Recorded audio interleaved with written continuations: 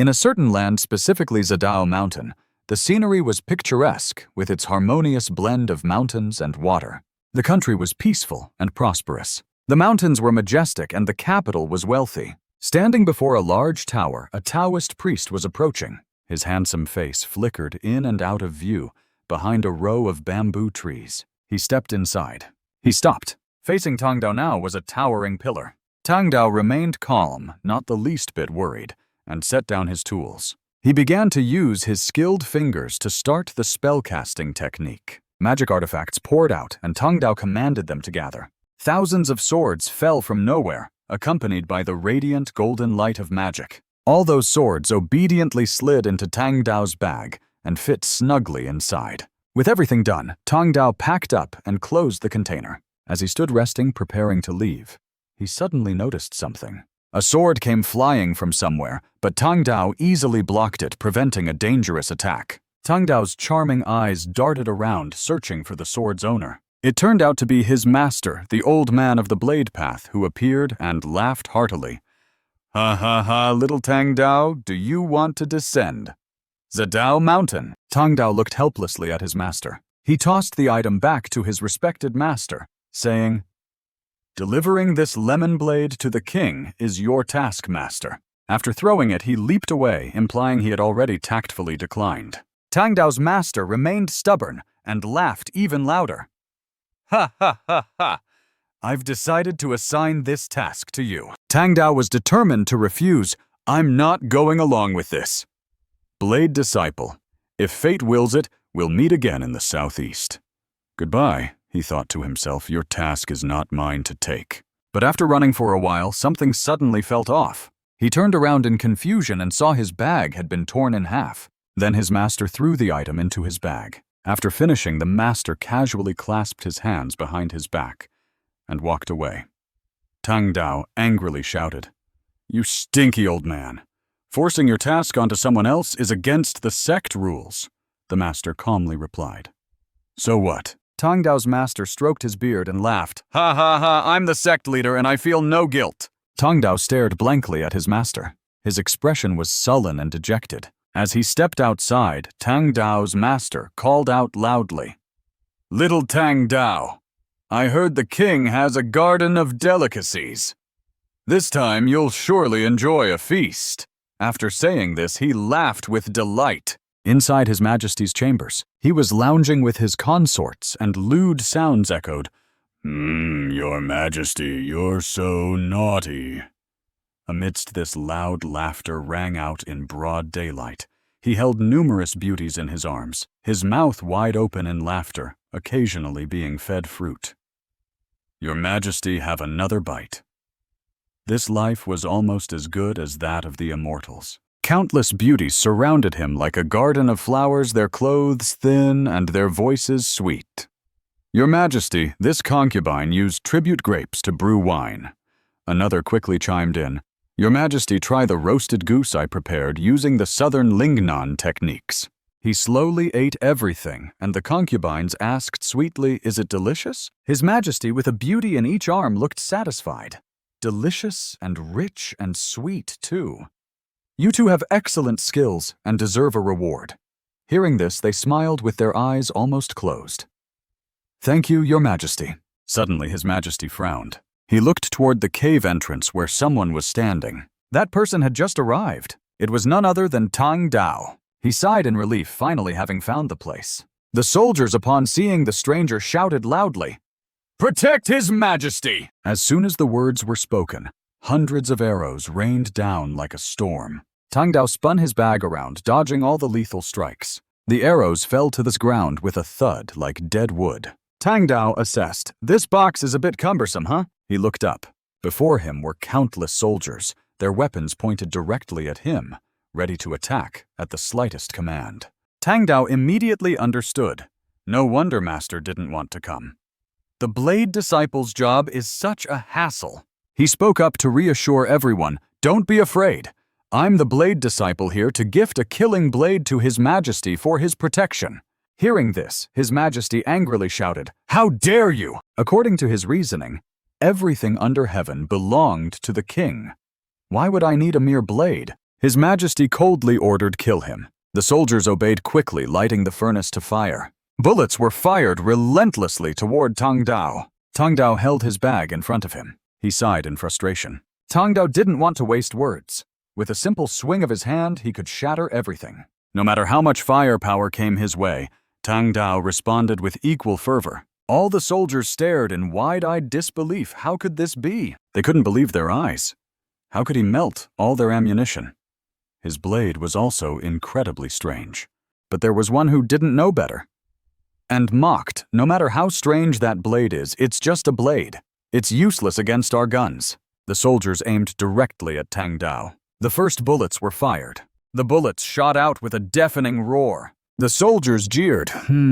Tired of living. Why not just become an assassin already? From the thick cloud of smoke, a familiar figure slowly emerged.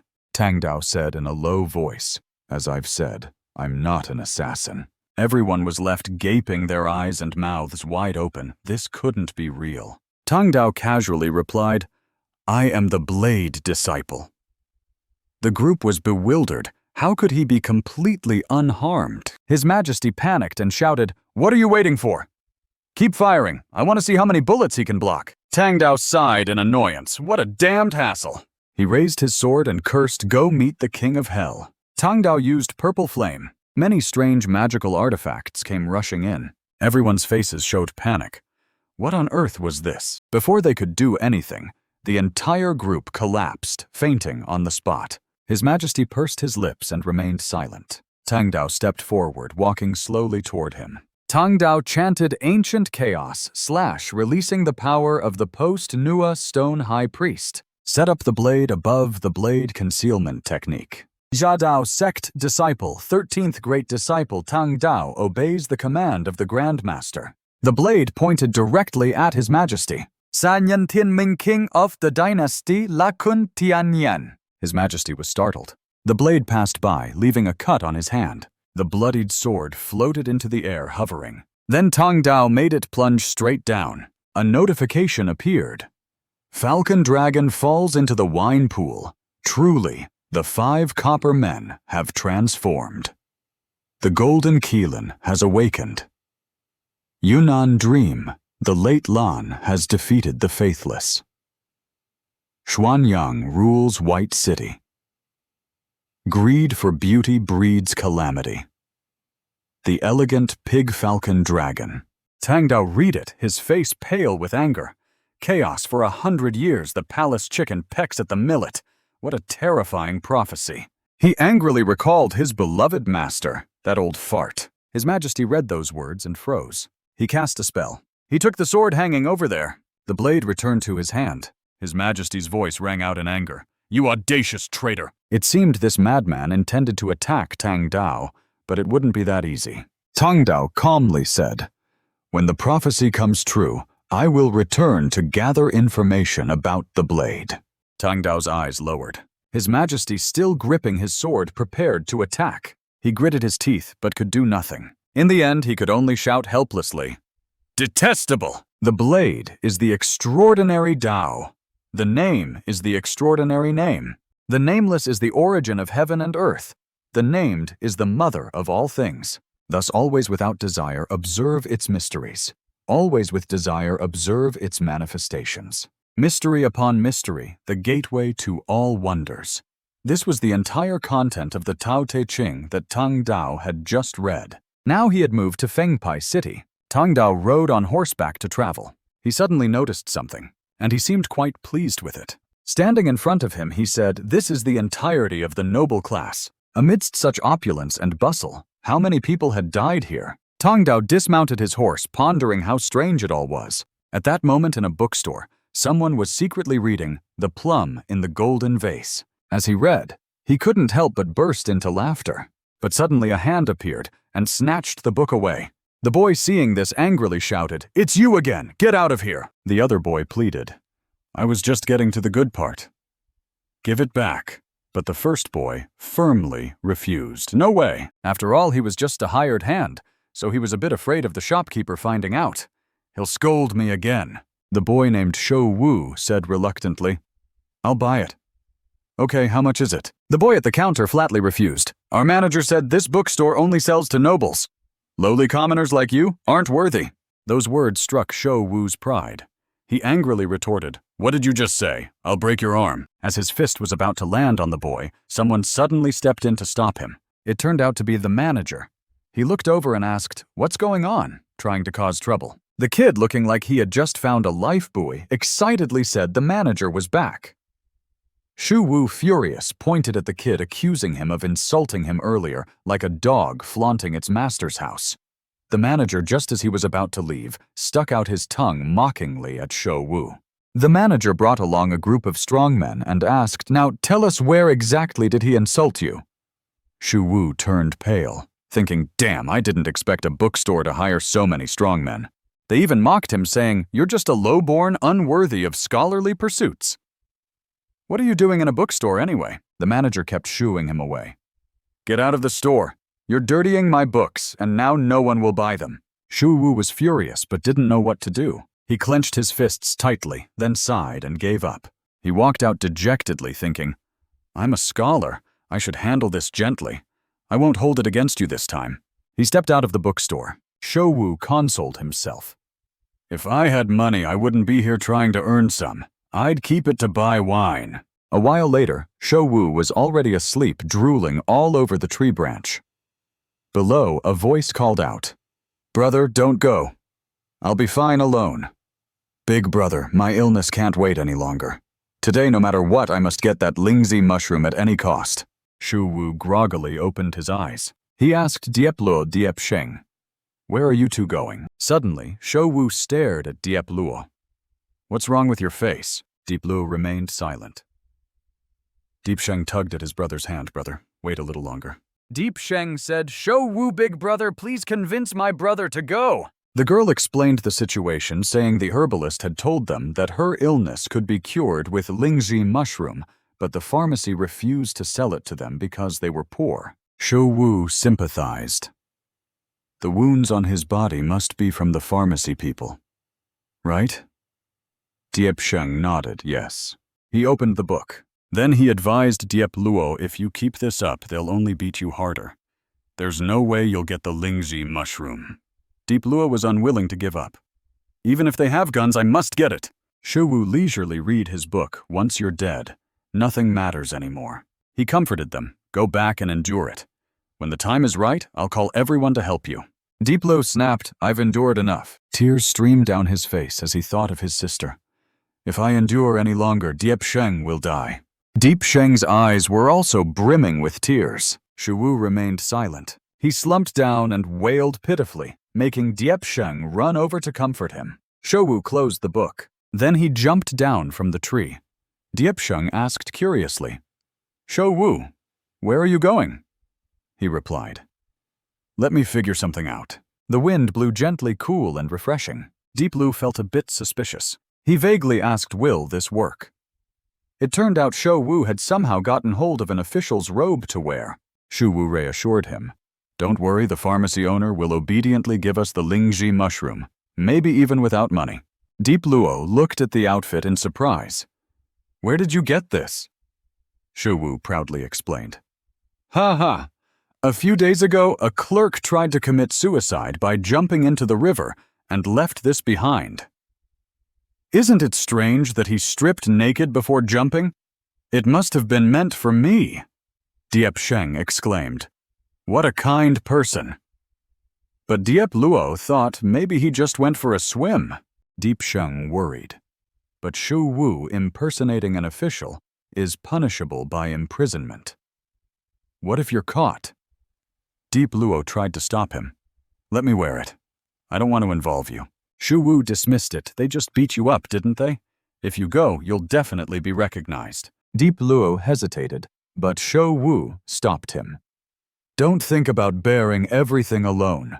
What are sworn brothers for? He reminded him, don't forget. Those days, when we swore brotherhood in blood. Shou Wu left. Just wait there for me. Diep Luo murmured, sworn brothers, huh? At the pork stall. The owner was dozing off. He had just stretched and woken up when someone came to ask. Shou Wu tapped the table. He spoke calmly.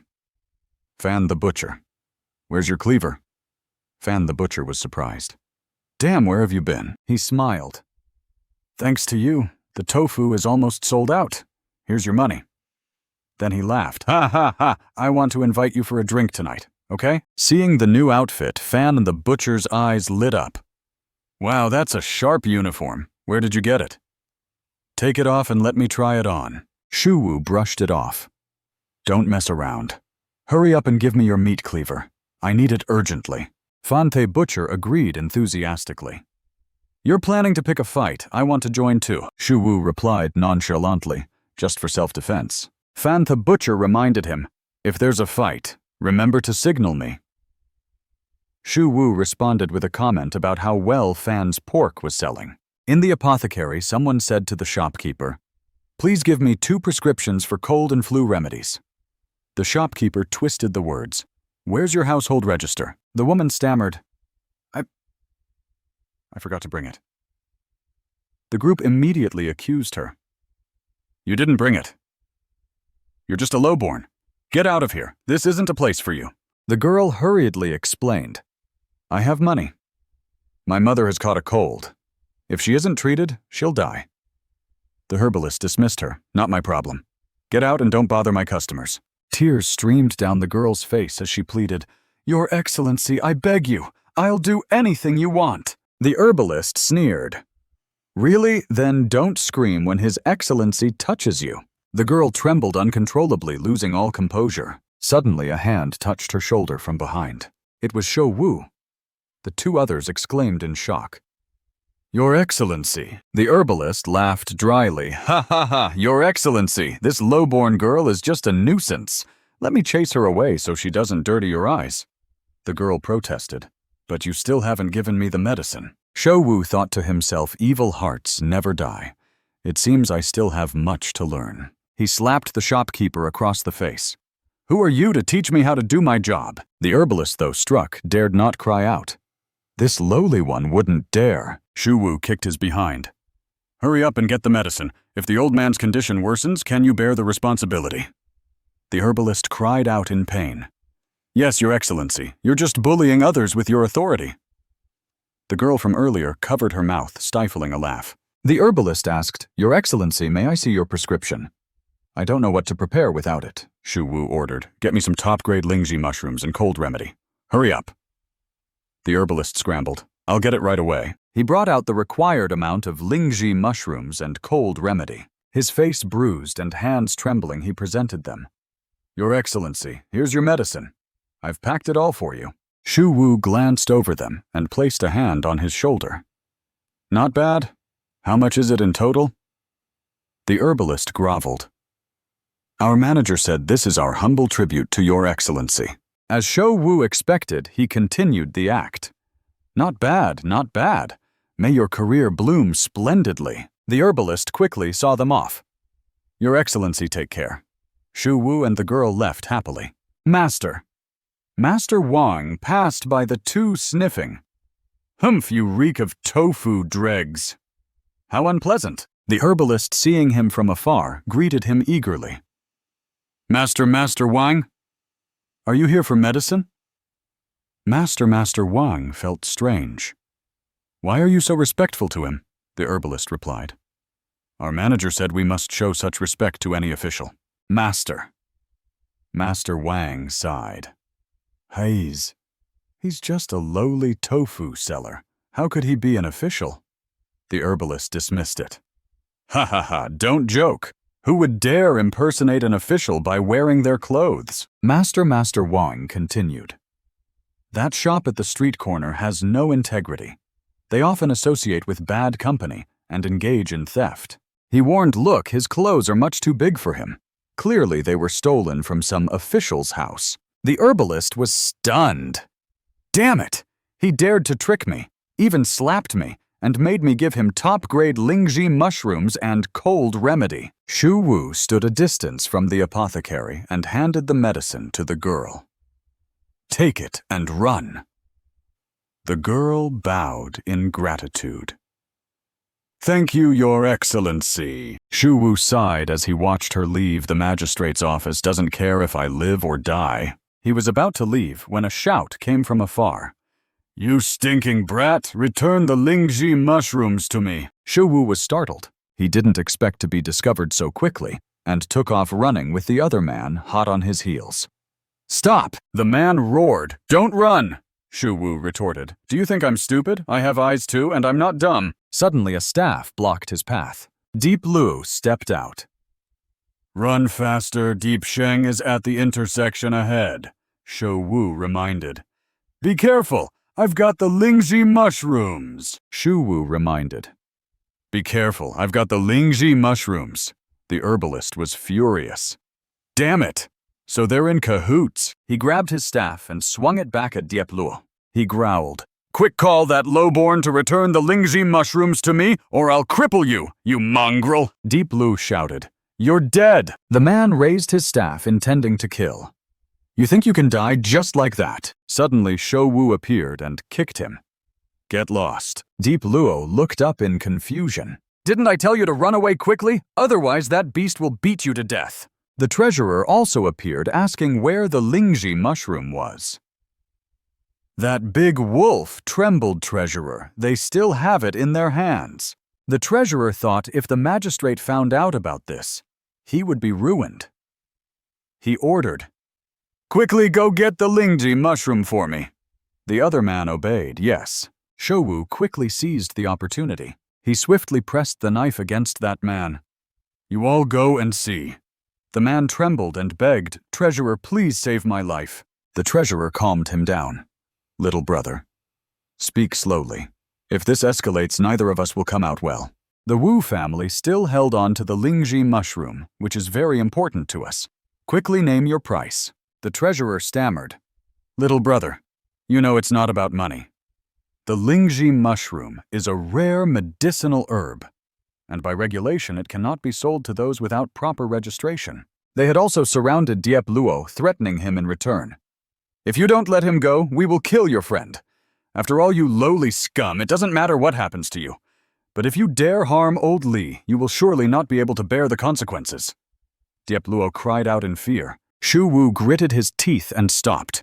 You all try to touch him, and I will end this beast immediately. Deep Sheng, holding a package of medicine, ran over. People gathered around, whispering, Does this kid not care about his life? How dare he take a good person hostage? Someone couldn't help but exclaim, So childish. It seems he's never been beaten before. How long can a lowly person survive? Staying alive is what matters. Deep Sheng tried to push through the crowd. Stop fighting! Someone angrily shouted, Who's pushing? Stop shoving! Deep Sheng walked up to Deep Luo, who was being held captive, and knelt down. Deep Luo panicked and shouted, What are you doing here?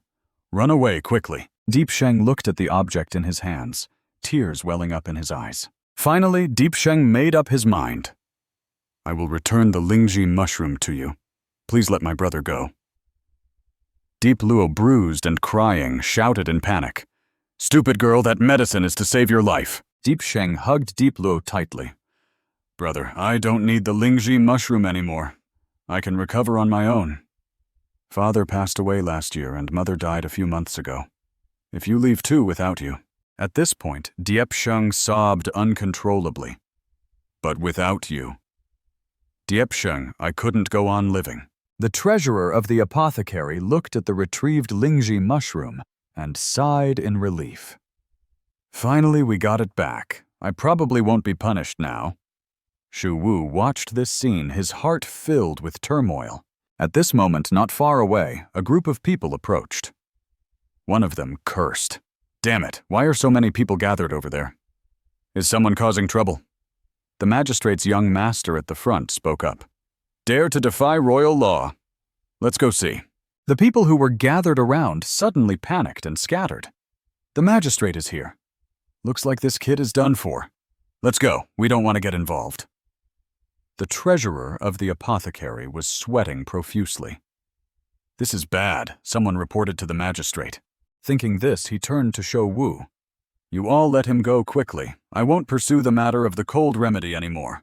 Shu Wu still held the knife to the hostage's neck, unwilling to let go. He was a bit worried.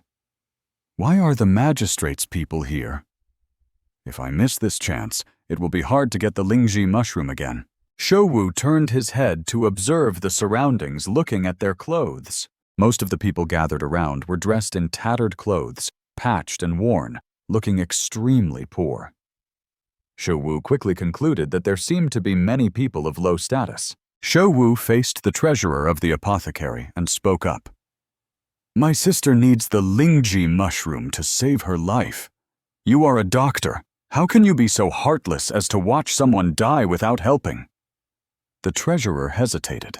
Tears welled up in Shouwu's eyes. Even though we are lowly people, we are still human beings who need medicine when we are sick. Isn't that a valid reason? Is our money not real money? Shouwu's words made the treasurer of the apothecary uncomfortable. He opened his mouth, but couldn't say anything. The people around couldn't help but speak up. That's right, we are people too. A wave of anger swept over the low-status people standing around. What gives you the right to look down on us? What kind of apothecary murders people give him the Lingji mushroom? Give it now. Facing the criticism from the crowd, the treasurer of the apothecary was flustered. But I'm just following the court's regulations. But Shouwu's eyes turned sharp, and a thought flashed in his mind, just waiting for the right moment to speak. Shouwu seized the opportunity and shouted. Someone said when Ruan Ming ruled the Central Plains because our ancestors did not surrender, they were reduced to slave status. But now we have done nothing wrong. Shouwu turned around and incited the crowd. No matter what, we must suppress those around us. Immediately, the crowd rallied in agreement. That's right, we've heard that those who surrendered have become nobility, the privileged class, and the plebeians. But we are the true men of honor. Humph! You plebeians are all descendants of cowards. What a load of crap. The angry crowd grabbed the people from the pharmacy and fiercely cursed them. How dare you plebeians trample over us and oppress us like this? Some couldn't hold back and shouted, "Go to hell!" Shouwu observed the scene and thought to himself, "Fight, fight. It would be best to drag the magistrate's men into this as well. This way I can swipe the Lingji mushroom amidst the chaos." Finally, the magistrate's men arrived. The young master at the front spoke up. You mongrel dogs, have you grown tired of living too long? The crowd in front seemed not to hear them and continued to brawl fiercely. The young master from the magistrate's office cracked his knuckles and ordered his subordinates, remember the faces of these mongrel dogs. After taking them back, reward them with 100 lashes. The subordinate behind him loudly replied, Yes, sir. In the next moment, the people who were brawling in front immediately scattered. They fled as fast as the wind, leaving only Shouwu and a few others still standing in place. Shouwu was bewildered. They've all run away already.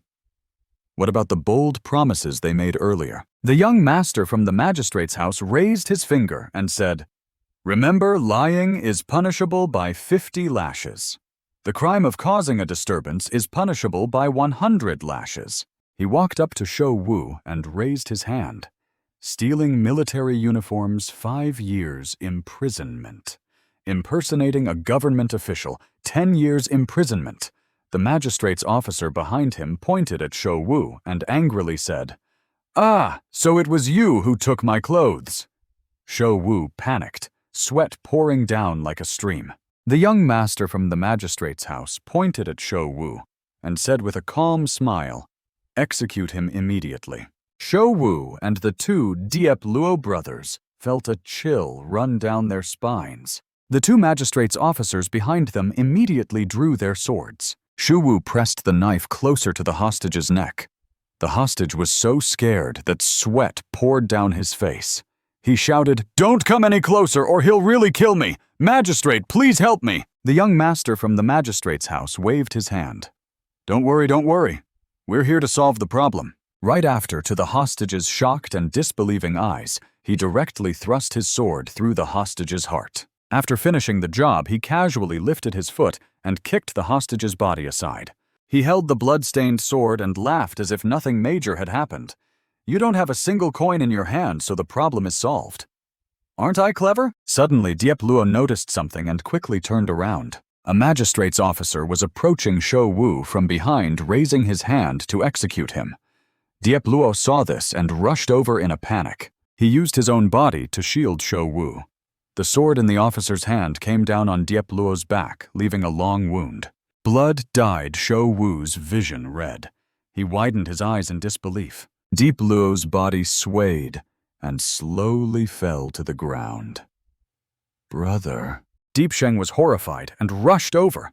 She opened her eyes wide in shock and screamed. Shou Wu clenched his teeth in fury. He swung his knife and directly hacked off the arm of the officer who had just struck. The officer panicked and screamed, "Ah!" He quickly fled from Shou Wu's pursuit. Seeing Shou Wu dare to resist the young master from the magistrate's house became furious. He shouted, "You mongrel dog! How dare you defy me! Cut him into pieces and throw him into the cesspool!" The officer beside him tightened his grip on his sword and replied, "Yes, sir." At that moment, Fan the Butcher appeared out of nowhere. He shouted, "You brat, you're really causing trouble." Fan the Butcher held a knife and led a group of people armed with various farm tools. "Good thing I called Brother Boatman and the indignant Brotherhood. Brother Boatman, what's going on here?" When he saw the scene before him, Fan the Butcher couldn't help but be shocked. "Brother Boatman, what happened?" Fan the Butcher angrily shouted, "Kill them with axes! This is the king of butcher's justice. We'll avenge Brother Boatman." The group of people following Fan the Butcher's call charged forward. The magistrate's officers were terrified and shouted, "Young master, let's run away first." The young master from the magistrate's house angrily pushed him hard. Useless fool, yet he still scrambled to run away. "We'll call for reinforcements." The two subordinates hurriedly followed close behind. The spot where Diep Luo lay was soaked in blood. Diep Sheng gently placed her hand on the wound, trying to stop the bleeding. Her voice trembled as she stuttered, "Brother, the blood won't stop flowing." Shou Wu quickly took off his shirt. He covered the wound with his shirt. Diep Sheng sobbed, crying out in despair. "Stop bleeding, please stop bleeding." Shou Wu trembled and wept along with her. Blood seeped through the shirt and continued to flow out, staining Shou Wu's hands red. Diep Sheng's voice trembled thick with sorrow. "Please stop bleeding." At this moment, the group of Fan the Butcher's followers, being chased by the magistrate's soldiers, ran back towards him. He shouted loudly, "Brother Tofu, run quickly!" Fan the Butcher ran towards Shou Wu while yelling, signaling that they had encountered a patrol of soldiers. Shou Wu gritted his teeth and said, "Let's go see Physician Li. He will definitely have a way to cure you." With that, Shou Wu immediately carried Diep Luo on his back. Diep Luo, with his last breath, whispered, Don't worry about me. Hurry and take the young master away."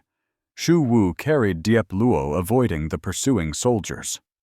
"Stop talking nonsense," Shou Wu said, as Diep Sheng panted heavily, struggling to keep up. The three of them hid in a secluded area. Shou Wu turned to Diep Sheng and said, "Diep Sheng, run down the street and find a place to hide." Diep Sheng wiped his tears with a blood-stained hand and nodded. She ran off in one direction while Shou Wu carried the severely injured Diep Luo in another. He thought to himself, "Hurry and run. Their target is me." Target. The pursuing soldiers eventually spotted Shou Wu. Shou Wu carried Diep Luo as he ran forward. Diep Luo, already injured, couldn't withstand the jolting and coughed up blood. Diep Luo weakly whispered into Shou Wu's ear, "Quickly, let me go. I'll only drag you down." Blood from Diep Luo's nose and mouth dripped onto Shou Wu's shoulder, but Shou Wu didn't seem to notice. He panted heavily and said, "Physician Li is still far away. Save your strength." At that moment, someone waved and called out to Shou Wu, "Over here." Shou Wu, drenched in sweat, ran over and said, "Father, why are you here? People are spreading rumors that I severely injured the Yamen thugs." Shu Fei Bird. Shou Wu's father looked up. His lips twitched as if he wanted to say something, but he remained silent. When Shou Wu got closer, Shu Fei Bird finally spoke. "Are you all right?" he asked worriedly. Shou Wu replied. What about Diep Luo Shou Wu walked up to him and said, "He's lost a lot of blood." Then he handed Diep Luo over to Shou Feibird to carry. "Quick, take him to Physician Li. I'll distract them." Shou Feibird reminded him. "Be careful." Shou Wu stumbled off in another direction to mislead the pursuers. Shou Feibird suddenly called out to him. "You rotten brat!" Shou Wu, confused, turned back. Shou Feibird smiled and warned, "Be careful out there." Warmth filled Shou Wu's heart, and he smiled as he replied, "Yes." Shou Wu ran out of the alley and shouted to attract the magistrate's soldiers. "Your grandpa's right here." Shou Wu wiggled his butt at them provocatively. "If you've got the guts, come over here." The soldiers, enraged, pointed at him and shouted, "Capture him!" A group of soldiers armed with swords chased closely behind Shou Wu. Shou Wu panted heavily as he ran into the forest. Suddenly he stopped. He widened his eyes in disbelief at what lay ahead. Before Shou Wu was a deep abyss with no way back. Below the abyss, a torrential river raged. There was no way out. Shou Wu turned to look behind him. The soldiers had caught up, leaving him no chance to retreat. Shou Wu looked at the raging water ahead and swallowed hard. Shou Yu's feet were at the edge of the abyss. A few small pebbles rolled down into the void. He clung to hope, thinking, "There's water below. Maybe I won't die." With that thought, Shou Wu mustered his courage and leaped into the abyss. The pursuing soldiers were shocked to see Shou Wu take such a reckless leap. Shou Wu plunged into the water, sending a column of water shooting up. He struggled and surfaced. The soldiers on the cliff shouted, "He's still alive! You should surrender as soon as possible, or your whole bloodline will pay Shou Wu hearing." This couldn't help but think, "If you dare lay a hand on my father, I'll make sure none of you have peace." Shou Wu used all his strength to swim to the shore, his body completely soaked. He staggered into this forest step by step. Suddenly, Shou Wu lost his balance and fell to the ground. Exhausted, he passed out, lying unconscious on the ground. Time passed, and someone stepped on dry twigs nearby. It was Tang Dao. He stopped where Shou Wu lay unconscious. Tang Dao sat cross-legged on the ground and poked Shou Wu's cheek with a small stick. "Wake up, young man!" Seeing no response from Shou Wu Tang, Dao rested his chin on his hand, looking bored. After a while, losing patience, Tang Dao slapped Shou Wu's face a few times.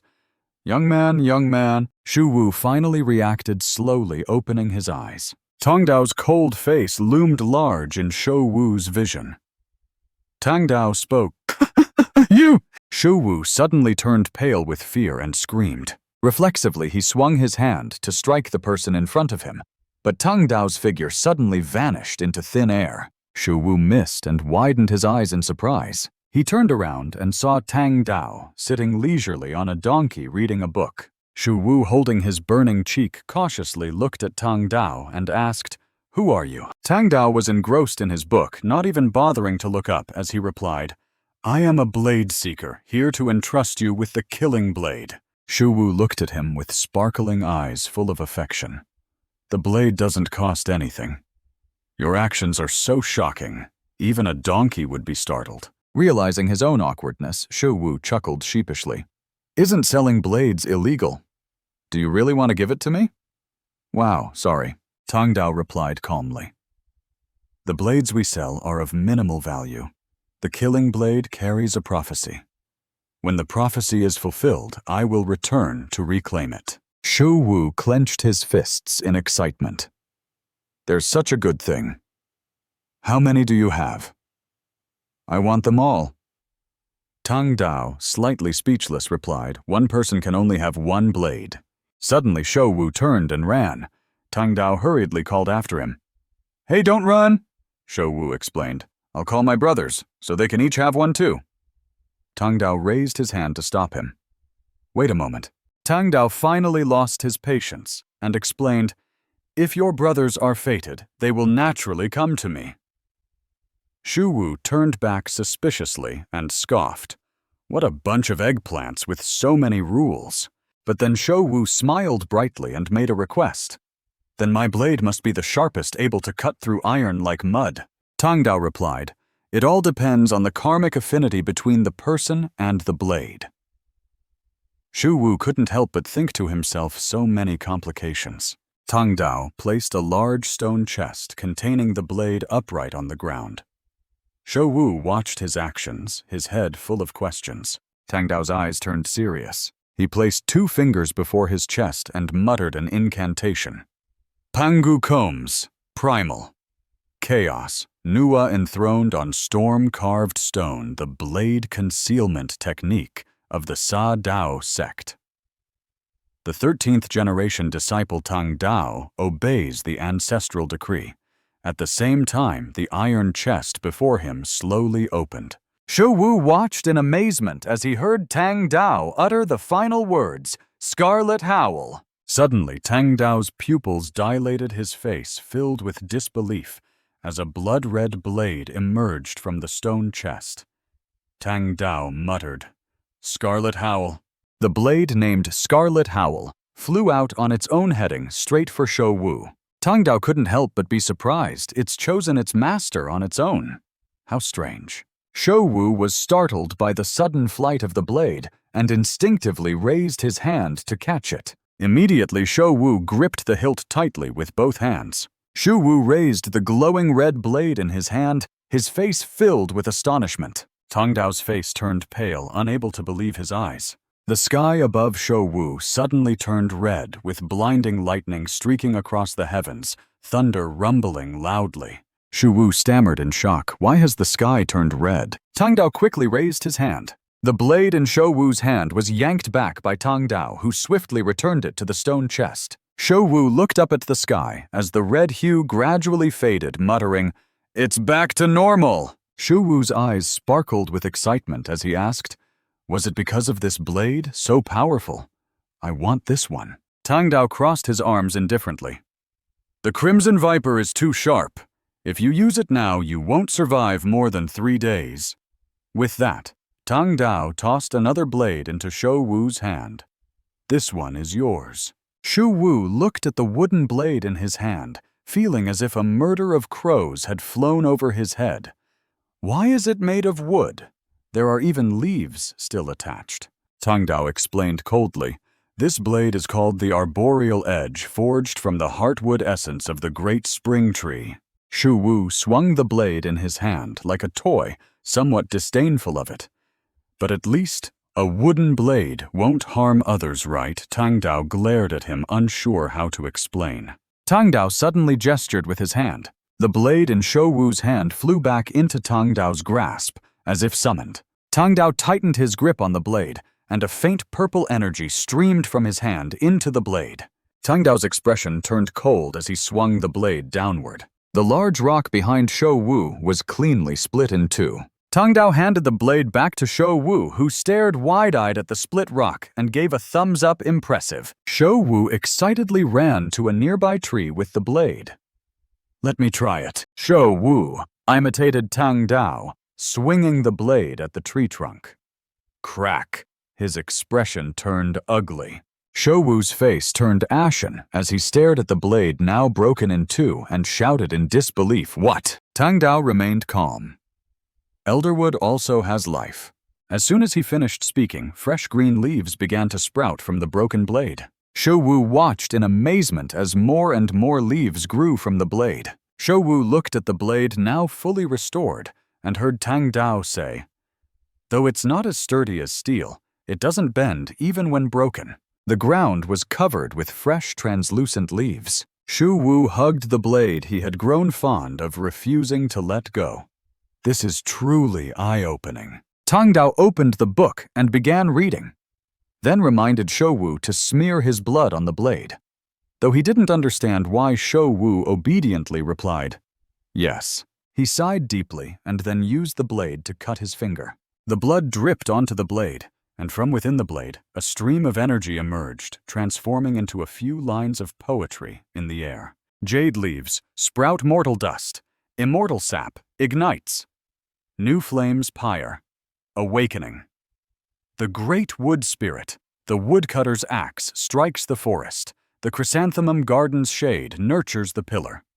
Beneath 10,000 trees, the ghost gate opens. 1,000 armies march. The dragon's head is severed. The towering tree remains loyal. The immortal rides the beam.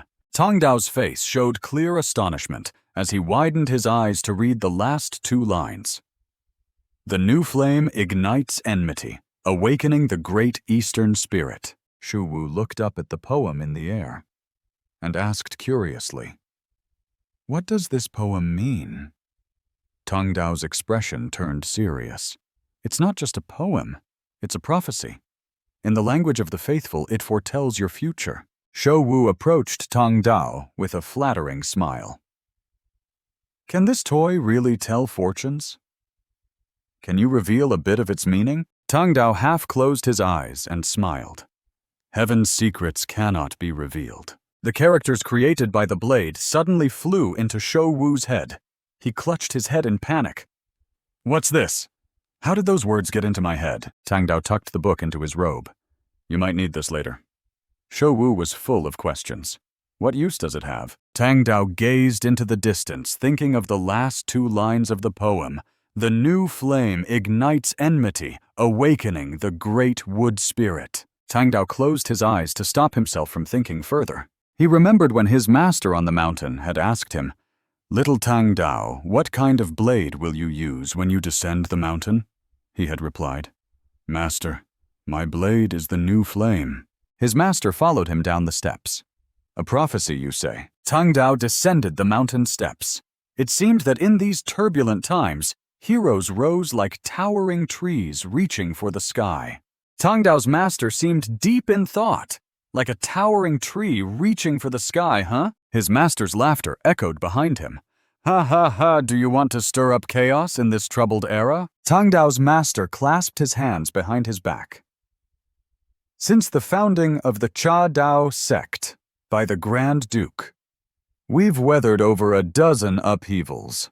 A 1,000-year legacy unbroken it depends on." His words trailed off. "We are but outsiders in this mortal world." Tang Dao lowered his eyes and said nothing. Returning to the present, he looked dazed. Shu Wu held the blade with both hands, his expression respectful. "Please, master, teach me how to cut through this rock." Tang Dao held his forehead, looking troubled. Without a word, he turned to leave, but the mire of the mortal world was not so easily crossed. Tang Dao walked over to the donkey and said, "We only provide the blade, not the techniques." Shu Wu held the blade, confused. "Then how am I supposed to master its power?" Tang Dao replied, "Understand the blade's nature, and you will master it." Shu Wu took big steps toward Tang Dao. "That's too vague." Shu Wu took out all the money he had and flattered Master, "It would be a waste if I didn't learn. I'll give you all the money I earn in the future." Tang Dao focused on his book, indifferently pushing Shu Wu's money hand away.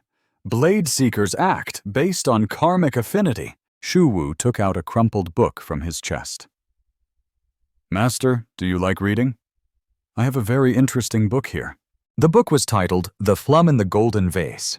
It had just been published recently, and everyone was reading it. Tang Dao suddenly showed interest and turned to look. He took the book and used a spell to smooth it out. "Why is it so crumpled? You really don't treasure books." Seeing the book look as good as new in Tang Dao's hands, Shu Wu couldn't help but be amazed. "Incredible, I must become your disciple." Thinking this, Shu Wu leaned closer and pointed at the book. "Master, this part is particularly interesting, ha ha."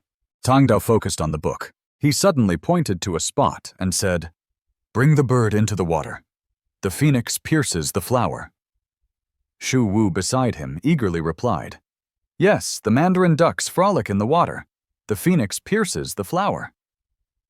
Tang Dao asked, "What does this passage mean?" Shu Wu leaned close to Tang Dao's ear and whispered. Tang Dao's face immediately turned red. He covered his mouth and coughed a few times to hide his embarrassment. Not bad, quite earthy." Shu Wu looked at him, thinking to himself, "Honestly, I don't understand. Are you reading the Tao Te Ching just to show off?" Though he thought this Shu Wu still appeared respectful and offered the book. "This is my gift to you, master. Later I'll give you a set of illustrations." Tang Dao accepted it without hesitation. "This is an exception. I'll give you some guidance." Hearing Tang Dao's reply, Shu Wu was overjoyed. He quickly knelt before Tang Dao. Shu Wu bowed his head and kowtowed. "Disciple Shu Wu pays respects to the master." Tang Dao pretended to say, "I accepted you not because of this book, but because we have karmic affinity." Shu Wu grinned from ear to ear. Master is right. We both have round faces that match well. Tang Dao was at a loss for words, thinking to himself, where did this kind of half-baked philosophy come from? On a nearby branch, a few birds were happily chirping. Shu Wu propped his chin, looking bored.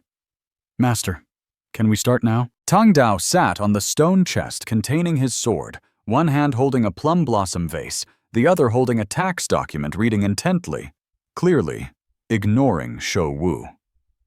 Shu Wu glared at him with dissatisfaction. Finally, Shu Wu couldn't hold back and started buzzing around Tang Dao, fanning him, then massaging his back, clearly not giving Tang Dao a moment of peace. Tang Dao's face darkened in annoyance. He finally paid attention to Shu Wu. First, you must understand blade nature. Shu Wu was a bit confused. What is blade nature? Tang Dao replied, people have human nature, swords have blade nature. Tang Dao further explained. The essence of human nature is good and evil. Only evil, only good. Or both good and evil.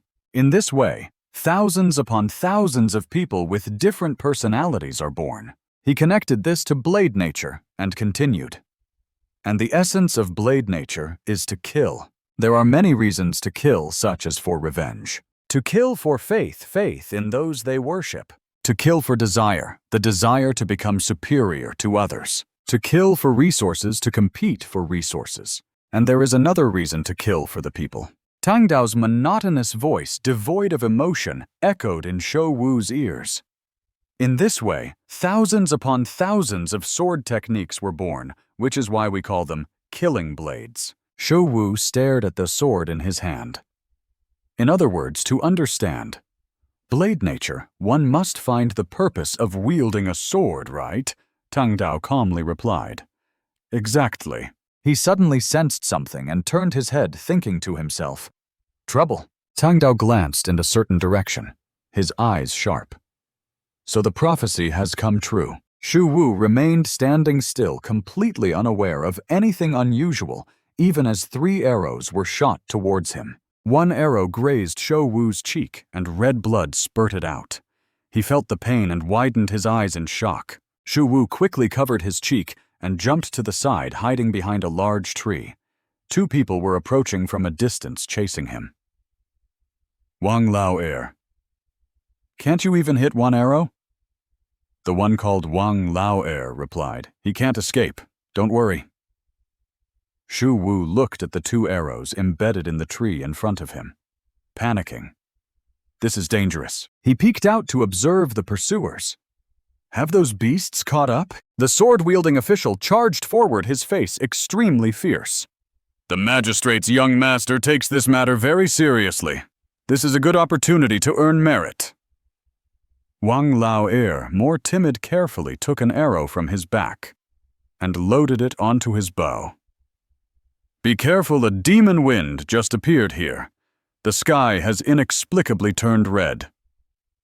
Isn't this a bad omen? The sword-wielding official showed no fear. That kid's hair hasn't even grown yet.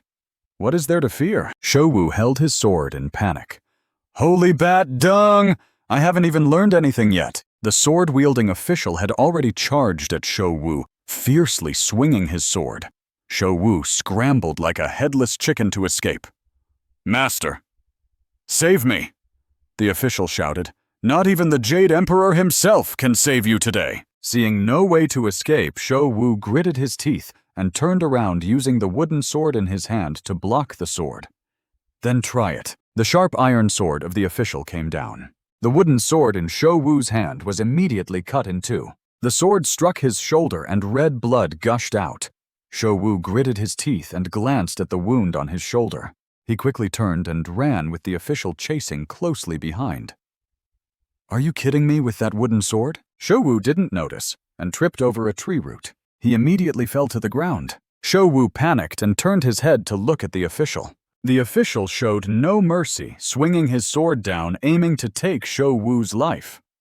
Shou Wu quickly rolled to the side, eyed, narrowly avoiding the fatal strike. He gripped the sword tightly with both hands, his eyes hardening into steel shards. Immediately, Shou Wu used the wooden sword to strike the wrist of the sword-wielding official from below, using the dragon rises from mud technique. Seizing the opportunity, Shou Wu jumped up and ran to where Tang Dao was sitting. "Master, if you don't act soon, you'll lose your star pupil." The official's sword arm trembled and he roared in anger. "Damn it, that hurts!" He glared viciously at Shou Wu's retreating figure. "Careless, if it were real, my hand would be ruined. But wasn't that wooden sword already broken?" Tang Dao remained calm, flipping through the tax document, muttering to himself. "What does this word mean?" Shou Wu panicked and shouted, "What time is it, and you're still studying documents?" Tang Dao spoke to himself. "So that's what it means." Shou Wu clutched his injured shoulder and sat down beside Tang Dao, gritting his teeth as he spoke. "This place should be safe now." That magistrate's enforcer chased after us, swinging his sword, shouting, "You're all going to die!" Suddenly, the sword in the enforcer's hand transformed into a small wooden stick. He panicked, stammering. What just happened?" The enforcer's sword was caught between Tang Dao's two fingers. Shou Wu, sitting beside him, secretly rejoiced. He's finally making his move. Tang Dao gently flickered his hand, and the sword flew back toward the standing enforcer. The enforcer, unable to react, stood frozen as the sword grazed his neck and embedded itself into the tree behind him. Tang Dao coldly remarked, "Capture him or kill him. It's up to you." Shou Wu, hearing this, became agitated and shouted, "What?" Tang Dao acted as if nothing had happened, saying, "Don't bother me. I'm reading." The massive tree behind the enforcer was split in two by the sword. The sword flew out and fell straight down, hitting the enforcer on the head. The two enforcers stared wide-eyed as the tree collapsed with a thunderous crash, sending up a cloud of white dust. Wang Lao-Ir, terrified, urged, "Brother, let's run. This is beyond our ability to handle." The other enforcer suddenly spoke up, "Wait!" He turned around, pointing at Tang Dao, and stammered, "Does he mean that as long as we don't bother him, he won't act?" Wang Lao-Ir, sweating nervously, replied, "It seems so." Though still frightened, the enforcer stubbornly pursued wealth and status in this dangerous situation. He tightened his grip on the sword and said, "I'll distract that brat. You find the chance to shoot him dead." Wang Lao-Ir replied, "Understood." Shou Wu was still bandaging his wound, trying to stop the bleeding. He gritted his teeth, hissing through the pain. "It hurts so much." The enforcer pointed his sword at Shou Wu and said, "You stinking brat, you'd better come out and surrender. Maybe I can help you get a lenient punishment." Shou Wu pulled up his shirt and remained silent. He spat in disdain, thinking to himself, "I'm not stupid. As long as I hide here, they won't dare make a move." Shou Wu sensed something and turned his head to glance in a certain direction. Not far away in the bushes, a sharp iron arrow appeared, aimed directly at him. Shou Wu quickly crawled forward and hid behind Tang Dao. The two enforcers, seeing this, were startled and didn't dare act. Shou Wu peeked out, taunting, "If you want to ambush me, you'll have to get past my master first." He kept peeking out from the left and then the right. The archer kept changing his aim, growing increasingly frustrated. Shou Wu peeked out again, teasing, "I'm hiding again." Shou Wu seemed to be enjoying himself, leaning left and right in front of Tang Dao, chanting, "I'm hiding, I'm hiding, I'm hiding." Tang Dao's face darkened, speechless. Finally, Tang Dao leaped into the air. He jumped onto a high tree branch. Shou Wu, standing below, panicked and shouted, "Master, why are you sitting so high up? Come down!" The sword-wielding enforcer charged forward, shouting, "Now's our chance." Shou Wu turned around, saw him, and screamed in fear, "Oh no!" Wang Lao-Ir raised his bow, taunting, "Let's see how you hide now." Shou Wu gritted his teeth and dodged the incoming sword. The arrow narrowly missed him, grazing past his body. Seeing the arrow hit the ground, Wang Lao-Ir muttered, "Damn it." The sword-wielding enforcer angrily turned and shouted, "Wang Lao-Ir, were you trying to kill me?" Wang Lao-Ir, flustered, apologized. Sorry. Shou Wu seized the opportunity to turn and run, shouting, "Master, you're really heartless, watching them kill me." The sword-wielding enforcer cursed, Idiot, just use your blade and finish him quickly, Wang Lao replied. I'll flank him. Tang Dao, sitting in the tree, suddenly spoke. If you can't handle such a small matter, how will you face bigger challenges in the future? Shu Wu's face darkened as he thought to himself, if I'd known this, I wouldn't have given him the book. As he ran, Shu Wu thought about what Tang Dao had said. You must understand the purpose of wielding a blade to master its power. Shu Wu couldn't help but curse inwardly. Holy bat dung, he shouted. Right now I just want to survive. The sword-wielding enforcer quickly caught up to him, raising his sword and declaring, You've committed a capital offense. Shu Wu had no choice but to raise his wooden blade to block.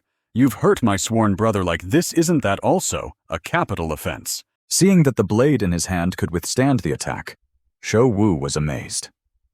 The blade didn't break. Could survival be the true purpose of wielding a blade? But just as he thought that the blade in his hand cracked, the enforcer's sword split Shu Wu's blade in two.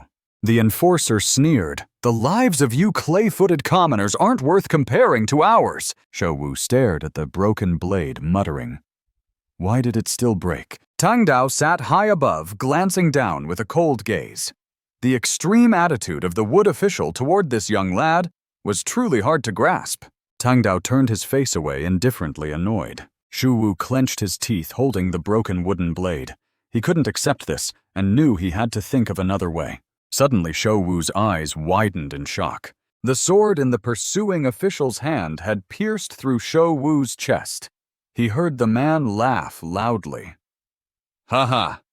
I finally figured it out. Shu Wu spat out a mouthful of blood, the dark red liquid dripping onto the ground. The official lifted his foot and kicked Shu Wu hard. Shu Wu fell face first onto the ground, blood staining the earth beneath him. Shu Wu's vision blurred, the fierce expression of the official magnified before his eyes. I've wasted so much time, he thought bitterly, recognizing that face. Shu Wu struggled to open his eyes wider, furious at the man. He seemed to see an unopened flower slowly falling to the ground. The flower landed in the pool of blood, splattering it in all directions. Shu Wu suddenly recalled old memories, pieces of pristine white tofu discarded on the ground, forever overshadowed by that lofty figure. Shu Wu remembered the scene when that tax registry clerk had caused trouble for his family. Holy bat dung! You make so much tofu, aren't you afraid of working yourself to death? You've ruined our tofu business. No one will buy it now. Back then, his father had to bow his head and apologize repeatedly. The clerk had harshly warned, From now on, you can only make 2 portions a day. Got it? Shu Wu's father replied. Yes. Shu Wu watched this scene, his hatred grinding his teeth. He rushed forward to attack the clerk. You scoundrel, give me back my tofu! His father panicked and shouted, Shu Wu! The clerk, provoked by Shu Wu, kicked him away. Get lost? His father, worried, ran over to help him up. Shu Feibird caught Shu Wu and struck the clerk with his elbow, causing the man to spit blood. After knocking the clerk away, Shu Feibird urged Shu Wu's son, Go home first. Shu Wu anxiously called out, Father, help him. Shu Feibird turned back and smiled at Shu Wu, giving him a thumbs up. Go home, I can handle this. Only then did Shu Wu obediently reply, Yes, father. Be careful. Shu Wu could never forget Shu Feibird's expression at that moment. His face darkened, teeth clenched in anger. For assaulting a tax registry clerk, punish with 50 cane stripes. Shu Feibird returned home covered in blood. He pushed the door open, and Shu Wu came out with a bowl and chopsticks to greet him. Father, you're finally back. I've finished cooking dinner, Shu Wu said softly. Shu Feibird replied gently, Good boy. Bruised and battered, he walked to the table. Shu Wu worriedly asked, There's so much blood, did you lose? Shu Feibird patted his head and laughed. Ha ha ha, how could I? Your father's a tiger. This blood is from helping Uncle Pan carry pork. Shu Wu sniffled, tears falling. You're lying again. He looked at the blood-stained cloth and the chipped tofu bowl on the table. Father, I've made up my mind. Shu Wu gripped the chopsticks tightly. I'll take the imperial exams. That way, I'll become a scholar. Shu Feibird looked at Shu Wu in silence. He finally spoke. We can't go to school. We can't take the exams. Shu Wu asked naively. Why not? He laughed and said, If you're worried about tuition, I'll make tofu to save money. Shu Feibird clenched the chopsticks in his hand. It's not about money, it's the law. Shu Wu was surprised. The law. The chopsticks in Shu Feibird's hand snapped. Yes, the law. Servile blood bars literacy. Shu Wu listened, his heart sinking. They want us, our children, and our descendants.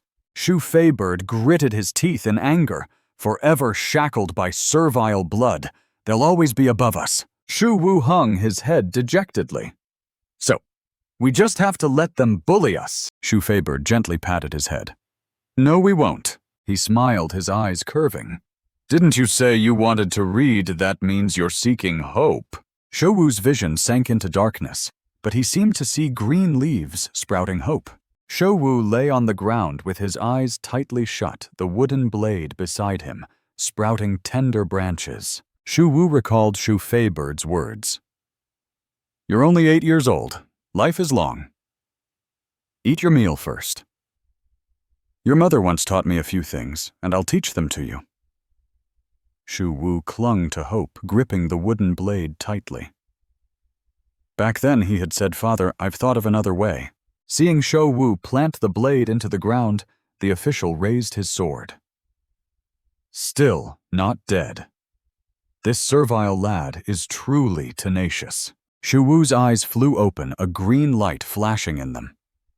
Let's see it again. Flower buds floated in the air as a strange green energy rushed toward the two officials. That day, Shu Wu said to his father, Ha ha, didn't you always say that a single chopstick is easy to break, but 10 chopsticks bound together are unbreakable? I will find a group of good brothers like that, and they won't dare to bully us.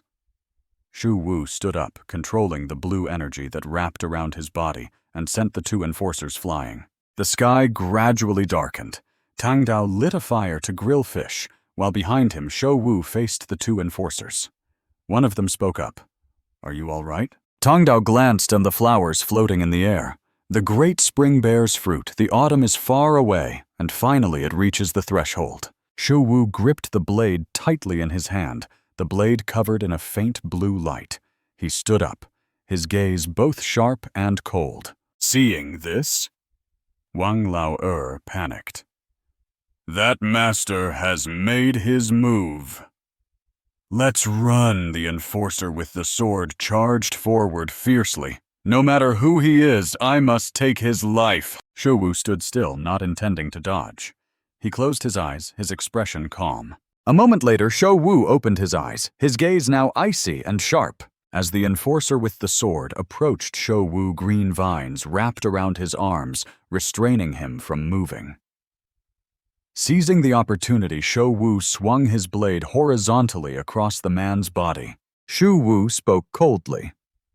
A nobleman and a lowly servant. What does it matter? What nonsense about the 3 teachings and 9 schools about high and low status. Blood splattered onto Shu Wu's face. He said indifferently, I can't stomach this. Seeing this, Wang Lao was startled and stepped back. Without hesitation, he turned and fled. Help the green vines chased closely behind Wang Lao, his face pale with extreme fear. Wang Lao's pupils dilated as he widened his eyes. In his vision, countless vines were rushing toward him. In the forest, a desperate scream echoed. Birds, startled and panicked, flapped their wings and flew into the sky. The bright white moon gradually appeared in the sky, accompanied by countless twinkling stars. Tang Dao sat by the fire reading a book. Shu Wu trudged over to him, blood dripping onto the ground with each step. Tang Dao turned to look at Shu Wu. You dealt with him, didn't you? Not bad. Shu Wu leaned against a tree next to Tang Dao, using his blade for support. Tang Dao handed him some grilled fish. Eat something. Tomorrow I'll teach you some killing moves. Tang Dao turned to look at Shu Wu. Right now, he suddenly stopped. Shu Wu had already slumped down unconscious. Tang Dao looked at him and couldn't help but think, he's too badly injured. Tang Dao waved his hand, pointing 2 fingers at the stone box beside him. The stone box split open and a silver blade flew out. Tang Dao controlled the blade, sending it toward Shu Wu. The blade suddenly separated into countless pieces, like silver-white leaves that covered Shou Wu's body. They moved to the wound on his chest and began to heal him. At the same time, in another place, the Imperial Astrological Bureau of the Yuan Ming dynasty, a man in Taoist robes stood on a compass observing the celestial phenomena. Suddenly his eyes widened in fear. Wait! He gritted his teeth, sweat pouring down his face. His face was filled with panic. This is...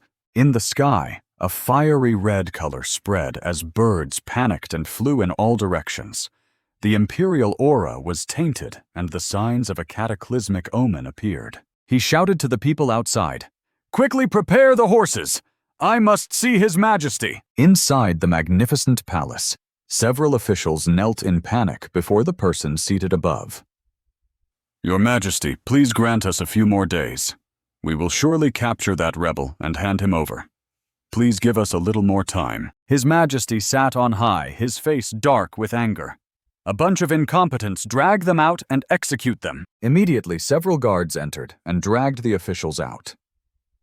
The officials pleaded in fear. "Your Majesty, spare us, Your Majesty." The servant beside His Majesty bowed respectfully. "I will arrange for others immediately."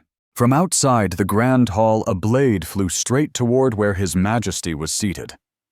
The eunuch chamberlain quickly stood in front of His Majesty, shouting, "Protect His Majesty! Protect His Majesty!" The blade flew and embedded itself into the dragon throne where His Majesty sat. His Majesty clenched his teeth in anger, his gaze fixed on the demonic blade. Countless guards appeared surrounding His Majesty. The eunuch, terrified, collapsed to the ground. "Why has it returned again? This is the third time I clearly buried it in that Tenjiang deep well." His Majesty threw the blade down at the feet of the guards. He leaned on his chin indifferently and ordered melt it down. A blazing furnace was lit. The guards threw the blade into the fire. The blade suddenly glowed, surrounded by blue flames. Not only was it unharmed, but it also absorbed the fire burning beneath it. After a while, the furnace burned fiercely, leaving only embers. The eunuch standing behind His Majesty trembled and exclaimed, "This demonic blade can even devour fire." His Majesty's face darkened as he ordered shatter it. Soon after, a cannon carriage rolled into place. The blade was tightly bound with iron chains and hung high. 3 cannons were adjusted to aim directly at it. Someone shouted fire. 3 cannonballs were immediately launched toward the blade. Covered in blue light, the blade severed all the chains wrapped around it. 3 blue whirlwinds formed, blocking the incoming cannonballs. The whirlwind swallowed the cannonballs, leaving nothing behind. The eunuch pointed at the blade and shouted, "This demonic blade is truly an evil thing. Keep firing." His Majesty stared at the blade, silent. Suddenly he smirked. Seeing His Majesty step forward, the eunuch waved his hand, signaling the guards to stop. The guards loudly responded, "Yes." His Majesty walked up to the blade and reached out to grasp its hilt. Flame immune. Truly a divine weapon. His Majesty raised the blade high. The eunuch and the guards immediately knelt, prostrating themselves. "Congratulations, Your Majesty." At that moment, a robed figure observing celestial phenomena in the Imperial Astronomical Bureau rushed over in panic. Your Majesty, something terrible has happened." The eunuch beside His Majesty scolded. "You, the Vice Director of the Astronomical Bureau, are acting so flustered. What kind of example are you setting?" The Vice Director knelt and kowtowed. "Your Majesty," sweating profusely, he stammered, "last night the celestial observers discovered." His Majesty, losing patience, interrupted speak. The Vice Director swallowed hard, his entire body trembling. They detected an imperial aura rising in the southeast. His Majesty's expression immediately darkened, his entire being radiating killing intent. He repeated imperial aura. Without hesitation, he swung the blade in his hand downward. The Vice Director, terrified, shouted, "I will definitely find that person and kill him." The blade in His Majesty's hand stopped just above the Vice Director's head, sparing his life. His Majesty's face turned grim as he ordered exterminate 9 generations of his clan. The Vice Director knelt on the ground, accepting the command. "As you wish, Your Majesty." His Majesty raised the blade high. "Our empire shall endure for eternity."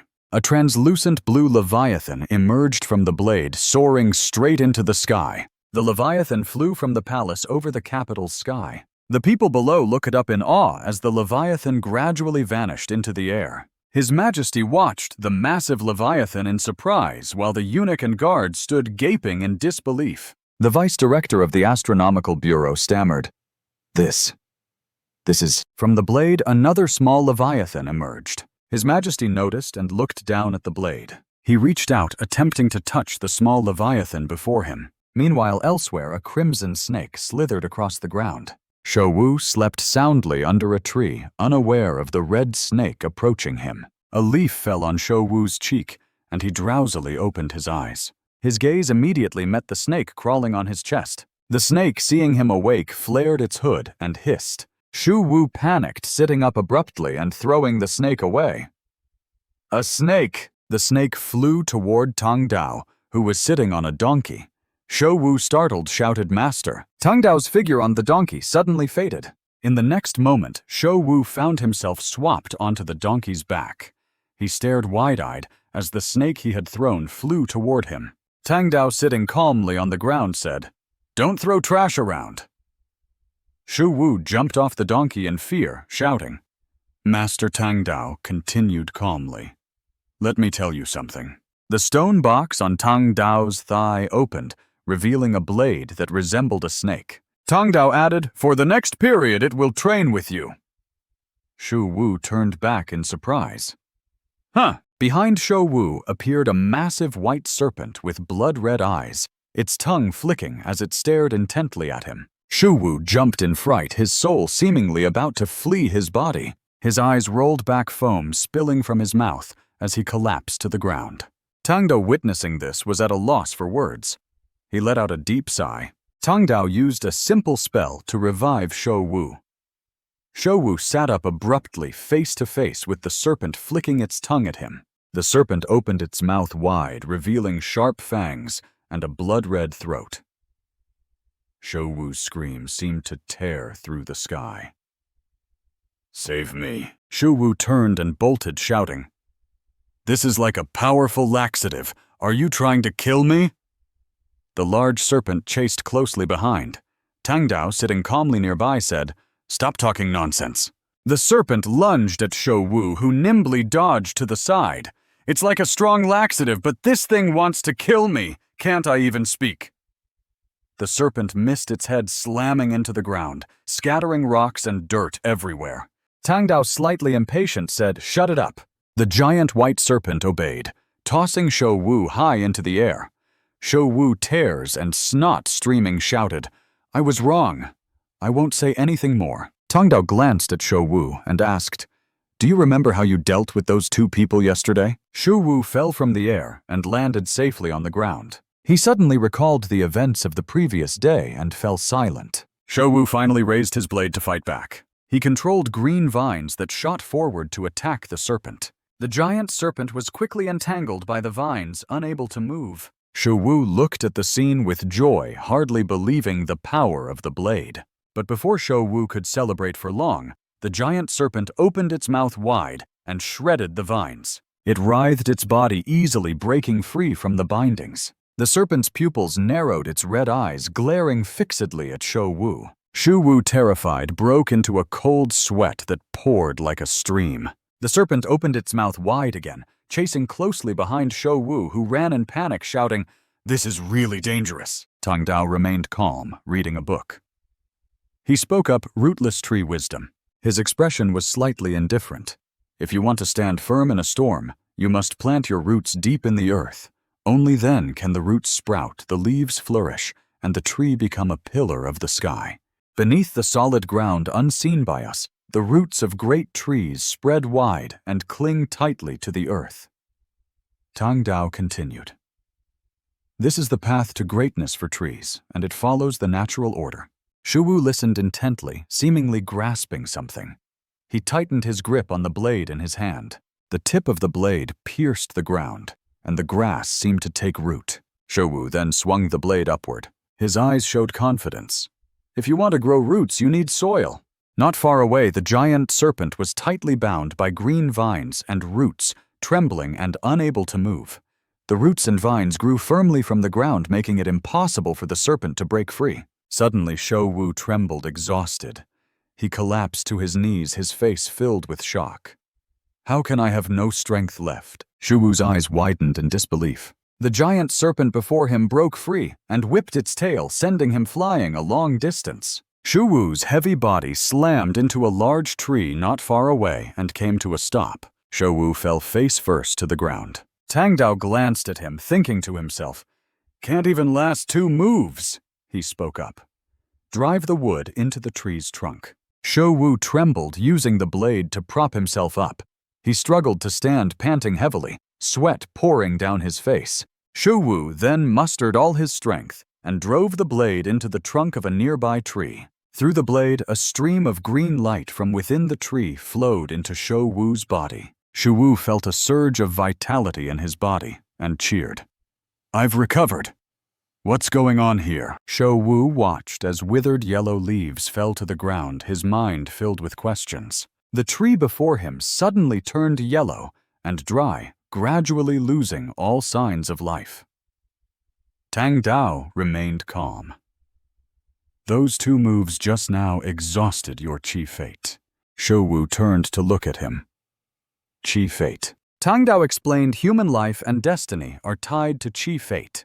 Its strength or weakness, abundance or scarcity can cause the body to fall into a deep sleep. When one comprehends the prophecy of the blade, it becomes the key to wielding its invincible power. A breeze passed by, carrying away the withered leaves. Tang Dao continued emotionlessly. "You were born lowly, destined to have weak chi fate. It's only natural." Shou Wu turned his head away, his face filled with resentment. "It's all about luck, isn't it? No different from fate." Tang Dao turned to look at him.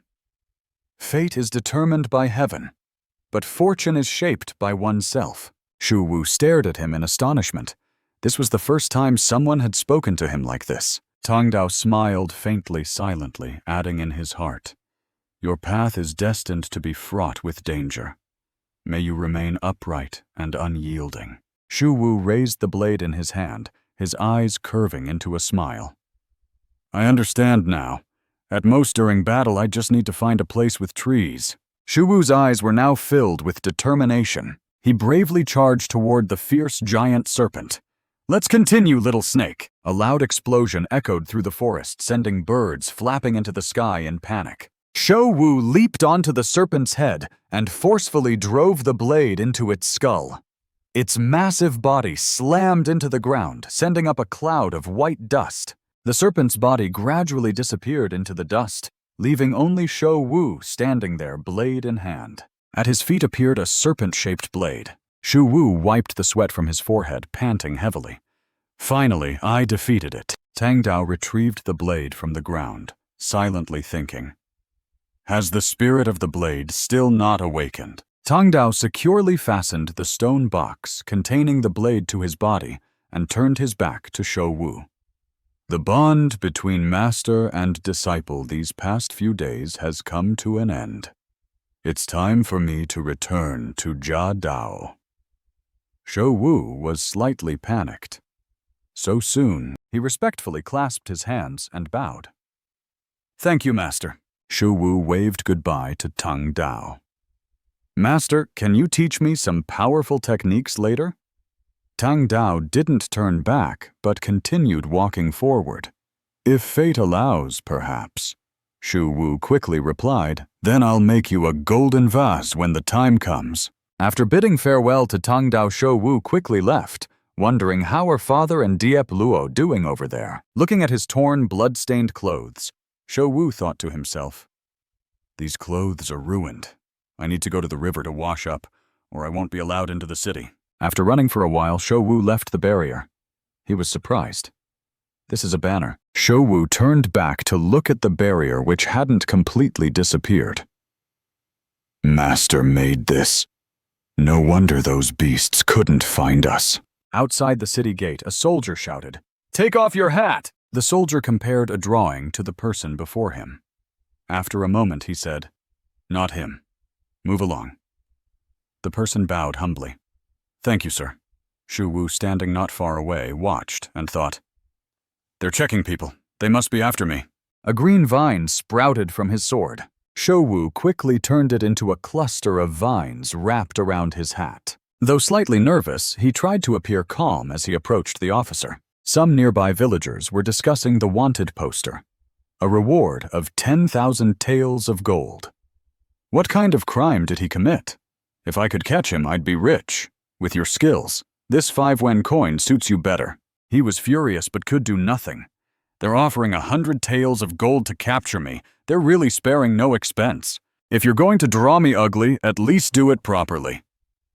Shu Wu was bitter that his value was less than a small item. 5 coins. Who do you think you're looking down on? This scoundrel definitely isn't me. He immediately recognized the drawing of Tang Dao. Isn't this Master?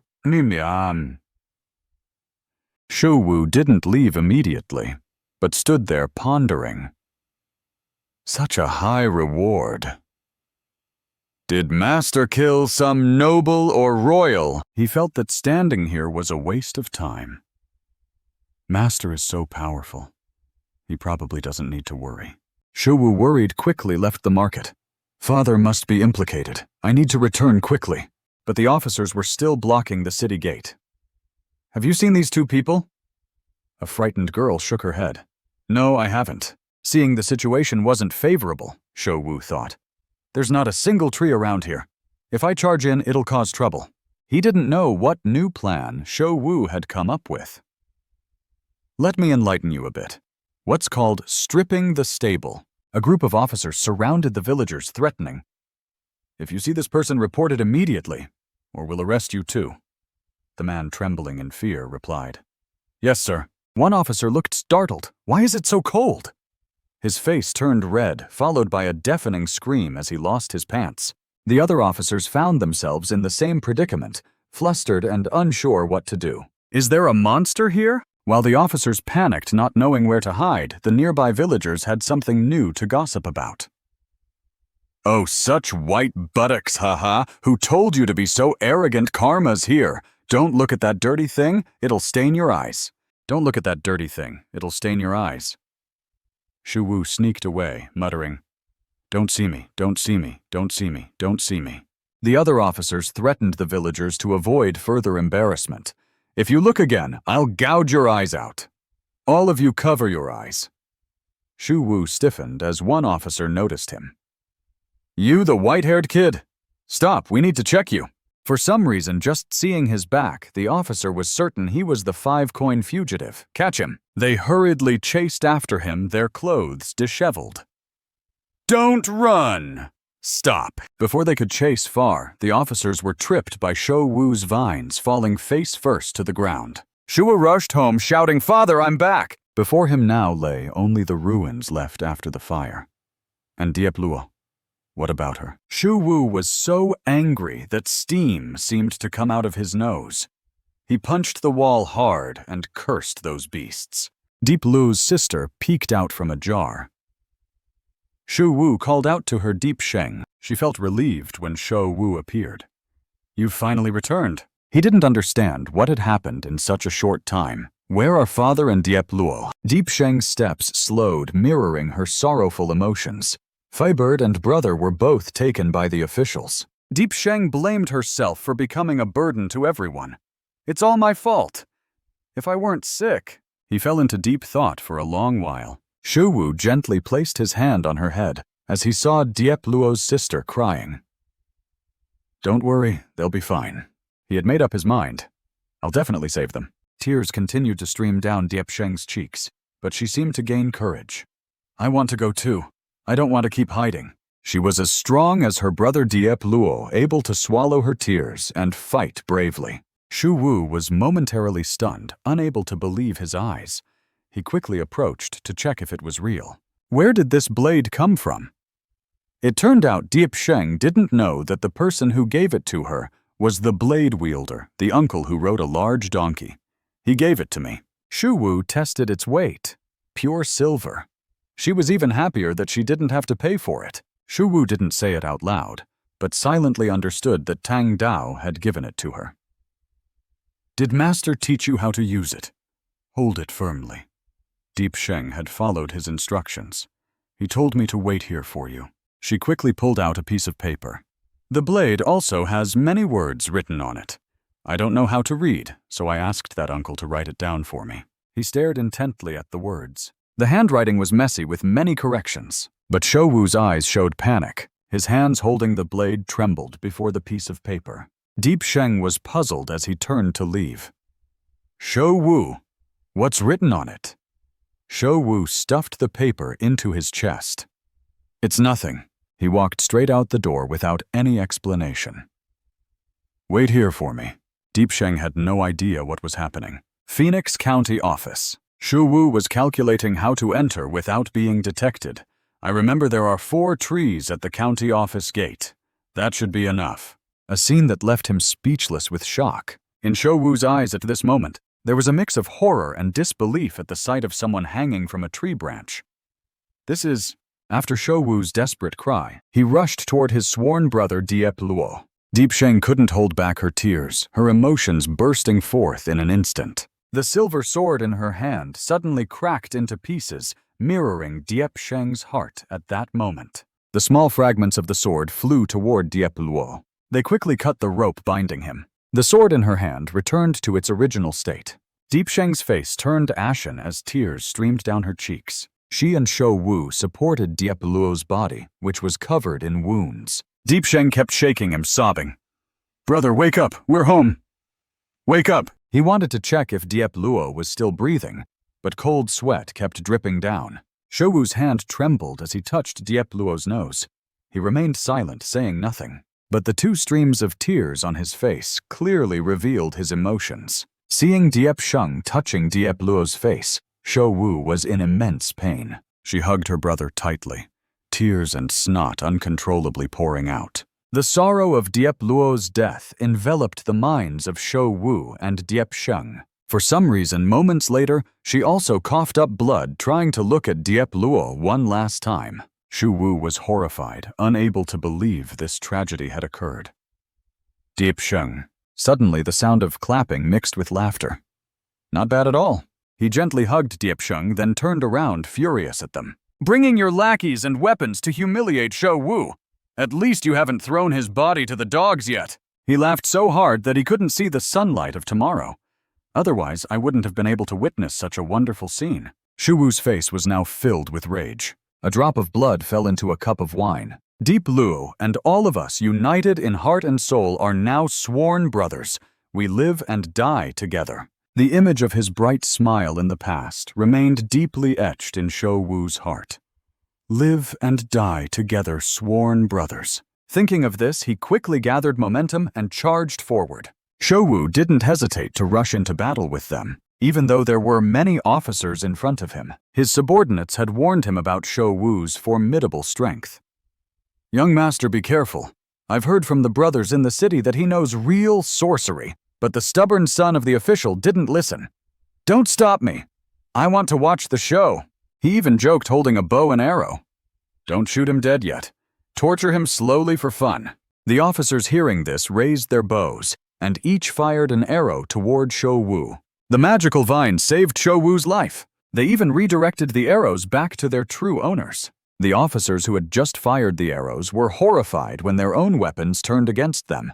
The young master, the son of the official, was now so scared his face twisted in fear. He ran away on all fours, ordering the officers to buy him time. Unexpectedly, Shou Wu suddenly stopped before directly confronting them. One officer was shocked when he saw a vine wrapping around his neck. The others couldn't escape the same fate, being lifted into the air. Let me down. Young master, save me. With a single sword strike, he dealt with this group of people. The young master was drenched in cold sweat. He thought throwing money around could save his life.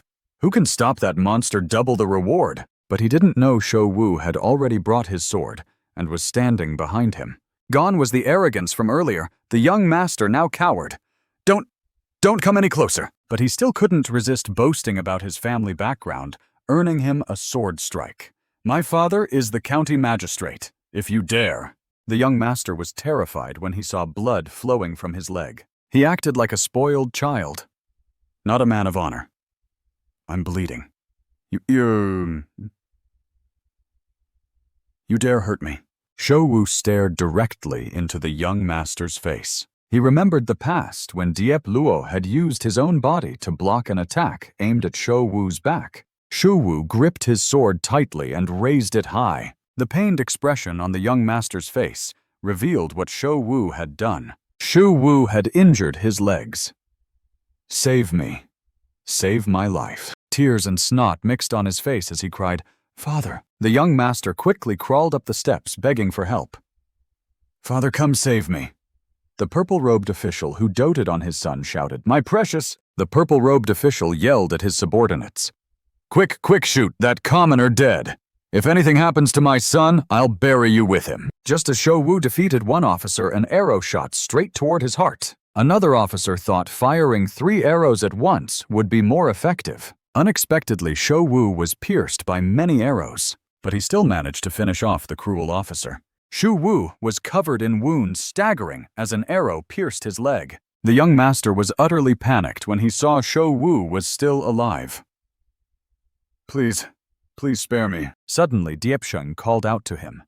Shou-Wu, brother. It turned out she was warning Shou-Wu to avoid danger from the 3 arrows. Quick dodge. But Shou-Wu didn't understand Diepsheng's intention. Tears streamed down Shou-Wu's face.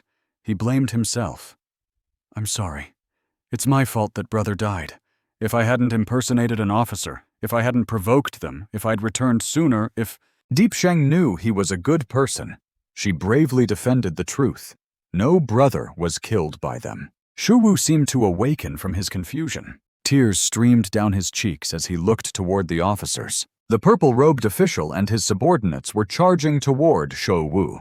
He was sent flying by a barrage of arrows shot at once. The pain from earlier hadn't subsided, and now she had to witness another horrifying scene. At this point, Diepsheng drew the sword the blade wielder had given her. In her haste to remove the arrows from Shou-Wu's body, she fell to the ground. Diepsheng's health was a serious concern. The purple-robed official wept uncontrollably over his son's body. Wake up, my son! The purple-robed official trembled, his voice rising and falling. Wake up! You can't die. I won't allow it. The pain of losing his son turned into rage. He immediately ordered his subordinates. Kill her! Kill her! For me. The officers didn't hesitate and carried out the order immediately. Yes, she would have regained consciousness just before they could harm her. Diep Luo led his sister behind him.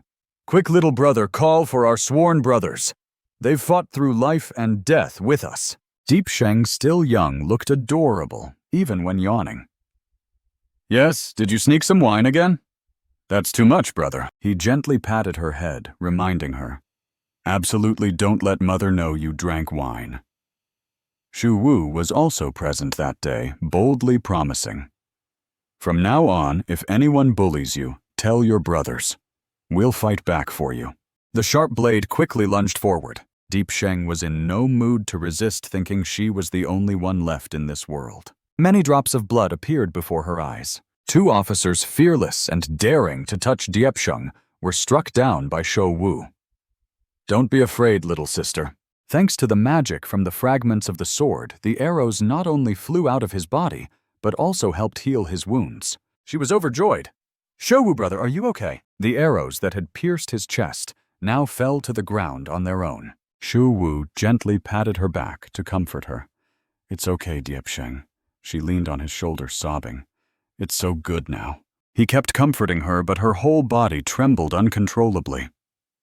It's my fault. I caused trouble for brother and Uncle Firebird. I'm sorry. Once again, Shou-Wu didn't scold Diepsheng. No, little sister, you're not wrong. It's this world that's wrong. Tears continued to stream down her small face. He didn't want Diepsheng to worry about things beyond her strength. In the future, there will be lingji and expensive medicinal herbs. Everything will be fine. She begged him one last time. Shou-Wu, brother, I'm so uncomfortable.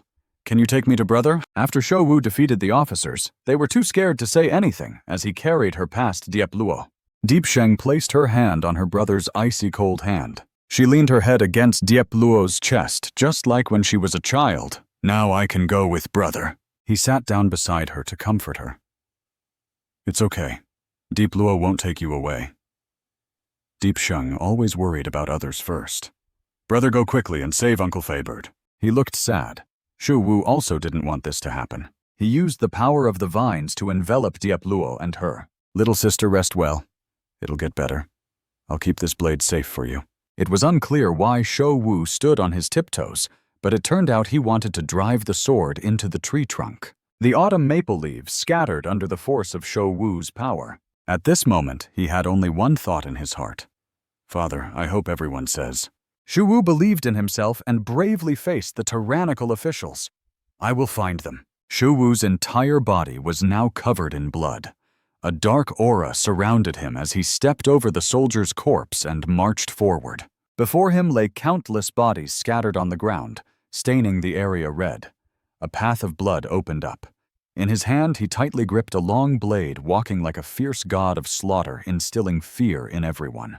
The others, including the old official in charge, fell silent in fear as Shou Wu approached. Those holding bows and swords trembled with fear. The leading official's tears streamed down his face, his eyes bloodshot with hatred.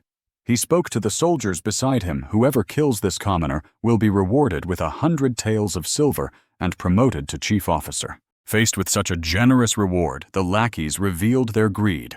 They regained their spirits, raising their swords high and roaring, "Avenge the young master." The chief up go. They charged forward one by one, trying to overwhelm the fearless youth with numbers. Shu Wu, now in tattered clothes and covered in blood, still hadn't fallen. He raised his sword high and shouted, "Thorny vines!" Instantly, countless green spiritual energy particles enveloped his frail body, and his pupils glowed an unusual blue.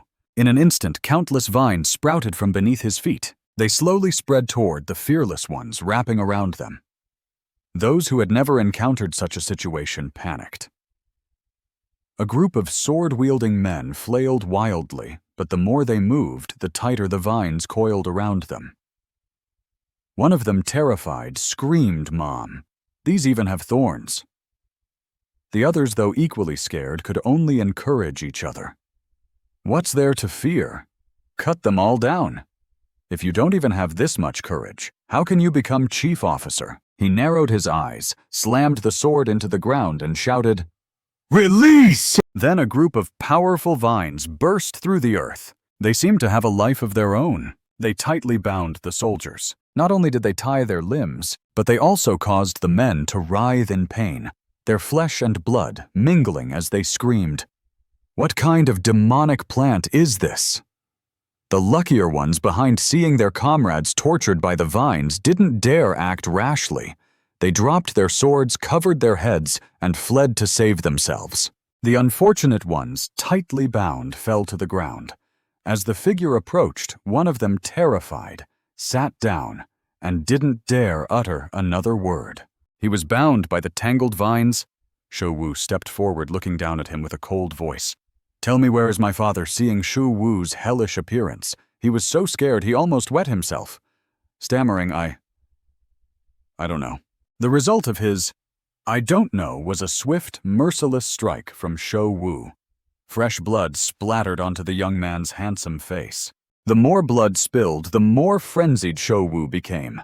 His pupils contracted, and his face turned terrifying. At that moment, a scarred man with a long scar on his right eye approached from behind, raising his axe high, almost bringing it down on Shou Wu's head.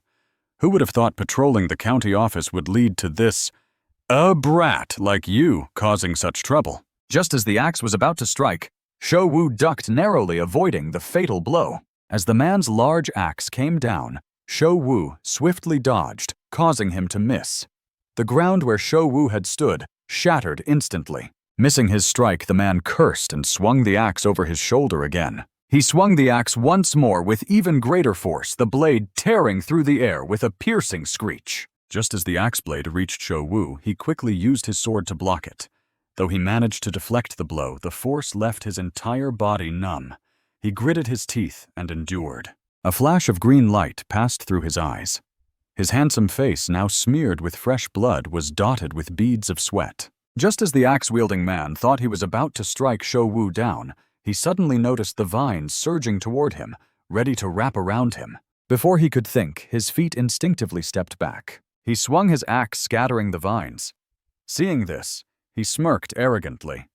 "You dare compare yourself to my demonic axe? These are just cheap tricks." Ignoring his words, Shou Wu focused on the question. "You're the one who captured my father, aren't you?" Hearing this, the man flew into a rage, spitting as he shouted, "Do you know how many of my brothers I lost to capture that cripple? You owe me a debt." Seeing his admission, Shou Wu planted his sword into the ground, gritting his teeth and glaring at him with resentment. "Then you can die too." But at that moment, Shou Wu suddenly froze. A wave of pain spread through his body, draining his strength. His body felt as if all his energy had been sucked away. He knelt down, using his sword to keep himself from collapsing.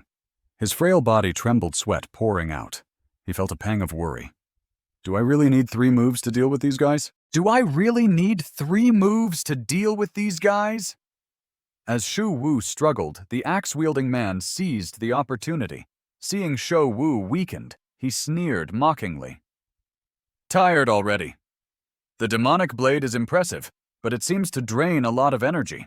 While Shou Wu was weak, the lackeys who had been beaten earlier began to stir. "He's under the axe-wielder's control now." Seeing Shou Wu trying to escape, they roared, "Chase him! Make him obediently become the stepping stone for our chief." Shou Wu struggled to run toward the largest tree behind him. The lackeys carrying swords chased after him. "Kill him!" avenged the young master. Everyone wanted to capture him for the generous reward promised by the leading official.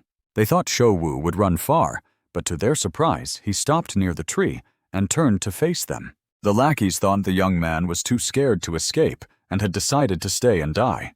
They smirked, raising their swords.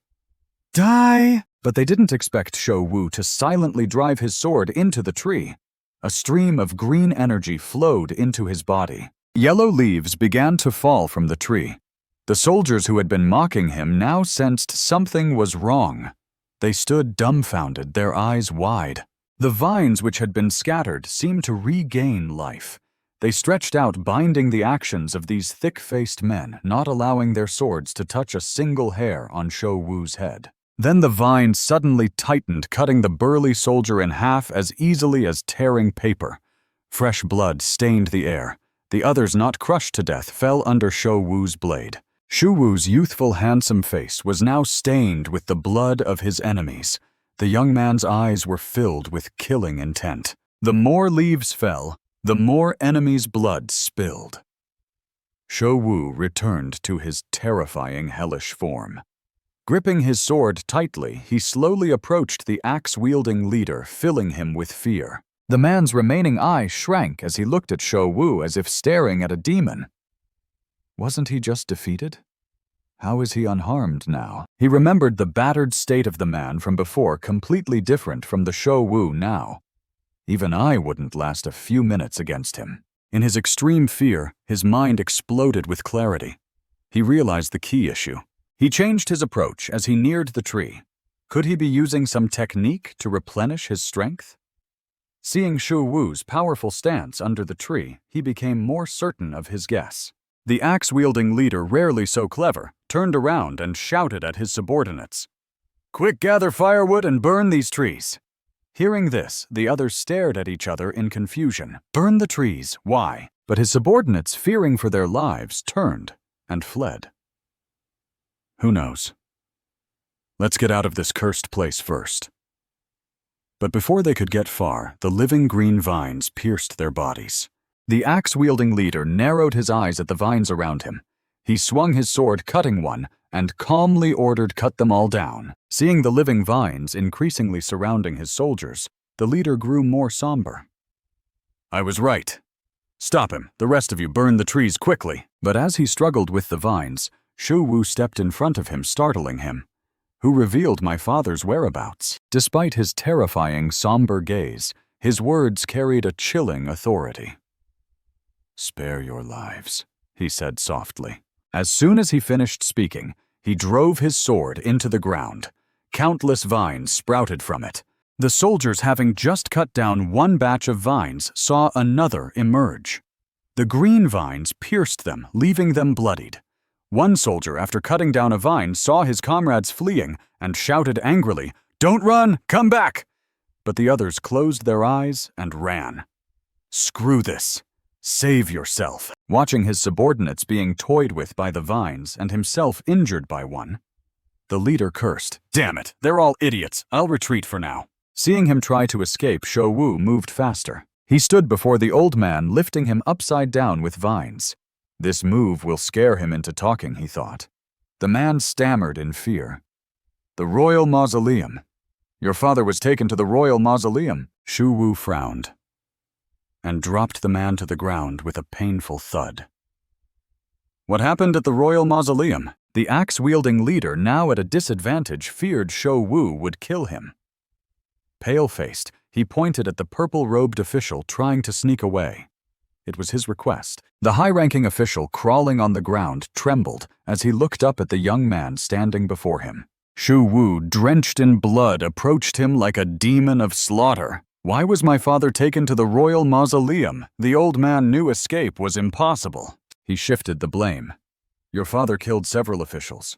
By law, he should be dead. Isn't it enough that he's still alive?" Shou Wu stood silhouetted against the light, looking like a demon risen from hell. He stared at the man as if he were already dead, raising his sword. "It's not because of you," he said darkly. Seeing Shou Wu about to unleash a massacre, the man trembled and shouted, "You can't kill a court official! You can't kill me!" But these words fell on deaf ears. Ignoring him, Shou Wu swung his sword down. Seeing the sharp blade about to strike his head, the man could only scream, "Do you want to rebel?" Shou Wu didn't waste words striking directly. Blood dripped from his sword. To Shou Wu, everything seemed futile. "My sworn brother is gone, my home is gone, and my father's fate is unknown." Shou Wu had become a completely different person. "So what if I rebel?" Dozens of corpses lay scattered on the ground, killed by Shou Wu. Hongdo turned to Yang Feng and said, "This is no longer our business. Let's go." The two immediately jumped down from the roof and left. The high-ranking official, seeing this, collapsed. "Am I dead?" He couldn't believe everyone was dead. His entire body trembled uncontrollably from fear. Shou Wu approached him with his wooden sword, demanding, "Explain clearly. What exactly happened to my father?" The man trembled and begged, "Don't kill me. I'll tell you everything I know." He recounted the events of that day. Shou Wu pondered. So that's how it was. With everything settled, Shou Wu left, carrying Diep Sheng in his arms and Diep Luo on his back. Both of them motionless, Shou Wu felt utterly exhausted. As he looked up, something suddenly rushed toward him. Shu Feibird, Shou Wu's father, was carrying someone and running like the wind, pursued closely by soldiers below. He shouted, "Make way," but they were still hot on his heels. He ran past Shou Wu. Shou Wu turned his head to confirm. It seemed Shou Wu was still in shock as he watched. He called out softly, "Father." Inside the Hoki pharmacy, someone urged, "Hurry, prepare the medicine for the guest." The shopkeeper, seeing Shou Wu from afar, covered his nose. "Why is he here again? Last time he almost got me punished." "Why does it smell so bad? Is it the stench of death?" One of the men inside grew angry, challenging. "You stinking brat! How dare you cause trouble here? I haven't settled the debt with you yet." Shou Wu simply said, "Give me the Lingji." The group was immediately provoked. "How dare you bring a corpse into the pharmacy? Get out!" Shou Wu simply released the vines to restrain them. "The pharmacy is a place to save lives. I don't want to kill anyone here." The man was twisted backward by the thorny vine. Shou Wu ordered, "Quick, bring out the Lingji, the best kind." The group charged forward angrily. "Damn it, let's see if we can kill you this time. We won't spare you again." The shopkeeper, worried, said, "Don't fight in the shop. What if everything gets destroyed?" Suddenly someone rushed in, shouting, "Shopkeeper, it's bad." A few days ago, a brat, disguised as a lowly official, I don't know where he learned it, killed all the government officials. The man, terrified, realized the person he was talking about was right in front of him. Trembling, he pointed, "It's him! It's him!" The shopkeeper was horrified, his face pale as a sheet. They speculated, with all this blood on him, could it be? The cowardly men knelt down, begging, "Master, spare us. We were blind not to recognize Mount Tai." Quickly bring out the ginseng lingji or any rare herbs. Wrap them all up. The subordinates hurriedly obeyed, yes. The shopkeeper trembled, laughing nervously. Ha ha ha, take all of these. Come back anytime when you need more. Shouwu said, I don't have enough money. I'll owe you for now. The shopkeeper refused. No need, no need. The man kowtowed repeatedly. Last time I committed many offenses. Please be magnanimous and don't hold it against me. It was already dark. Deep Sheng had regained consciousness after fainting. She called softly, Shouwu brother. Seeing this, he asked, You're awake now. Shouwu's voice choked up. Come here to say goodbye to your brother. Deep Sheng, agitated, ran to the freshly dug grave. She panted heavily. Her hand gripped her brother's cold, lifeless hand. Then she burst into tears. Brother, you wanted me to live! I will live well no matter what happens, no matter how sad I am. I will live well. Brother, you must also live well on the other side. Shouwu boasted Diep Luo. I've also found a miraculous blade. Now I'm very powerful. He planted the sword and summoned a bunch of vines. Now have you seen my true strength? Now even if they all come at me together, they can't defeat me. Shouwu assured. So you can rest assured. I will definitely protect Deep Sheng. Well, no matter where I go, I'll take her with me.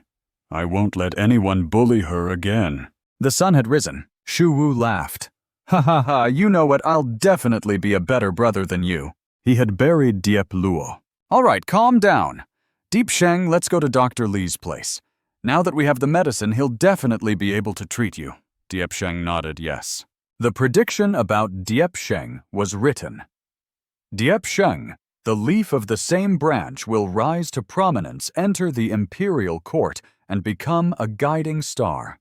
Her path will be illuminated, her strength unyielding, and her spirit will bring warmth and life to the nation. Behind her, the iron blade flickered like a butterfly. Meanwhile, His Majesty was still indulging in sensual pleasures. Soft voices echoed, Your Majesty. He groped around as he walked. Before him were countless, seductively dressed beauties. Come here, Your Majesty. Catch me. They teased, Oh, come catch me. You almost got me. He continued to grope around. After finally catching someone, he laughed loudly. Ha ha ha, let's see where you'll run now. They shyly protested. Your Majesty, you're so naughty. His Majesty removed his blindfold. Let me see which beauty is so bold. When he opened his eyes, there was no one there. He was confused. Where are the beauties? Then his eyes suddenly widened. The place where His Majesty stood was the Golden Scale Dream Realm. His Majesty angrily shouted, Who wrote this? He walked forward amidst countless mocking voices. Who dares write such a thing? How bold! Suddenly, a few fish began to move. His Majesty was utterly astonished. The fish now opened their mouths wide, preparing to attack. Then His Majesty's eyes widened. He woke up with a start. It turned out it was all just a dream. The beauties were still there, asking, Your Majesty, are you all right?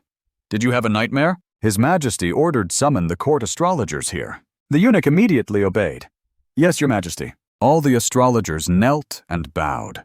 Your Majesty. Long live, Your Majesty. The eunuch presented a piece of paper. Esteemed sirs, please interpret this prophecy. They agreed to do so. As soon as they read the prophecy, their faces turned pale. This is a dire prophecy, it read. The Golden Scale Dream. The Red Grace Mansion. The People's Discontent.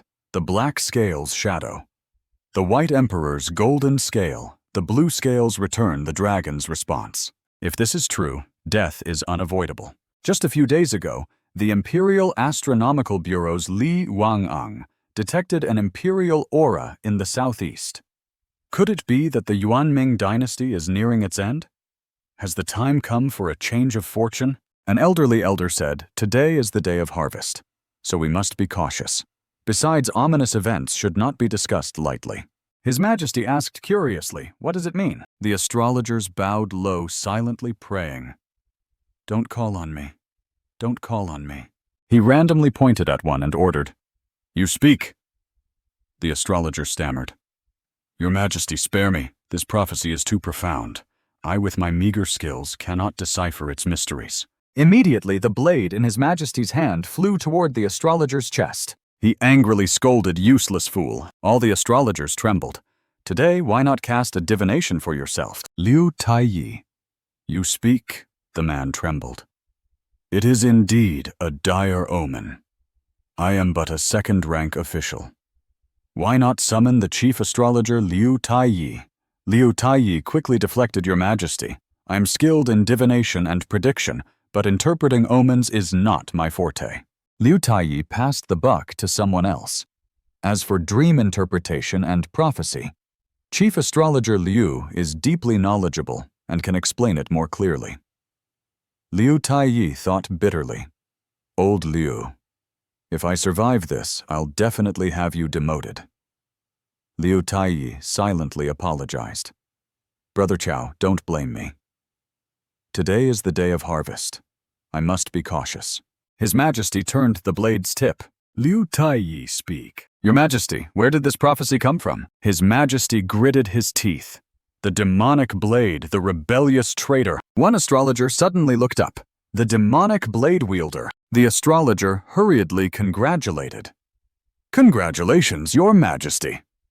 This is a joyous occasion. His Majesty was puzzled. A joyous occasion. How so? The astrologer quickly explained. It is said that when our founding emperor fought for the empire, the demonic blade wielder assisted him in establishing the Yuan Ming dynasty. His Majesty paused. Why have I never heard of this? The astrologer explained, I heard it as a child from my grandfather, who served as the imperial tutor. The story goes that after the founding emperor pacified the land, he appointed the demonic blade wielder as the state preceptor, second only to the emperor himself. But the demonic blade wielder wished to travel the world, refusing any reward, and left freely. Later, the emperor ordered the construction of a temple in his honor and recorded his deeds in the annals. But not long after, all records of the demonic blade wielder were burned by a mysterious fire, and his story became a legend. If the demonic blade wielder appears again now, he must be here to assist Your Majesty in protecting the Yuan Ming Empire. His Majesty asked again, Then what does this prophecy mean? The astrologer replied, I heard that Your Majesty dreamed of carp. Correct, Ming refers to the sea, Lin to the red and blue carp. His voice rose, the Wenyao fish. Your Majesty must have dreamed of the Wenyao fish. He asserted the Wenyao fish resembles a carp with silver scales, a white head, and a red mouth. It grows in the East Sea and swims in the West Sea. Seeing it is a sign of bountiful harvest and prosperity. The entire hall fell silent. His Majesty stubbornly asked, Then what about the dragon's tendon? What does that mean? The astrologer was at a loss, tears streaming down his face. His Majesty raised his sword and struck. Your judgment is absurd. Fresh blood splattered everywhere. Liu Taiyi wept. It was all fabricated. I'm truly sorry, old friend. Liu Taiyi was devastated. It seems today is more bad than good. I might be next. What is there to fear? He spoke up. Your Majesty, though I am not skilled in prophecy, I am adept at interpreting omens. His Majesty ordered, Speak quickly. Liu Taiyi continued. Yu Lin Wu Jia refers to the Jiaolong, the 5 Jiaolong entering the sea. This is a prophecy of the struggle for the dragon's body. But the Jiaolong is a dangerous dragon unable to achieve greatness. Your Majesty could gather blacksmiths to forge a sword to slay the Jiaolong, forming the dragon-slaying blade to enter the sea. His Majesty praised, Very good. Liu Taiyi sighed in relief. This disaster is finally over.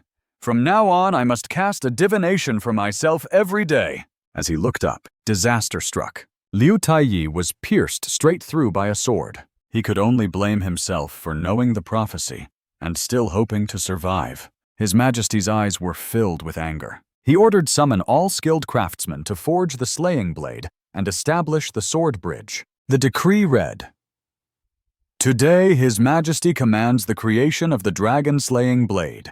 5 artisans shall craft it. The golden scale awakens the red scale, soothes the people. The black scale holds the blueprint. The blue mirror withdraws the dragon's tendon, causing chaos. The sword is the iron blade, the falling Leviathan. A beautiful blue bird flew in from somewhere. It perched in front of Diep Luo's tombstone and sang loudly. From the vine, A cute spirit jumped out, its tone joyful. Phoenix, you're here! The spirit fell down confused. Why is no one here? The phoenix gestured, and the spirit exclaimed, over there. It called out, Come with me, Phoenix. Follow me quickly. On the way, Shou-Wu was gasping for breath and coughing heavily. He dragged himself along, utterly exhausted. Deep Sheng asked worriedly, Shou-Wu, brother, what's wrong? The little girl was frantic, sweating profusely. Are you sick? Shou-Wu tried to reassure her. It's nothing. I just need to rest a bit. Deep Sheng suggested. Should we stop and rest for a while? Shou-Wu immediately refused.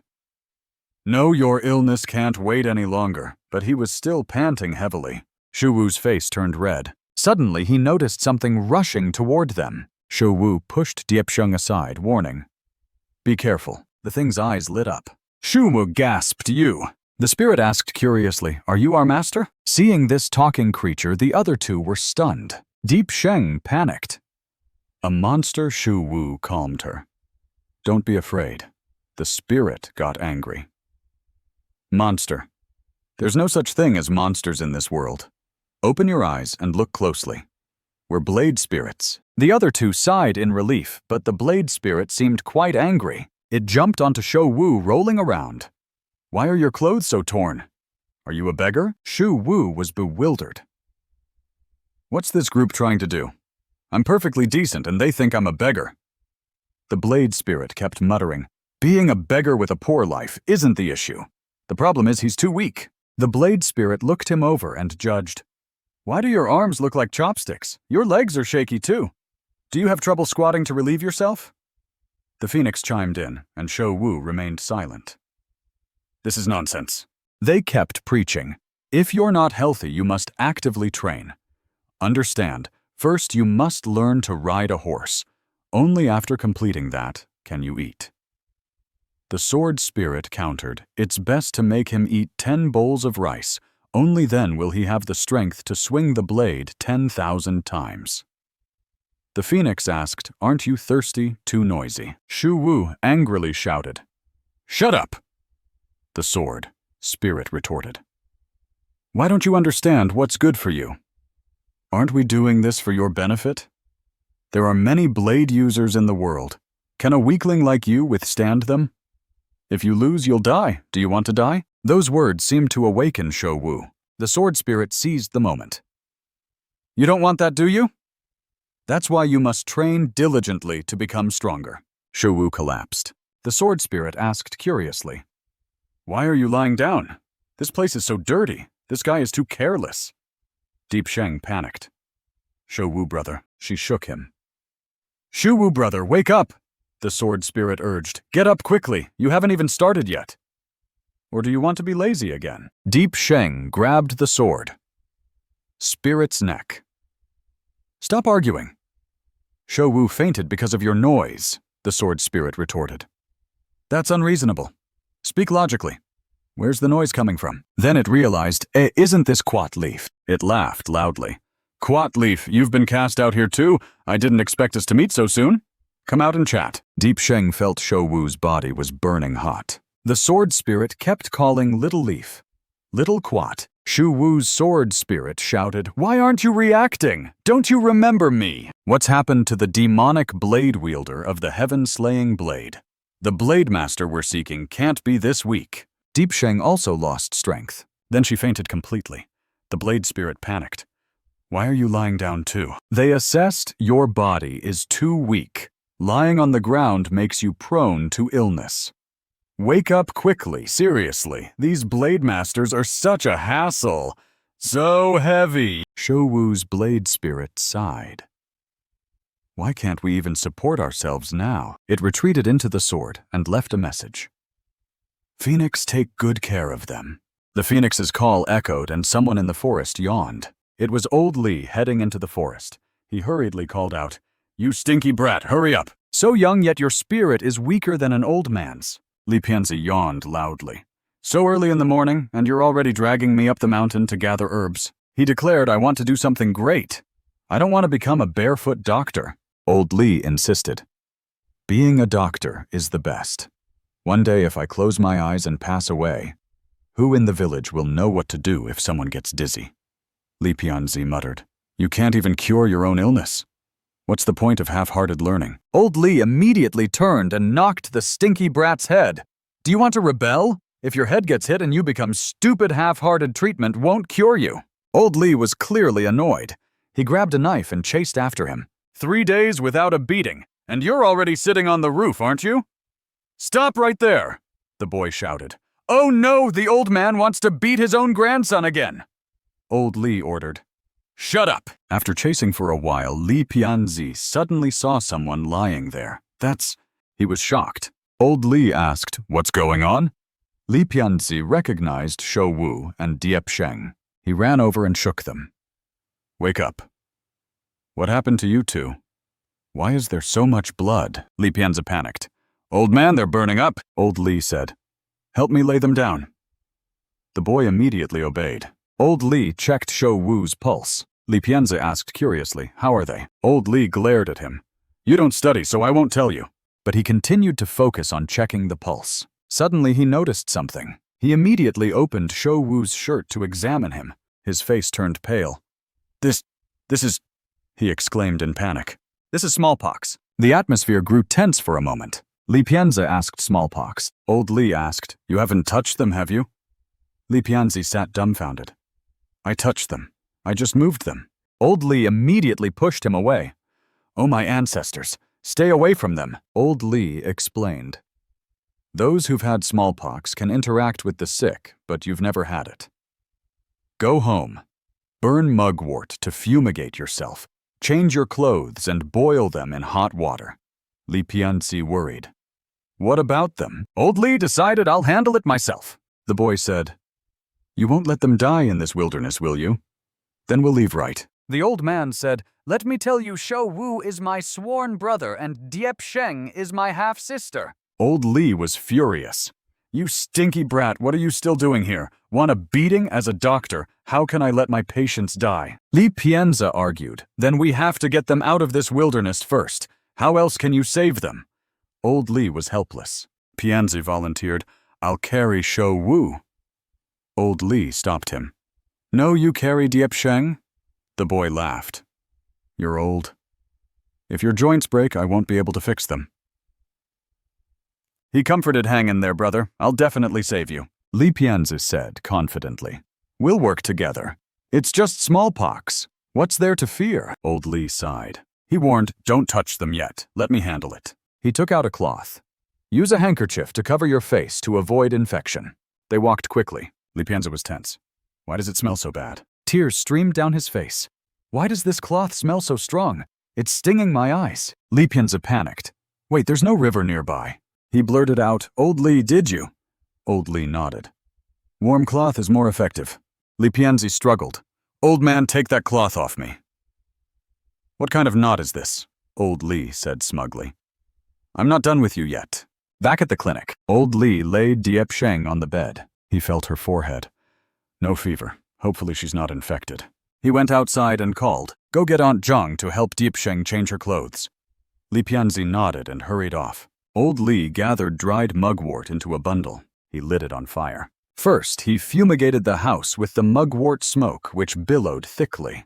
As he fumigated, Old Li muttered, The mugwort smoke swirls, driving away the plague, bringing peace for 100 years. The first spring plague was cured by Zhang Yuanba. Then the summer plague was cured by Liu Yuanda. The 3 autumn plagues were all defeated by Zhao Kunming. After that, all plagues were eradicated by the Ghost Slayer. Don't try to escape the plague and the history of China. Stay away from the mortal world. I hope no one in this world falls ill. May the medicine on the bed bring peace. Li Pianzi brought Aunt Zhang back only to find the place on fire. Aunt Zhang reassured, It's just to ward off the plague. It's fine. Old Li, where's the girl? Old Li called out. She's here. Aunt Zhang stepped in. This dress was worn by my daughter when she was young. I'm not sure if it'll fit. Old Li said. It doesn't matter. I'll return it to you after treating the smallpox. Aunt Zhang waved it off. No need, no need. Just let her use it. Old Li fumigated Shou Wu once. After changing his clothes, Li Pianzi ran out. Grandpa, I've changed my clothes. Do I need to change Shou Wu's too? Old Li snatched the clothes from his grandson. Let me do it. Don't always crowd around him. He said go outside and see if you can find some sedge grass. Pull a few plants and bring them back. Li Pianzi obeyed. Yes. Old Li supported Shou Wu, looking at him with pity. Why is this boy covered in wounds? Such a tragedy. After changing Diep Sheng's clothes, Aunt Zhang called out, Old Li, I'm done. Is there anything else I can help with? He handed her the clothes. Could you boil these for a bit? Add some mugwort leaves, too? Aunt Zhang took them. It's no trouble at all. Aunt Zhang added, oh, the girl has smallpox scars. She must have had it before. Old Li sighed in relief. That's great. Her body is so weak. I was worried about how to handle it. In the small house, Old Li's voice rose. This is... He discovered deer antler velvet ginseng and Lingji in the bundle. Old Li laughed. Ha ha ha, with Lingji we can treat Diep Sheng's illness right. But he suddenly realized that such rare medicinal herbs were tightly controlled by the government. His voice lowered. Where did this kid get these, and he's so badly injured? Despite his words, Old Li firmly held the Lingji. Forget it. Saving lives comes first. Old Li began preparing the medicine. He put everything into the pot. Then he covered it with a lid. The fire was burning brightly. Old Li smiled with relief. This time, the Lingji and ephedra medicine finally has all the ingredients. As he sat calmly brewing the medicine, his grandson suddenly ran in carrying a bundle of grass. Grandpa, look, I found a lot of sedge grass. Looking at the grass in his hands, Old Li was helpless. Why so much dogtail grass? He was furious. How many times have I taught you to distinguish them, and you still can't tell the difference? He lamented. Poor Shou Wu so sick, and his brother can't do anything but delay things. Li Pianzi thought to himself, here we go again. If only I had studied medicine with grandfather back then, I wouldn't have mistaken sedge grass for foxtail grass. Perhaps now I could brew medicine and cure illnesses in no time, Li Pianzi shouted. Grandfather, it's such a pity you don't perform in plays anymore. He turned his back using the same old trick every time. My ears are about to go numb from hearing it. Old Li called out, Stop, I haven't finished speaking yet. But Li Pianzi ran off, saying, I'm going to check if Diep Sheng has woken up. Old Li crossed his arms helplessly, thinking, when will this boy ever understand? He went to Diep Sheng's bedside to observe her. His hands trembled and he panicked, shouting, Grandfather, come quickly. It seems Diep Sheng has stopped breathing. Hearing this, he rushed in to check her pulse. He diagnosed her pulse as short, less than 3 beats. This is a scattered pulse. Li Pianzi sighed in relief. As long as she's still breathing, there's hope. This is caused by stagnant qi and phlegm. Old Li ordered quickly bring the candle and unused moxa grass. Also fetch a cotton towel. Li Pianzi hurried off saying yes. He returned with the requested tools. Old Li instructed, help her sit up like this. Li Pianzi obediently complied. Old Li demonstrated, while explaining. This is the moxibustion technique using moxa grass and a candle. Pay close attention and learn, you stinky brat. Here's some medical knowledge. Diep Sheng's illness originates in the lungs. The lungs govern the qi of the entire body, regulating respiration and circulation through the nose. She has been ill for a long time, and her essential qi has stagnated, causing her breathing to weaken over time. Old Li wiped away excess oil as he spoke. Then he used the flame of the oil lamp to warm the area. This is the Feishu acupoint one on each side where the lung's essential qi has stagnated. Now I will use the fire needle technique to unblock the Feishu acupoint. Li Pianzi continued to hold Diep Sheng upright. Old Li burned the moxa again. After a while, Diep Sheng coughed violently. She opened her eyes groggily, then struggled through another long bout of coughing. Old Li proudly said, Look closely, it's effective, isn't it? Study properly in the future, there's still much to learn. Li Pianzi thought differently. Why do I think she woke up because it was too hot? Diep Sheng's weak voice called out. Grandfather Li Pianzi, brother. Li Pianzi reassured her. Thank heavens you're awake. How do you feel now? Little Diep. Diep Sheng looked confused. Why are you here? Where is Shou Wu, brother? Pianzi smiled. He's right outside. I wanted to ask you, why were you two in the mountains? Where is your brother? Mentioning this made Diepsheng's heart ache again, brother. She lowered her head, brother, The wind blew out the oil lamp's flame. Diepsheng recounted everything that had happened. That's how it was. The two of them were deeply pained. How could this happen? Li Pianzi covered his face and cried, "Whoa, old Li pitied Diep Luo, who was only 14 years old and still so young." Seeing the girl cry, he felt even more sympathy and turned to punch his precious grandson, reminding him, "Don't cry anymore. Grief injures the lung organ system. Understand. Go check if the medicine is ready." He gently patted her head. His comforting voice soothed Diepsheng. "Don't mind that boy. He just wants a beating. Don't be sad anymore. Focus on recovering well." Old Li added, "Now that we have Lingji, grandfather Li will definitely cure you." Diepsheng smiled and nodded yes. On the journey of escorting prisoners, countless shouts echoed, "Move faster, pick up your feet." Shu Feibird suddenly noticed a soldier. The officials were beating people without reason. "Hurry up, don't dawdle." Shu Feibird raised his sword, ready to seize the opportunity. "This is a good chance. Kill them quickly." The soldier continued to shout loudly. "Not far ahead is the royal mausoleum." Feibird was determined when the sword's tip neared his back. Suddenly, the soldier turned to look. Luckily, he retracted the blade in time. The soldier scolded, "What are you looking at? Move your feet faster, you old fool." Shu Feibird reassured Earth Dragon. "Wait a bit longer." It then grumbled, "My Jade Emperor, why are you so cowardly?" Earth Dragon complained. "Your vitality has weakened a bit, but surely you can handle 4 soldiers, right?" It kept rambling, "Don't tell me you don't want to escape into the royal mausoleum. Once inside, there's no chance left. By then you'll be working hard every day, eating poorly, and sleeping restlessly." "Can your body handle it?" Shu Feibird replied, "Perhaps it can." Blade Spirit gave up. "My Tathagata Buddha, what happened while I was asleep?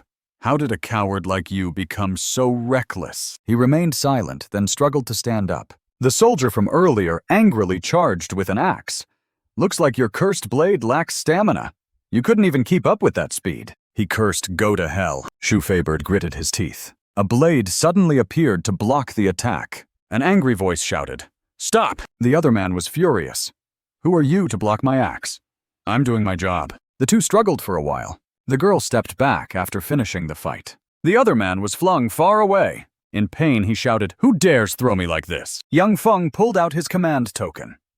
"We are labor recruiters under the 4 princes here on the Emperor's orders to recruit laborers." He pointed directly at Shu Feibird. "I've chosen this man." The axe wielder refused to leave. "He just killed several of our men. By law, he must be executed." Hong Dao scoffed. "What punishment? There are many death row prisoners in the mausoleum. If you kill them all, who will do the work?" An official appeared. "Where did you two come from? If you're looking for laborers, we will naturally comply with the order." The axe wielder stammered. "My lords." The official feigned anger. "These people have committed crimes and must be dealt with. I'm afraid you two are not following Yuan Ming's regulations." Yang Feng replied. According to Yuan Ming's regulations, local officials must fully cooperate with labor recruitment. He glared, "Otherwise you will be punished." The official gritted his teeth. Many other axe wielders already had weapons in hand. The two sides faced off directly. Hongdo challenged, "What, you want to rebel?" Hearing this, the official immediately cowered in fear. He ordered his subordinates to stop. Yang Feng added, "If you don't comply, you can report it to the Ministry of Internal Affairs." He introduced himself. "I am General Zhang Tian, commanded by the Crown Prince Yang Feng." Yang Feng led the way. "Besides, we need to find 20 more people and take them away tomorrow. I hope the county government will cooperate." The local official ordered, "You all go and relay the order." The crowd responded. Yes, the 3 of them left. Shu Feibird teased curiously, "Do you really intend to take me to build the royal mausoleum?" Yang Feng replied, "If I hadn't seen you about to die, I wouldn't have gotten involved in your mess." Yang Feng let go. "Go on your own." Shu Feibird acted, "Oh no, I'm exhausted. Let me rest a bit." He sighed and sat down. Yang Feng observed him. "It's been over 10 years since we last met. I never thought you'd end up like this." "It's pitiful." Shu Feibird nodded gratefully. His voice was slightly moved. "I've troubled you again." Yang Feng brushed it off. Your bad habit of causing trouble hasn't changed. Speak up. Shu Feibird explained. There's a child hiding in my house. Can you help me save him? He's my friend's son. Young Feng replied, saving you was already very risky. The county magistrate seemed genuinely worried about this matter. If it were brought to the palace, more than a few people would die. Shu Feibird bowed his head in apology. Young Feng pointed to the person beside him. Saving you wasn't my idea. If you want to thank someone, thank her quickly. Hongdu removed her face covering. Feibird was surprised. Hongdu, it's been a long time. He couldn't help but ask, why are you here? Hongdu replied, I came for you, brothers. By the way, where's that little guy? She recalled his name is Shou Wu, right? He must be quite grown now, around 14 or 15 years old. Seeing Shu Feibird's silence, Hongdu sighed. You can't even take care of your own son anymore. How shameful. Shu Feibird covered his face. She urged, let's go to the mausoleum to avoid a deadly disaster. Perhaps you can find the person you want to meet. Shu Feibird vaguely guessed her meaning. So you mean... Thus he set off. Earth Dragon kept rambling.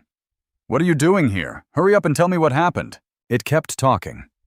Say something. Did you give your mouth to someone else? Earth Dragon was angry. You're not really planning to go to the royal mausoleum, are you? The warnings echoed, don't forget the prophecy. If you go, you will surely die there. Shu Feibird closed his eyes. He smiled faintly, accepting everything. His footsteps didn't stop. His voice was calm. I know. Outside the royal mausoleum, the soldiers' shouts continued.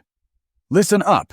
Being able to build and repair the royal tomb is a blessing earned over 8 lifetimes. Everyone below was bored, sitting and listening, while the speaker above kept talking. Starting today, this is the most important task of your lives. The brainwashing words were spoken. You must treat this as if you're building your own homes. Next, we'll assign personnel. When your name is called, step forward. Names were called one by one. Liu Kui Zhang San Bi Fan Go to the stone quarry.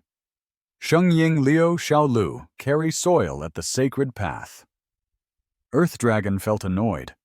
You're going to build a mausoleum for free. Forget it. And they call it a blessing for your family.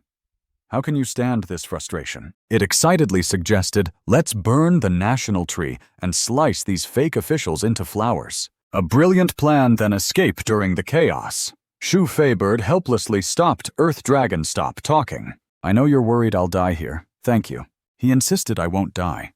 Can't you feel it? My chief fate has increased slightly recently. Earth Dragon held its head. A skinny guy with just skin and bones.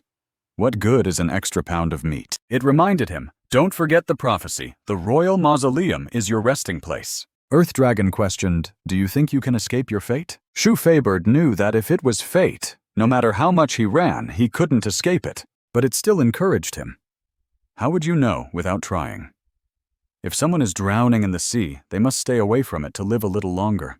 Don't you want to see your son? This was his greatest weakness. Shu Feibird replied, once I resolve this worry, I'll find a way to escape. Earth Dragon pouted, I really don't know what could be more important than life and death. The soldiers shouted, those assigned to the sacred path, follow me. Those assigned to the stone quarry, follow me. A soldier held up iron shackles and asked Shu Feibird, right? He resentfully put them on himself.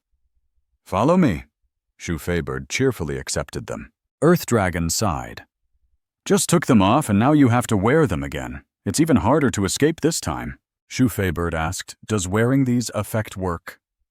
The soldier angrily replied, stop talking. All prisoners must wear these. Don't think I don't know what you've done. People whispered, it's him! They looked for a chance to see which camp he was assigned to. Inside the camp, a man holding a chicken exclaimed, wow, it smells so good! He kept sniffing the chicken. His voice was full of longing. Do you know how long it's been since I last ate meat? He spoke word by word. Chen Yuanliang, the name from Shou City, is sitting on this young man.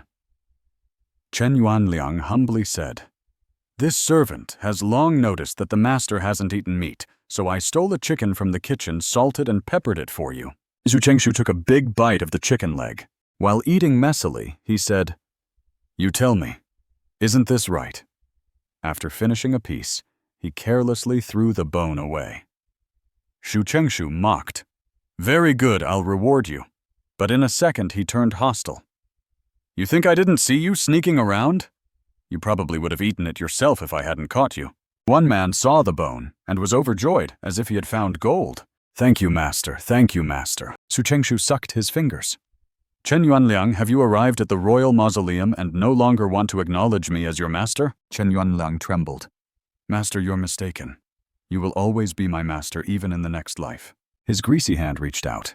He grabbed Chen Yuanliang's hair. He yanked it back. He glared. You think hiding the word slave can change your status? If you're born a slave, you should honestly remain a slave. Chen Yuanliang endured the pain. His eyes squinted. Then he forced a smile. Master, you're right. Suddenly, a voice called from afar. Shu Chengshu, what are you doing? He immediately fawned. Master Zhang has returned. This servant was caught stealing a chicken and is now being disciplined. The Zhang man left angrily. If you dare play tricks behind my back, I'll send you thieves to other places. Zhu Chengshu flattered, this chicken is left as a token of respect for you. Suddenly, Earth Dragon was startled and warned, there's a blade master among them. It warned again. There's a blade master among them. Shu Feibird was surprised. Can blade spirits sense each other? Earth Dragon shook its head. No, but I just sensed some chi fate from someone.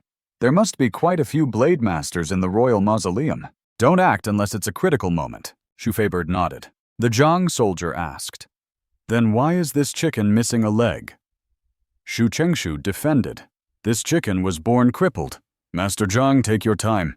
I'll lead the men to work now. Shu Feibird silently agreed after observing I understand now. Inside the camp, Shu Feibird and Chen Yuanliang walked briskly. As they walked, he asked Uncle, what's your name? He bombarded him with questions.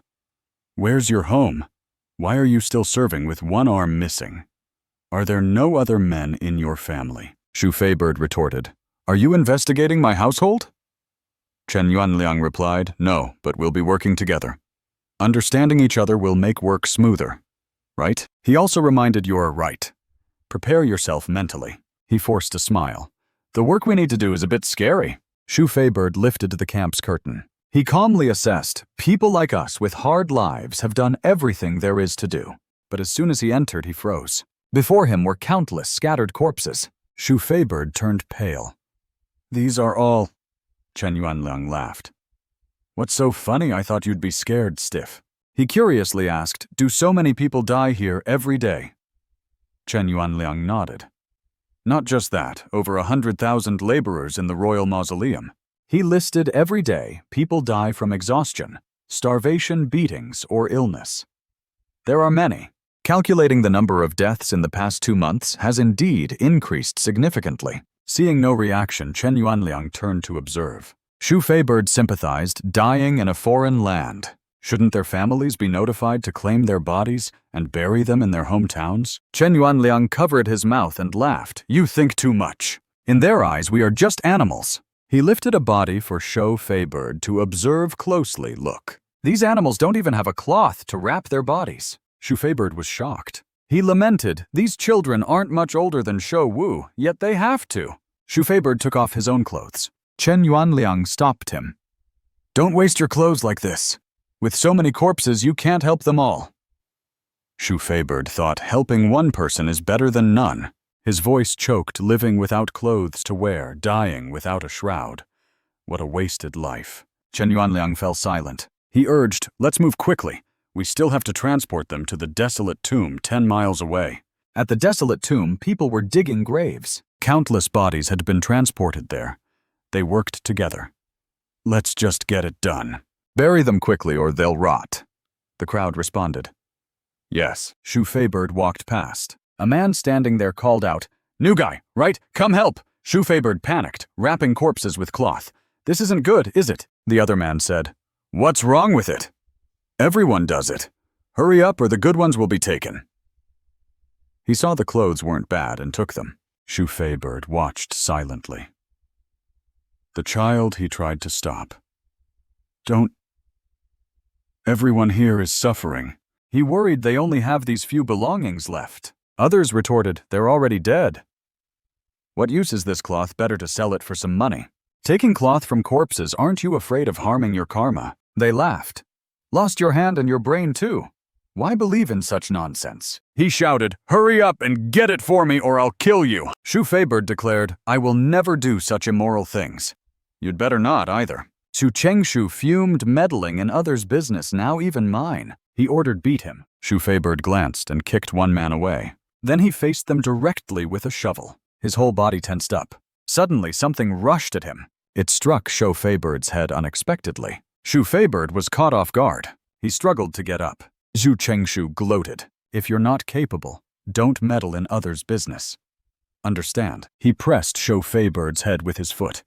If you block my hands and feet again, I'll kill you, you crippled bastard. Su Chengshu turned and scolded.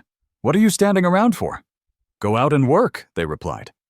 Yes, master. Shu Feibird was furious. Blood dripped from the corner of his eye. Without coffins, the shroud is their final dignity. Shu Feibird asked Earth Dragon. Do you think the blade masters among them are stronger than me? Earth Dragon replied. Isn't it because you exposed yourself so quickly? Is it worth it for a few corpses? Shu Feibird risked his life. Didn't you say I'd die here? I don't want my shroud to be taken by someone else in the end. Then I would have truly lived a useless life. Earth Dragon sighed. You think everyone cares about such things like you do. Shu Feibird comforted, there will be. Earth Dragon fell silent for a while. Then it turned away. Fine, do as you wish. Just remember to keep some chi fate. He drew his blade. The blade plunged straight into the flat ground. Chi fate radiated out. Zhu Chengshu still waved his arms. Hurry up for me. Shu Feibird approached. His footsteps grew heavier. He seemed to sense something behind him. He panicked. Why has the ground turned to mud? They were terrified. There's a ghost. Their faces turned pale. Please spare us. We'll return the clothes right away. Everyone muttered, I was wrong, I was wrong. Su Chengshu glared. Are you playing ghost tricks again? Shu Feibird replied, I don't have such great abilities. He trembled. Quick, pull me up. He simply replied, didn't I say it? Doing immoral things will lead to this. Perhaps they're punishing you. Zhu Chengshu flailed his arms. You. Chen Yuanliang observed everything with a smirk. I didn't expect this. He was very satisfied. I never thought he was also a blade master. Su Chengshu shouted, Are you deaf? Shu Feibird realized. This is smallpox. His eyes widened. He tore open the cloth to examine. This person is also like this. This person too. Could it be that they all died of smallpox? He angrily shouted, You beasts! How dare you sell the clothes of smallpox patients to others? Su Chengshu didn't understand. What smallpox? Hurry up and pull me out. Shu Feibird cried in pain. There are tens of thousands of people here. If their clothes are taken and sold, how many more will die? At this moment, the lady was standing under the clear sky. She looked up and prayed, Bodhisattva, please protect my child and keep him safe.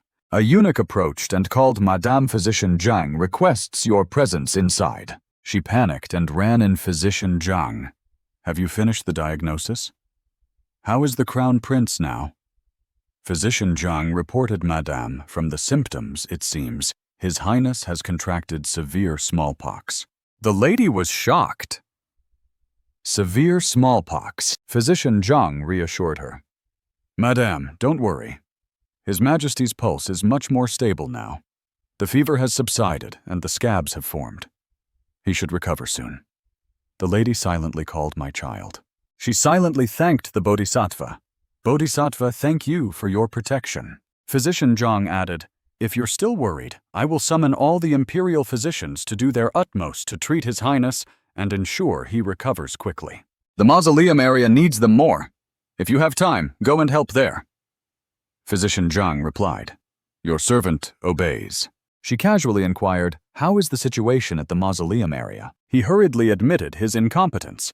In the past few days, 200 new people have arrived, but 100 have already died. Currently, over 1,300 people are infected with smallpox. More than 600 have died. The lady worriedly counted her prayer beads. Her voice was somber. I didn't expect the death toll to be more than half. The lady reminded, Didn't I say it? Even if there's a glimmer of hope, we must do our best to save them. Physician Zhang helplessly said, Now there are truly too many patients.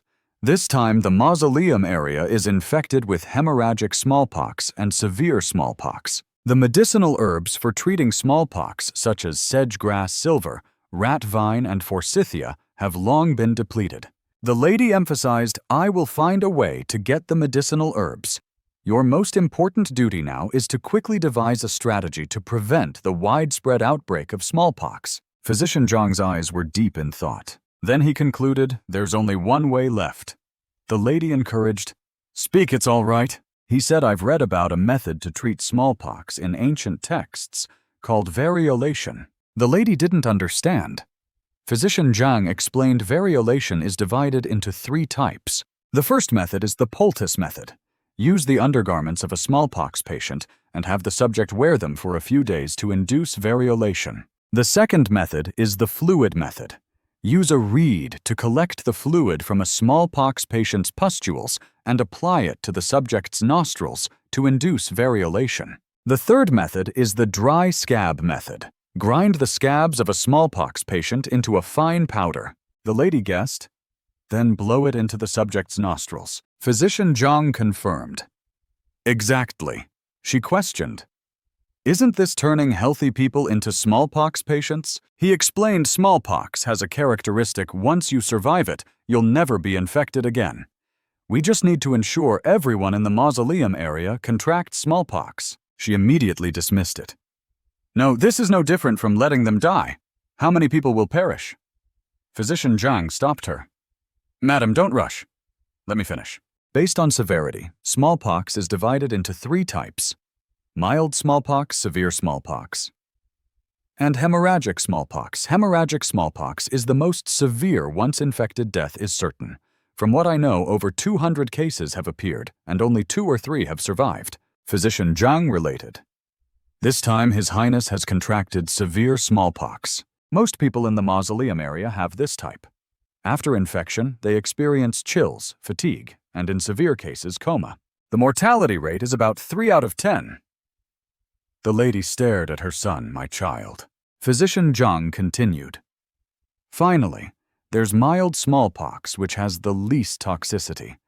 After the pustules appear, recovery is quick and very few people die. It's extremely rare. We just need to find someone with mild smallpox and use them as the source. Then using variolation, one transmits to 2, 2 to 4, 4 to 8, and so on. In 1 or 2 years, everyone in the mausoleum area can be infected with mild smallpox, which has the least toxicity. This way we can control this smallpox epidemic at the smallest cost. The lady fell silent. She asked, can you distinguish between mild smallpox, severe smallpox, and hemorrhagic smallpox? She stood up. If you mistake severe smallpox or hemorrhagic smallpox and use them for variolation on others, he honestly replied, this is also what I'm most worried about. The symptoms of smallpox are very similar, and we can't be certain yet. Now I will gather the imperial physicians to compile all information on smallpox. Time is urgent. The later we act, the more people will die. He accepted the order. Your servant obeys. The lady prayed again, Namo Guanyin Bodhisattva.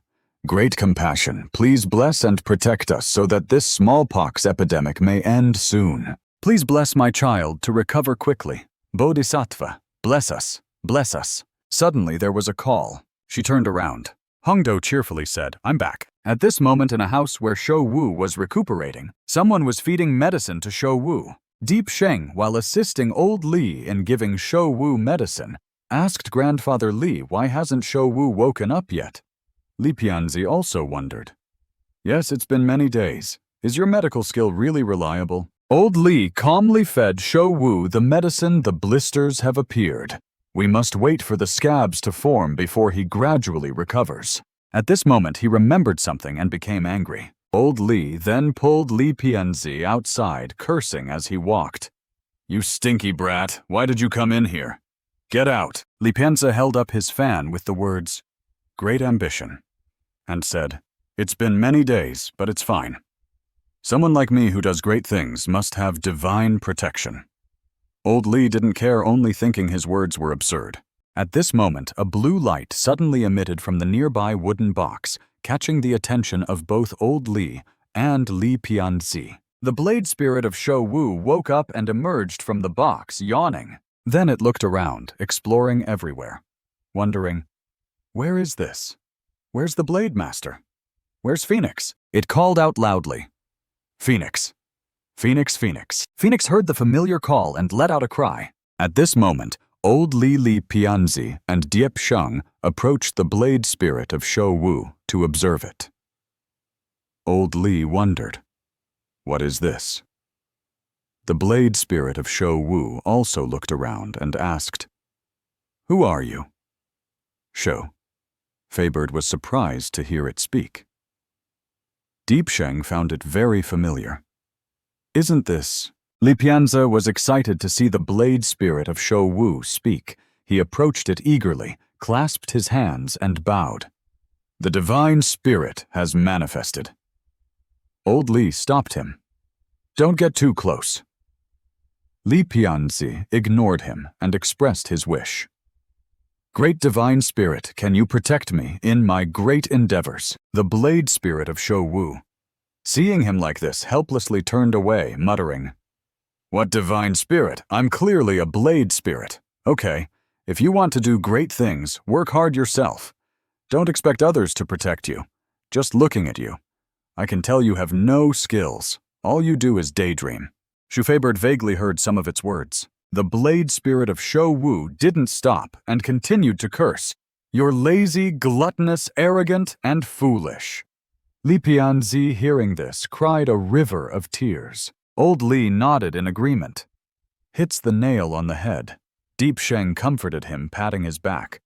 "Don't cry, Brother Pianzi. You still have your strengths." The blade spirit of Shou Wu, done speaking, jumped out of the box. At this moment, Phoenix also flew over. It happily said, "Phoenix, you've finally arrived. Diep Sheng called old Li over Grandfather Li. Come help. This blade spirit, I've met it before. It's not a bad person." Old Li scolded Li Pianzi. "You brat, get out of here." Phoenix at this moment brought back a worm. The wriggling worm made the blade spirit of Shou Wu turn pale with fear. It screamed. "A worm!" Then it stomped on the worm, angrily cursing. "Damn worm! I'll crush you! Damn worm! Damn worm!" It then hugged Phoenix and happily said, "Phoenix, don't be afraid. The damn worm has been crushed by me. Let's go visit the Blade Master." The blade spirit of Shou Wu didn't know that Phoenix was very hungry because the worm was its food. The two went to where Shou Wu was lying.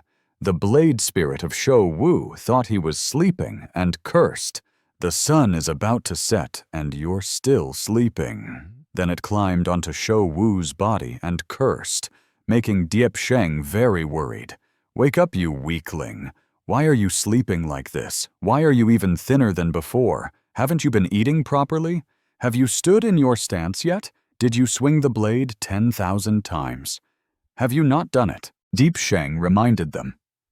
"Stop making noise. After Shou Wu fainted from your noise, he still hasn't woken up." The blade spirit of Shou Wu didn't believe it and argued. "Why are you so unreasonable? When did I make noise and cause him to faint?" Then it looked at Shou Wu's body and wondered, "Why are there so many bumps on his body?" Diep Sheng stopped it. "Don't touch them." The blade spirit of Shou Wu wondered, Then it used its hand to pop a blister. Diep Sheng finally managed to say, "Grandfather Li said the blisters shouldn't be popped." After popping a blister, the blade spirit of Shou Wu felt an electric current run through its body. It was so moved that it cried, "This is so fun." Then it continued popping blisters and called out, "Phoenix, come over here and play," not noticing that someone had already picked up Phoenix. Suddenly, a voice made the blade spirit of Shou Wu stop and turn around. "Why is this bird so small?" Shu Feibird picked up Phoenix and looked at it with a sinister gaze. At most, it can only make a bowl of soup, not enough for Shou Wu and Diep Sheng to drink. The blade spirit of Shou Wu panicked. "What are you doing?"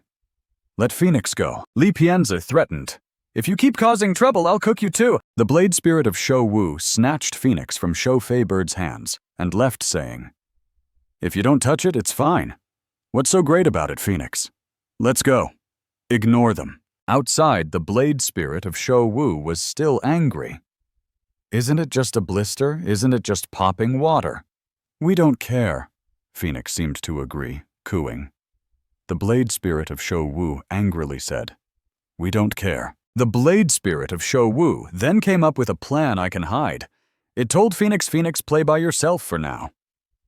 Phoenix was confused, not knowing what the blade spirit of Shou Wu was planning. It then hid and went to where Shou Wu was lying. Shu Feibird saw Diepsheng wiping Shou Wu's body and said, "You don't need to wipe him every day."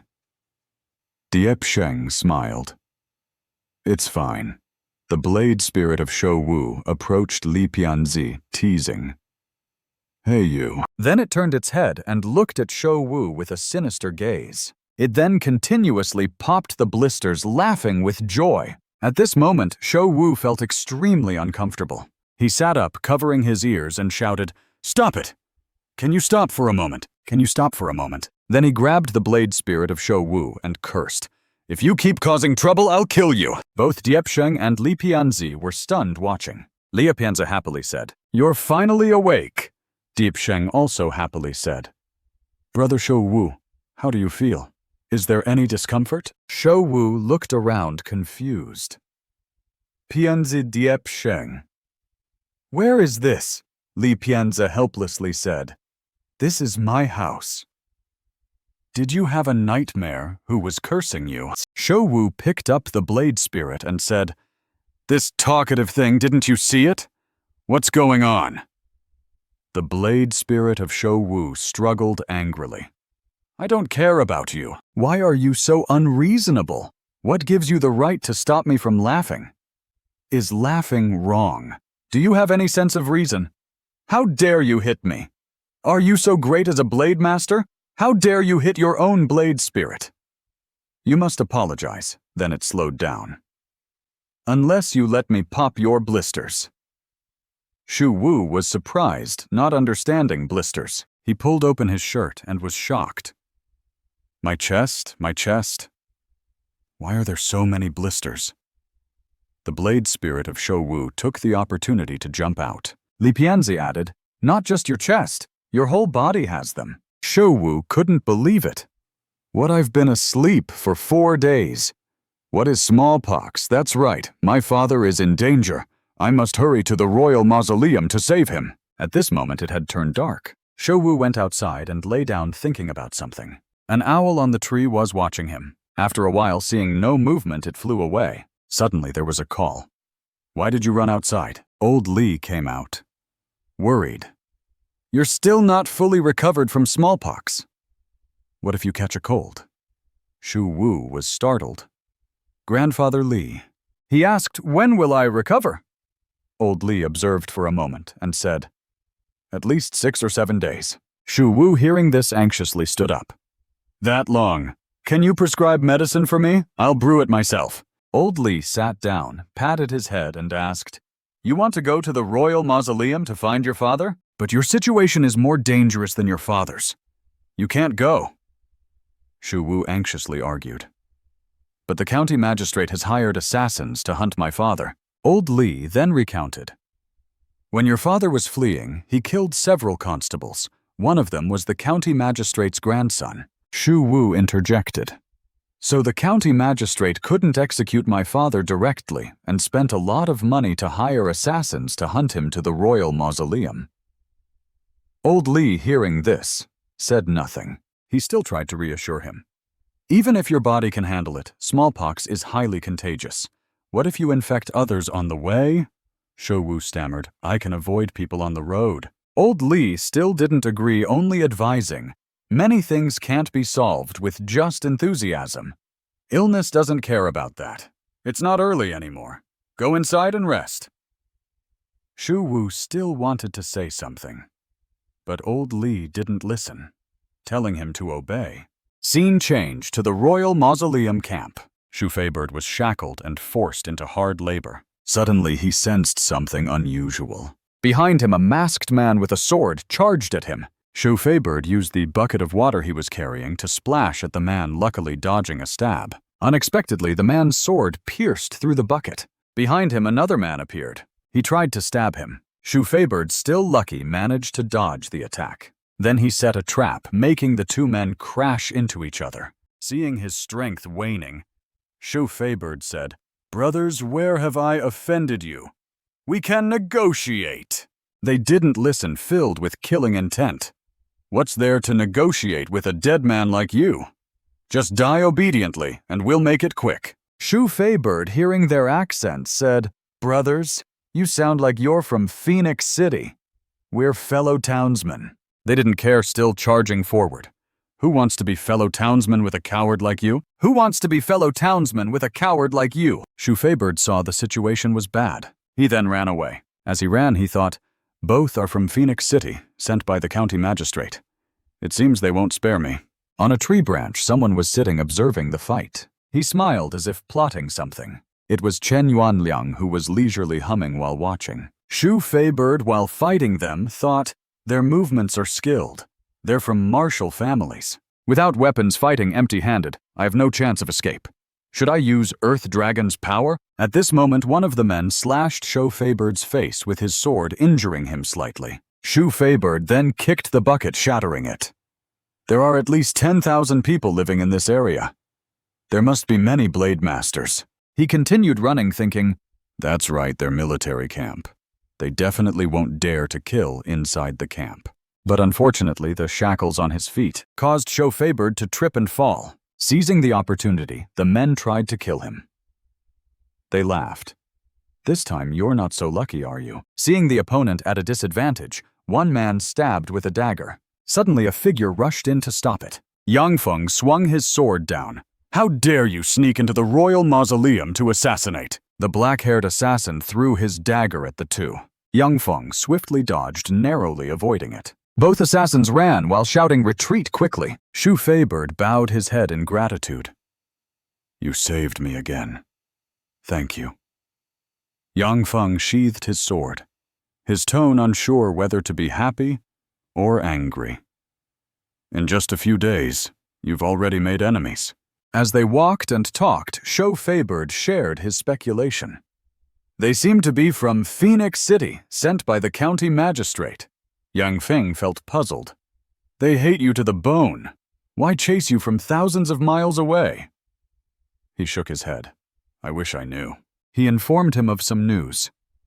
"But don't worry, your son has already killed them all," Shu Feibird exclaimed in surprise.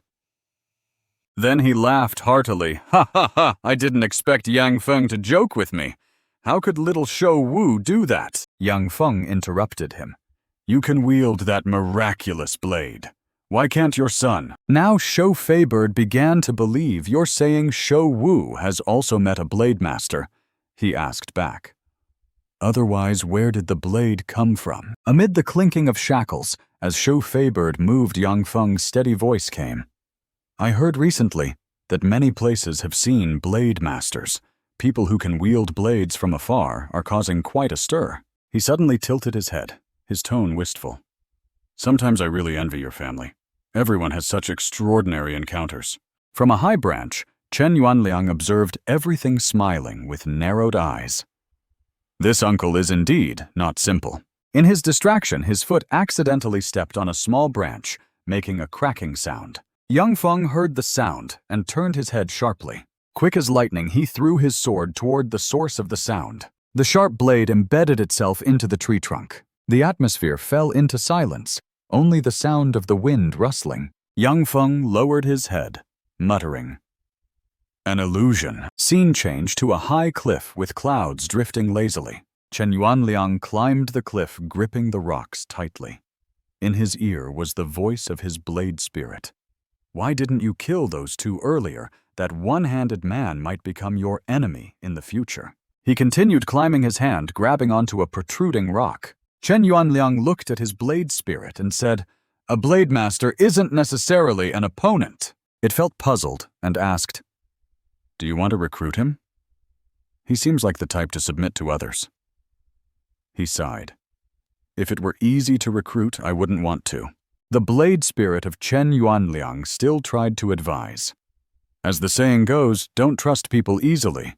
Your current status is too low. Even the servants around Shu Chengshu can't be recruited, let alone a blade master bearing heavenly fate." Chen Yuanliang, hearing this, paused for a long time, seemingly weighing the other's words. Then, with a strong push against the cliff, he leaped up. He reached out to grab another spot and smiled optimistically. "If I can't recruit him, I'll find someone else. As long as we're not on the same path, we can't share the same ambition. it still didn't give up persuading. This isn't just about different ambitions or paths. The worst fear is that it will turn into a blade stabbing toward you. So we must eliminate the future trouble now. Chen Yuanliang leaped upward while asking, "Who do you think is the biggest enemy of our blade master now?" The blade spirit of Chen Yuanliang answered without hesitation, "From your words, it must be the current imperial court." He jumped to the top of the cliff and said, "A stubborn bug won't die easily. Such a giant won't fall so easily. Before the biggest enemy is destroyed." Chen Yuanliang slowly stepped forward. "They can all be my blades." Then he clasped his hands and bowed respectfully. In front of him was a woman sitting by the fire. Chen Yuanliang called softly, "Master." Suiren glanced over and neither fast nor slow. "Not bad. You're a bit faster than yesterday." He was suddenly stunned as the flickering firelight illuminated her figure more clearly. Seeing her face and chest covered with cucumber slices, Chen Yuanliang asked doubtfully, "Master, what is this?" She touched her face while explaining, "I heard from some beautiful women that putting cucumber slices on the face can nourish the skin. At my age, if I don't take care of myself, I'll lose my beauty." He lowered his head, smiling with narrowed eyes, his words sweet as honey. "Master, your beauty surpasses even the celestial maidens by 10-fold, 100-fold. How could you ever grow old?" As soon as he finished speaking, his body froze as a heavy sensation pressed down on him. Suiren's entire body slid down and pressed against him. Chen Yuanliang stammered, "Master." She leaned down, her tone cold. "You have quite the nerve daring to tease your master." Sweat dripped down his face from fear. He anxiously said, "Master, your disciple wouldn't dare." Suiren hummed in response. She suddenly reached out, groping all over his body. Dissatisfied. "Why didn't you bring anything?" Chen Yuanliang awkwardly explained, "I originally planned to bring a salted chicken to show my respect, but it was stolen." Suiren frowned angrily. "Why didn't you take it back?" He pouted and asked, "Didn't you tell me to hide my abilities?" She dropped her playful demeanor, her eyes sharpening. "Then let me see." Suiren drew her sword and disappeared. "How long do you plan to keep hiding?" Chen Yuanliang drew his sword and held it horizontally in front of his chest, blocking a fatal strike.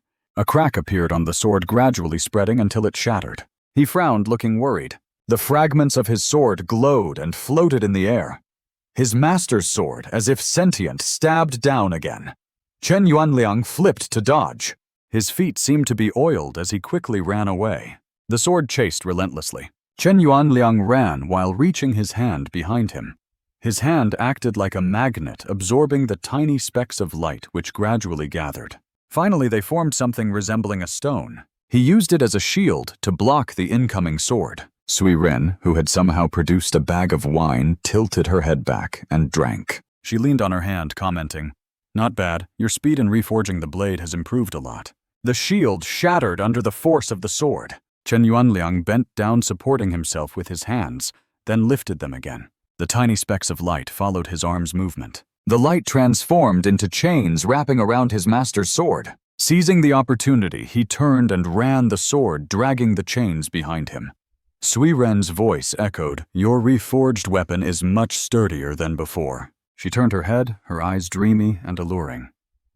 "But it's still far from enough." Chen Yuanliang turned to look. In that moment of distraction, the light chains disappeared, leaving only the sharp sword inches away. Feeling the cold energy from the sword pass through his body, Suiren sat up properly and said, "The key to reforging the blade is transformation." But not long after, she changed her posture, leaning down and whispering, "Transform. According to the enemy, the opportunity, the situation, the incident." Suiren said regretfully, "Your current forms of reforging are still too few.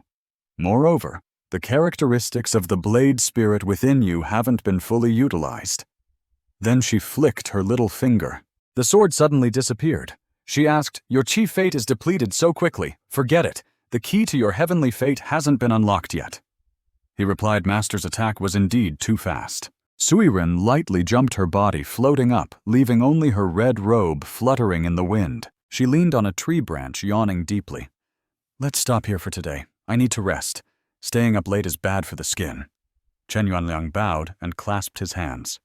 Yes. Sui Ren took out a piece of paper, examined it, and instructed. Don't come tomorrow. I'll be away for a few days. He was slightly disappointed and asked, You're leaving already? Didn't you say you wanted to teach me a powerful killing technique? She looked at the wanted notice with a reward of 10,000 taels of gold and smiled faintly. Wait until I return, then we'll talk. Sui Ren put away the paper and reminded him again. During this time, get familiar with the killing techniques of the blade spirit. Build a better rapport with it. You may leave now. Chen Yuanliang bowed and clasped his hands. Yes, disciple takes his leave.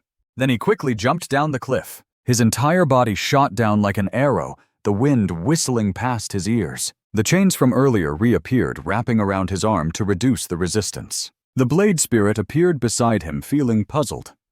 You still have a lot of chi fate left. You can reforge nearly 10 types of weapons. Why not show it? He replied indifferently. Master told me to hide it. Chen Yuanliang smiled, putting on a harmless demeanor. I must obey. Scene change to the place where free meals were being distributed. A crowd rushed toward the food distribution point, the noise continuous. What are you reincarnated starving ghosts? Line up properly. A trembling villager held up an empty bowl, only to have a ladle full of porridge poured into it. The villager pleaded. A bit more, big brother. This isn't enough to eat. The food distributor scolded. Get lost. If you keep whining, I'll take it all back. Chen Yuanliang, who had received his portion, walked away happily. I'm starving. Finally, I can eat. Chen Yuanliang joyfully picked up his chopsticks and took a bite. But contrary to his expectations, the bland taste made him swallow hard. He sighed. They didn't even add salt. He hugged his bowl of rice, looking up at the sky, his whole body lifeless. He lamented 2 meals a day, and they can't even spare some salt. How can we work without strength? Shu Feibird sighed gloomily. The kitchen must be doing it on purpose. Both sat down by the tent. He sighed. In the royal mausoleum with so many people eating, skipping 1 meal could save hundreds of pounds of rice. Now the price of salt has skyrocketed by over 200 coins. Sitting down to eat is truly greedy. Chen Yuanliang looked around, and seeing no one, he secretly reached into his chest searching for something. He held up a piece of paper containing a mysterious object and whispered to Shu Feibird. Want some more? He glanced over, and his eyes lit up with surprise at the sight of the object. Shu Feibird exclaimed in surprise. Salt Chen Yuanliang suppressed his voice, reminding him. Keep it down. He looked around cautiously, sprinkled some salt into his bowl, and whispered, Enough, enough. Where did you get this? Chen Yuanliang smiled mysteriously. A secret. Then he sprinkled salt into his own bowl. The bland food with a bit of salt became a delicacy in this time of hunger. Both devoured their meals ravenously. Shu Feibird ate until his cheeks were full, but still turned to say, Your nature isn't bad.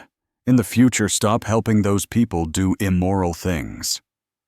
He chewed and replied, It's just to survive. With a grain of rice still stuck to the corner of his mouth, he turned and smiled. You're so capable. How about you protect me in the future? Shu Feibird, hearing this, suddenly choked on his rice, coughing violently. The two whispered and discussed. Chen Yuanliang curiously asked, What's Shu Chengshu's background? Why does he bring a group of servants to the royal mausoleum for labor? Shu Feibird, acting as if he understood everything, replied, He's involved in salt smuggling. Want to join? You can make a lot of money. The curly-haired man behind them almost exclaimed, Oh my God, Chen Yuanliang wants to change masters. Look at his mouth. He really knows how to flatter.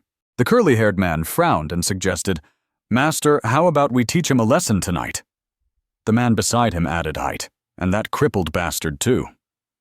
Shu Chengshu frowned disdainfully. He's just a dog of a servant. What's the rush? He remembered something and asked coldly, Did you hear anything about the Golden Bird sect? The 3 who had been full of energy suddenly fell silent, as if they had swallowed bitter herbs, bowing their heads and eating without a word. Zhu Chengshu, seeing this, understood and couldn't stop his anger, his eyes blazing. He stood up, cursing non-stop. A bunch of useless trash. Can't even handle such a small matter. They knelt on the ground, groveling, begging Master, don't be angry, not noticing someone approaching. Chen Yuanliang, with a carefree demeanor, pointed to his ear, signaling, I've heard it all. Brother Wang. Brother Li. Why are you always talking nonsense about me? One of the two men mentioned stood up about to charge at him, shouting, You damn brat, who's talking nonsense about you? The curly-haired man pulled him back, still rational. Brother, don't act rashly. The master hasn't said anything yet. Zhu Chengshu finally pointed at him and ordered, Stop talking nonsense. Quickly tell me, does the Golden Bird sect really have some holy water that can cure smallpox? Chen Yuanliang calmly replied, I heard it can. Now smallpox has appeared in many places in the royal mausoleum. Hundreds have already died.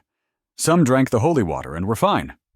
The curly-haired man's older brother, hearing this, knew he was at a disadvantage and gloomily lowered his head, turning away with a, Ku Chengshu was so worried he cursed. Damn it!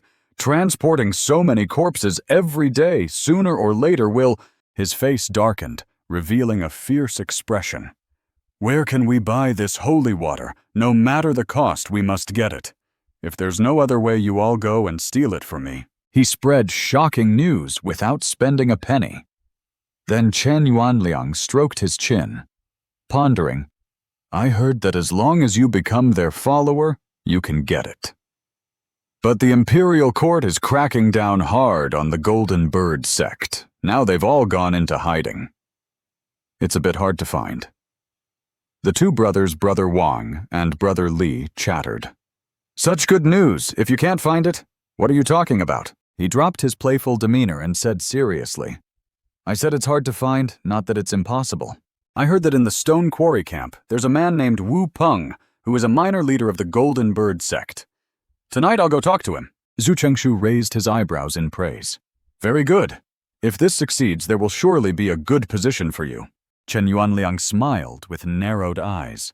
Yes, master. Scene changed to a quiet forest at night, with only the sound of insects chirping. In the camp, groups of soldiers patrolled continuously, not noticing a man hiding behind a tent. The man lifted the tent flap and said, Brother Wu Peng, Brother Liu, the Nang Kan, have finished their patrol. Note Nang Kan refers to insects that eat away at objects, a mocking term used by the Golden Bird sect for the local soldiers. Wu Peng informed everyone of important news. Recently, the Neng Kan of the Royal Mausoleum have been slaughtering our Golden Bird sect everywhere. Many of our comrades in various places have been killed. Everyone be careful. The distribution of holy water will be temporarily suspended. The crowd felt puzzled and asked, The Royal Mausoleum has more and more people infected with smallpox. Isn't this a good opportunity to spread the holy water? How can we give up so easily? Wu Peng turned around and waved his hand, explaining, Distributing holy water has caused too much commotion, making it easy to be discovered. Many of our comrades in the camps have already been executed. He sat down and lifted a cloth, saying, That's enough. Let's stop here for today. It's Sunday, so let's perform the ritual. From the dusty corner, a carefully locked wooden barrel appeared. Wu Peng took out a scroll from inside, held it up, closed his eyes, and solemnly said, We must invite the sacred statue of the Golden Bird Saint. Everyone raised their right hands to their left chests and chanted in unison, We respectfully invite the saint. Wu Peng raised his hand, letting the scroll unfurl, revealing the image of a man. He looked at the crowd and whispered a reminder. Keep it down. Don't let the Neng Kan hear. They also put their hands over their mouths and whispered, Shh. Wu Peng hung the picture on a hook already attached to the tent. His eyes stared intently at the painting as if deep in thought. Then he tightly closed his eyes. Wu Peng bowed his head, placed his hand on his chest, and sincerely whispered, The mysterious heavens lean toward the rising sun ascending to the high heavens. The crowd stood with bowed heads before the painting, murmuring sounds filling the tent. The Golden Bird, Saint blesses all living beings, dispelling darkness and spreading light. They concentrated intensely, whispering, the golden bird. Saint shines with boundless radiance. The painting remained silent, only the soft sounds of people's voices, dispelling the darkness and spreading the light. Wu Peng, though focused on the ritual, remained highly alert. He detected movement outside and immediately opened his eyes. Sure enough, at that moment a sword aura slashed across the painting. The tent flap was kicked open by someone outside, and dust flew everywhere. The people inside the tent immediately became chaotic, scrambling to find a way to escape. Wu Peng turned his head sharply, a glint of killing intent in his eyes. The newcomer was a purple-haired man with a sword, followed by a group of soldiers. He said regretfully, "What a pity I missed." This man was Zhang Tian, the left guard of the crown prince. Young Feng sighed, "Not a single one killed." Then he waved his hand, signaling the soldiers to immediately surround Wu Peng's group. The crowd turned pale, trembling with fear, as noisy sounds echoed around them. Zhang Tian ordered the encirclement, then walked over to look at the painting and clicked his tongue. He looked at Wu Peng's group mockingly. "Is this the so-called golden bird saint you worship? I heard he's a blind man. What's the point of drawing eyes?" As soon as he finished speaking, Zhang Tian decisively stabbed his sword through the painting. He held up the now damaged painting and said with satisfaction, "Isn't this just adding legs to a snake? Much more comfortable now." Zhang Tian let the painting fall to the ground, disdainfully saying, "This is your saint." The Golden Bird sect members lost their composure, charging forward and shouting, "How dare you disrespect the sacred statue! I'll fight you to the death!" He raised his voice. "I heard this blind man promised you that as long as you believe in this sect." Zhang Tian turned and swung his sword at the charging man behind him. "After death, you can go to some demon land called Fusang to live right." At that moment, two sharp projectiles shot from nearby. They wrapped around the two men and pulled them back, avoiding a fatal sword strike. They were dropped onto the ground. Wu Peng said sternly, "Then I'll send you off now." He held a weapon in his hand, frowning resolutely. "I'll hold them off. You all run." The group firmly disagreed. "Know the 9th rule of the Golden Bird scripture is to share hardships and not betray comrades. How can we abandon you and run, for the saint will fight them to the death?" Wu Peng remained firm in his initial decision, urgently urging them, "You being here will only hinder my performance." Then he shot out fabric strips, tightly binding the soldiers. The soldiers struggled to break free. Yang Feng shouted, "Not a single one escapes." Wu Peng still tried to persuade them. "Take this chance to run." They choked up, calling Brother Wu Peng run. "We'll listen to you." Zhang Tian, seeing the group reluctant to leave, coldly said, "Run." Wu Peng felt puzzled and became even more alert, staring at him intently. Zhang Tian sensed a familiar aura and asked suspiciously, "Is this really a reforged blade? My sword is a reforged blade in its solid form." Wu Peng, hearing this, shouted so loudly that spit flew. "These fabric strips of yours can only be cut clean." Both sides charged at each other simultaneously. Zhang Tian swung his sword, cutting through Wu Peng's fabric strips. He slightly frowned, a cold glint in his eyes. Zhang Tian forcefully brought his sword down. Wu Peng tried his best to block with his sword. His face turned pale as the fabric strips softened, and sweat poured down his face.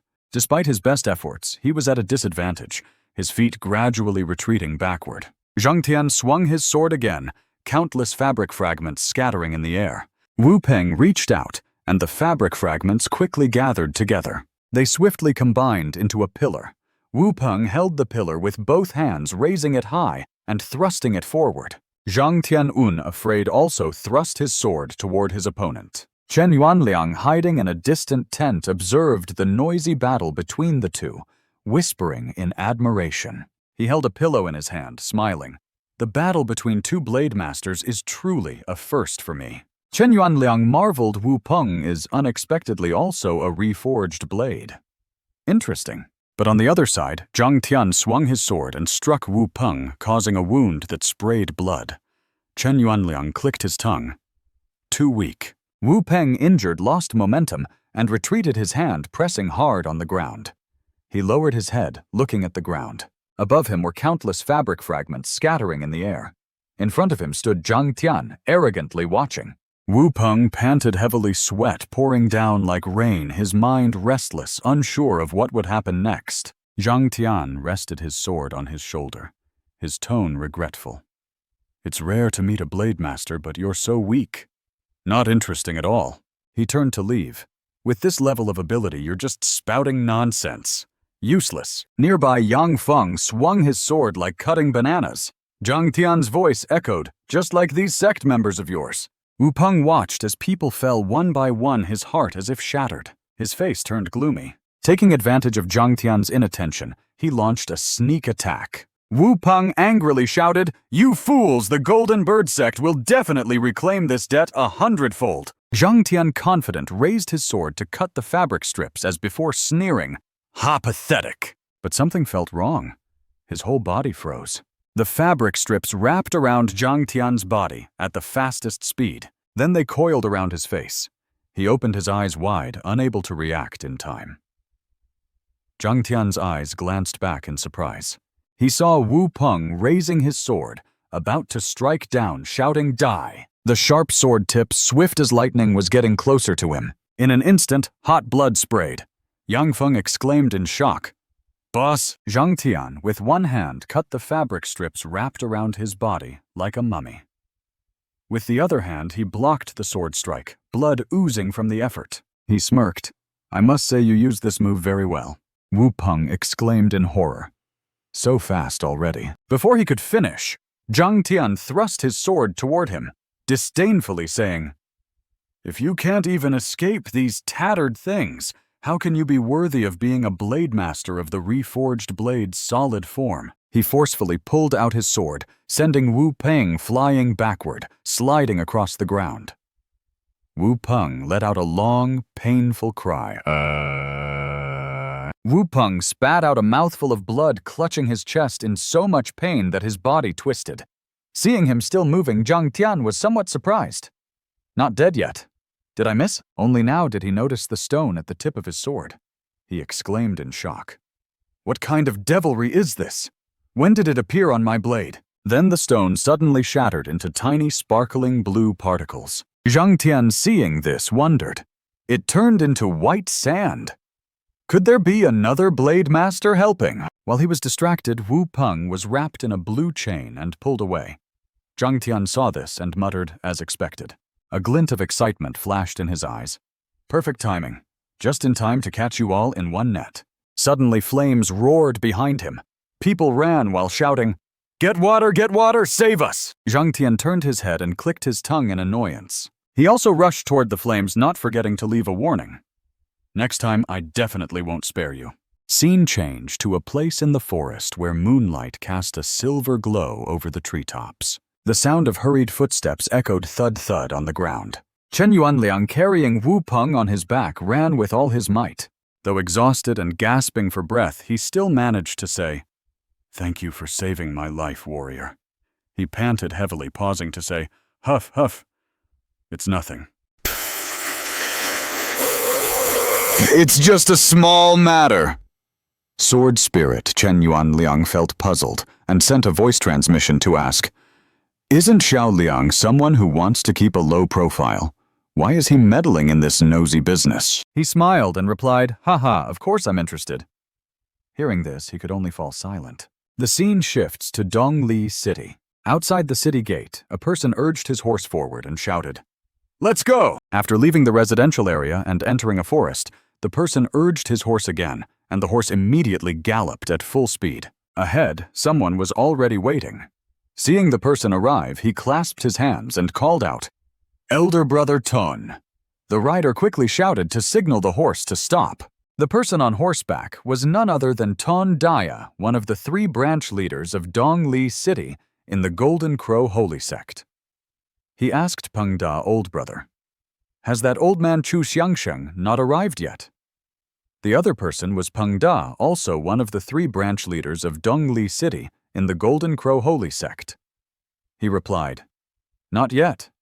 Should we wait a bit longer?" Ton Daya grew impatient and said in a deep voice, "Forget it. Let's go ahead." Mu Diao King, one of the 8 Miao Kings of the Golden Crow Holy Sect, has already arrived. Peng Da thought to himself, "He's here." Tondaya hurriedly spurred his horse forward, and Peng Da also quickly urged his horse to follow, shouting, "Wait for me." The scene shifts to another place where 2 people were slowly riding their horses while observing their surroundings. The man in green pointed into the distance and said, "Father-in-law ahead is Dongli City." This person was Wangu City, the adopted son of Yang Changcheng. He clasped his hands and reported, "This is now the territory of the Golden Crow Holy Sect, managed by the 3 branch leaders, Chu Xiangsheng Tondaya and Peng Da." The man in black was Yang Changcheng Mu Diao, King, one of the 8 Miao Kings of the Golden Crow Holy Sect. Hearing this, he turned his head and grunted in acknowledgement. Yang Changcheng pondered and said, "Even spreading the faith must be done carefully. Only when all the common people become believers can we truly conquer this place forever." Wangu City continued, "Father-in-law, rest assured.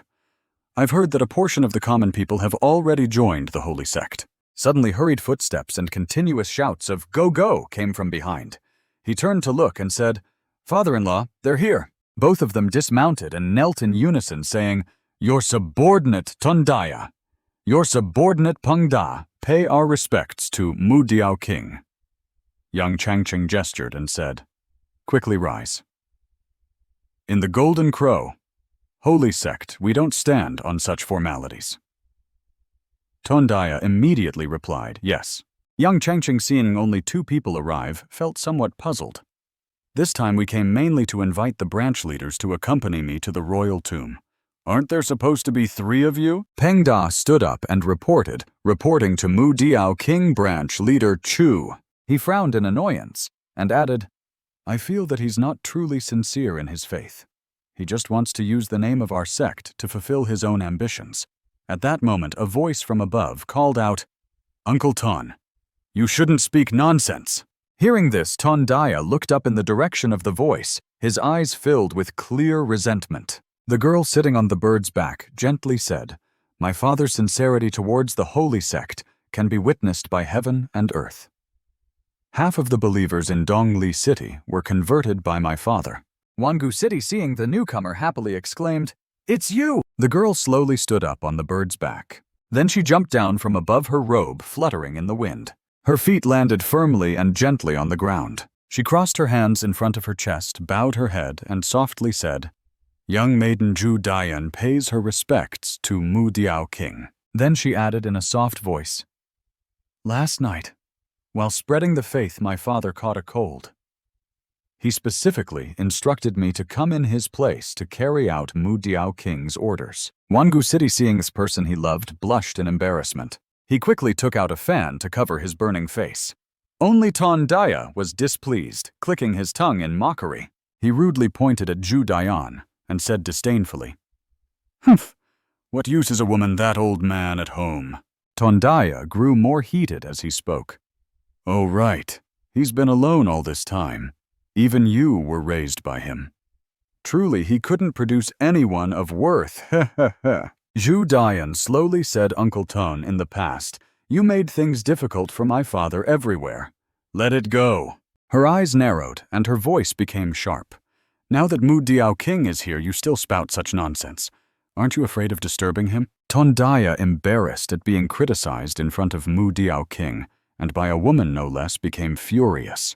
His eyes bulged and veins popped on his face. He raised his hand intending to strike and shouted, "You shrew! You want to die!" Zhu Dian stood still, not moving an inch.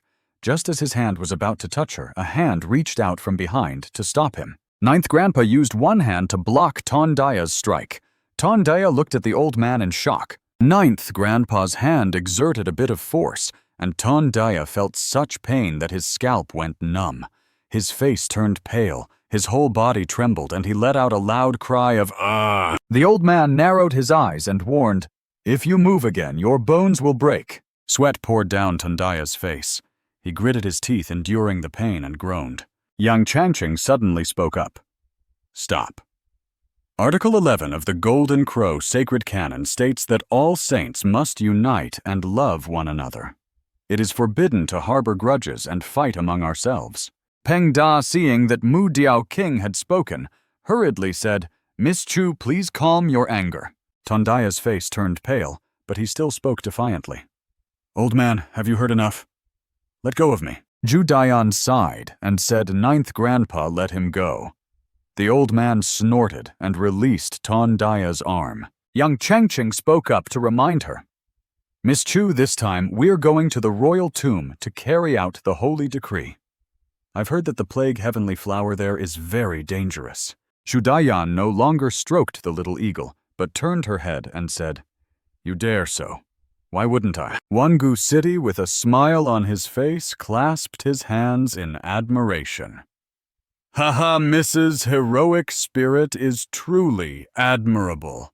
I'm just worried that if you're not careful and get infected by the heavenly flower, it might leave scars on your face, which would be a pity for such a heavenly beauty. Zhu Daiyan and Ninth Grandpa both placed their hands on their chests to show their respect. She said, If I can contribute even a little to the great cause of the holy sect, this small sacrifice is nothing. Young Changqing praised her. A woman like you is no less than any man. He made a decision. The situation in Dongli City is unstable.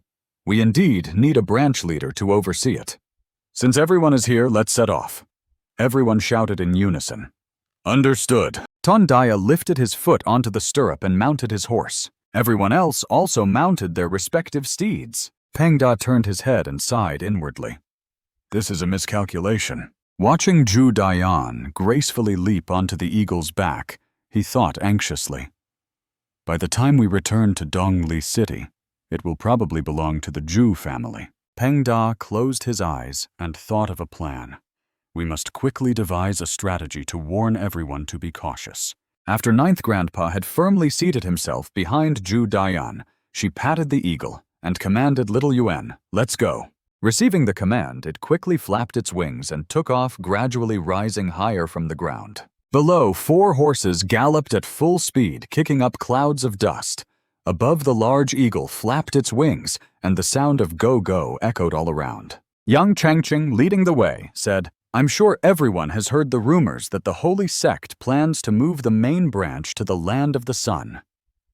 Wangu City asked father-in-law, what does that mean? Young Changqing explained, The land of the sun is the place where the sun rises. It is a blessed land for the holy sect. Moving 100,000 people there would cause a huge commotion, making it easy for that fool Yuan Ming to notice. He whipped his horse and said, This time we're going to the royal tomb to use the plague heavenly flower to divert the attention of those fools. When the time comes, everyone can show off their full abilities. The more chaotic the royal tomb becomes, the better. Wangu City frowned and shouted, Understood. Peng Da and Tondaya also showed excitement and shouted in unison. Understood. Zhu Daiyan, riding the eagle high above, also replied, Understood. The horse's hooves kept galloping without pause. The eagle's wings also kept flapping without stopping. The scene shifts to another place where Shou Wu tightly gripped the wooden sword in his hand. He closed his eyes tightly, his brows slightly furrowed. Then he let out a tired sigh. Shou Wu raised the sword high, preparing to strike. The sword slashed fiercely into the tree trunk, but the tree remained unharmed. Only the sword broke in half. He looked at the broken sword in his hand and screamed in despair. It broke again. Shou Wu lamented, Master can casually swing his hand and split a large rock in half. Why is it that when I try to chop a tree, my sword breaks? The sword spirit of Shou Wu floated in the air and snorted lightly. How can you compare to that? It spoke at length. Your master is a saber master with 5 types of chi attributes. He must have wrapped the chi attribute of the Kang chi form around the saber and used the saber chi to split the rock. We are living being form slaughter sabers we can't compare. Shou Wu scratched his head and muttered, Kang chi form, living, being form. The sword spirit of Shou Wu angrily fired off. You've been a saber master for so long, yet you don't even know the attributes of the saber. You're really careless. Shu Wu could only remain silent. It began to teach the basics again.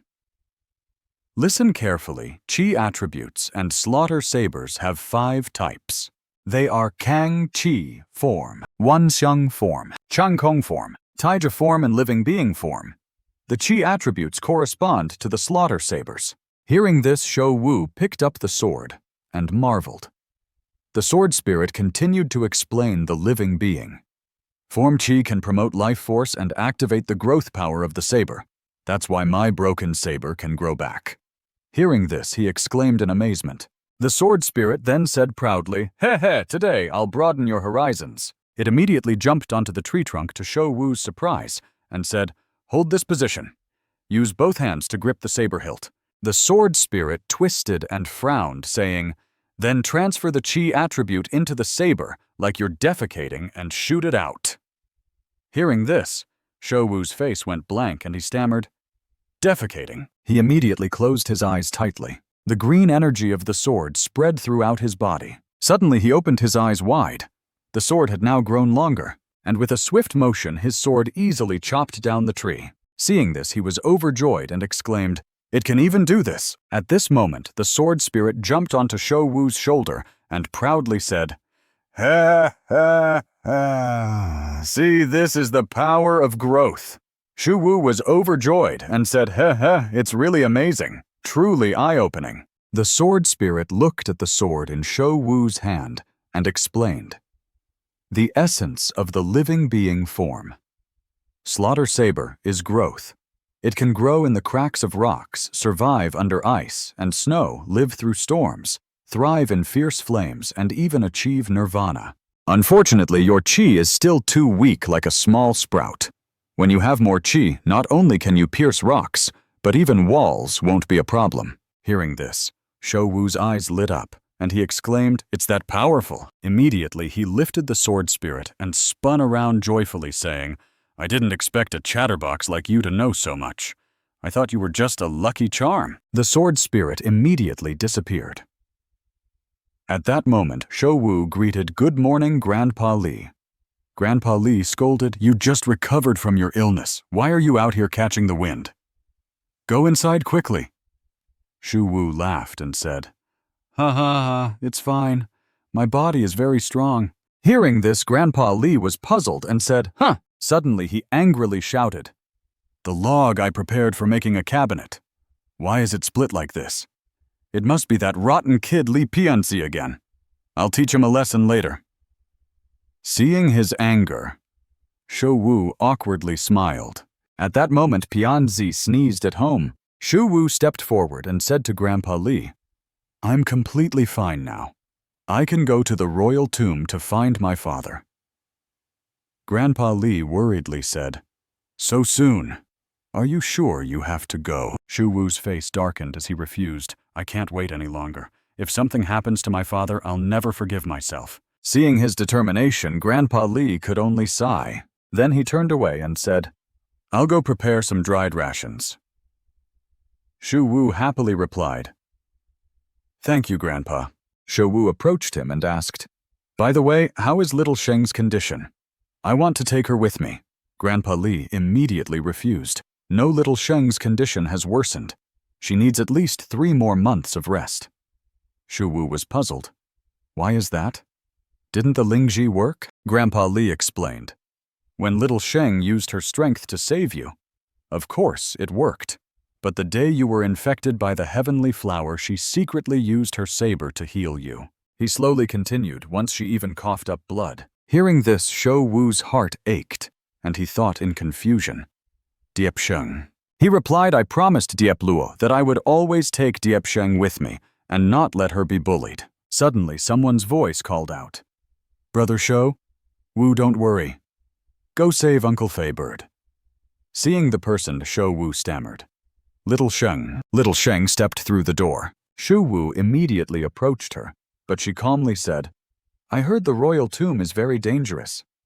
If I go, I'll only hold you back." She looked up at him and continued, "I don't want to be a burden to you." Then she expressed her wish, "I want to stay here and learn medicine from Grandpa Li.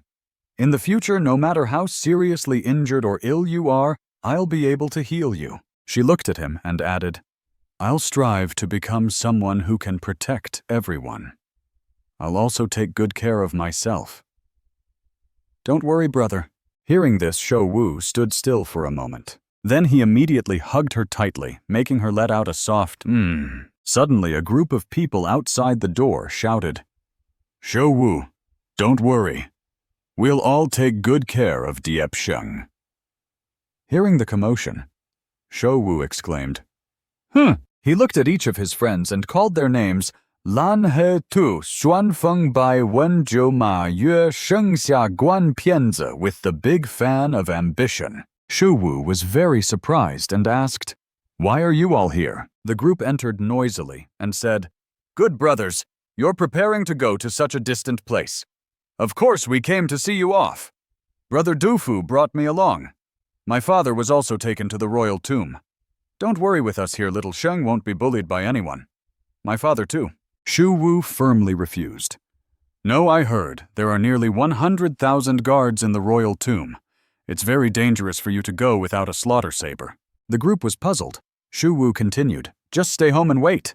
I'll definitely bring Uncle Fei and Uncle Bai back safely." His face darkened as he said, "Also, I heard the officials are hunting me. If they come here, think of a way to cut ties with me." He added, "If you can endure, endure. Wait for me to return." One of the group replied, "Don't worry, I know how to handle it." Hearing this, Shou Wu thanked them and said, "Then I'll leave little Sheng in your care. Take care, brothers." The group bowed and replied, "You be careful too. Make sure to return safely. We'll wait for you to come back and drink together. Brother Dufu, I'll leave my father in your care." Then he picked up the blue bag. Shou Wu set off on his journey. As he entered the forest, the sound of galloping hooves approached. Tang Dao dismounted and looked into the distance. He then opened the sword box, causing it to glow. He looked at the sword and smiled slightly. At that moment, he looked at the group, seeing Shou Wu off, and thought to himself, "In such a hurry to meet your executioners, huh?" Suiren's gaze was fixed downward. Under the shade of a large tree, Tang Dao sat on the donkey's back, his long hair fluttering in the wind, seriously reading the book in his hand. Finally, he finished it. His blue eyes glanced around. Tang Dao looked up and saw Suiren lounging on the tree, her long hair flowing in the wind, leisurely admiring the leaves. She teased, "Little Tang Dao, you're so slow." Her face leaning against the tree trunk was stunningly beautiful. Her delicate thighs were exposed, and she held a thin piece of paper in her hand. She gently transformed the thin paper. It turned into a book titled The Plum in the Golden Vase. She leisurely flipped through the pages and teased junior brother, studying so hard, "Are you planning to take the imperial exams and become an official?" Tang Dao looked at the paper Sui Ren had just transformed and was surprised. He couldn't believe his eyes as he read the information on it.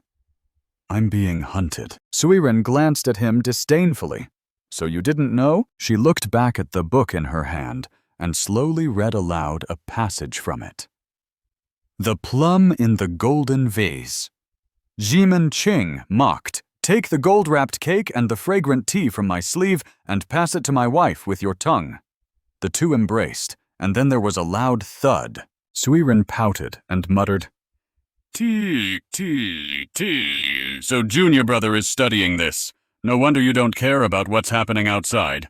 A purple aura suddenly appeared around her, and her body trembled slightly. Tang Dao's pupils slightly contracted, unsure what trick she was up to. However, without him noticing, she had already appeared close behind him, her delicate breasts pressing against his back.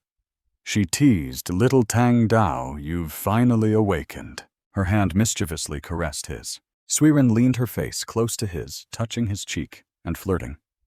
"Or should we have a deep discussion, senior sister?" Tang Dao pushed Suiren off the donkey's back and reminded her Mao Mao can't bear the weight of two people.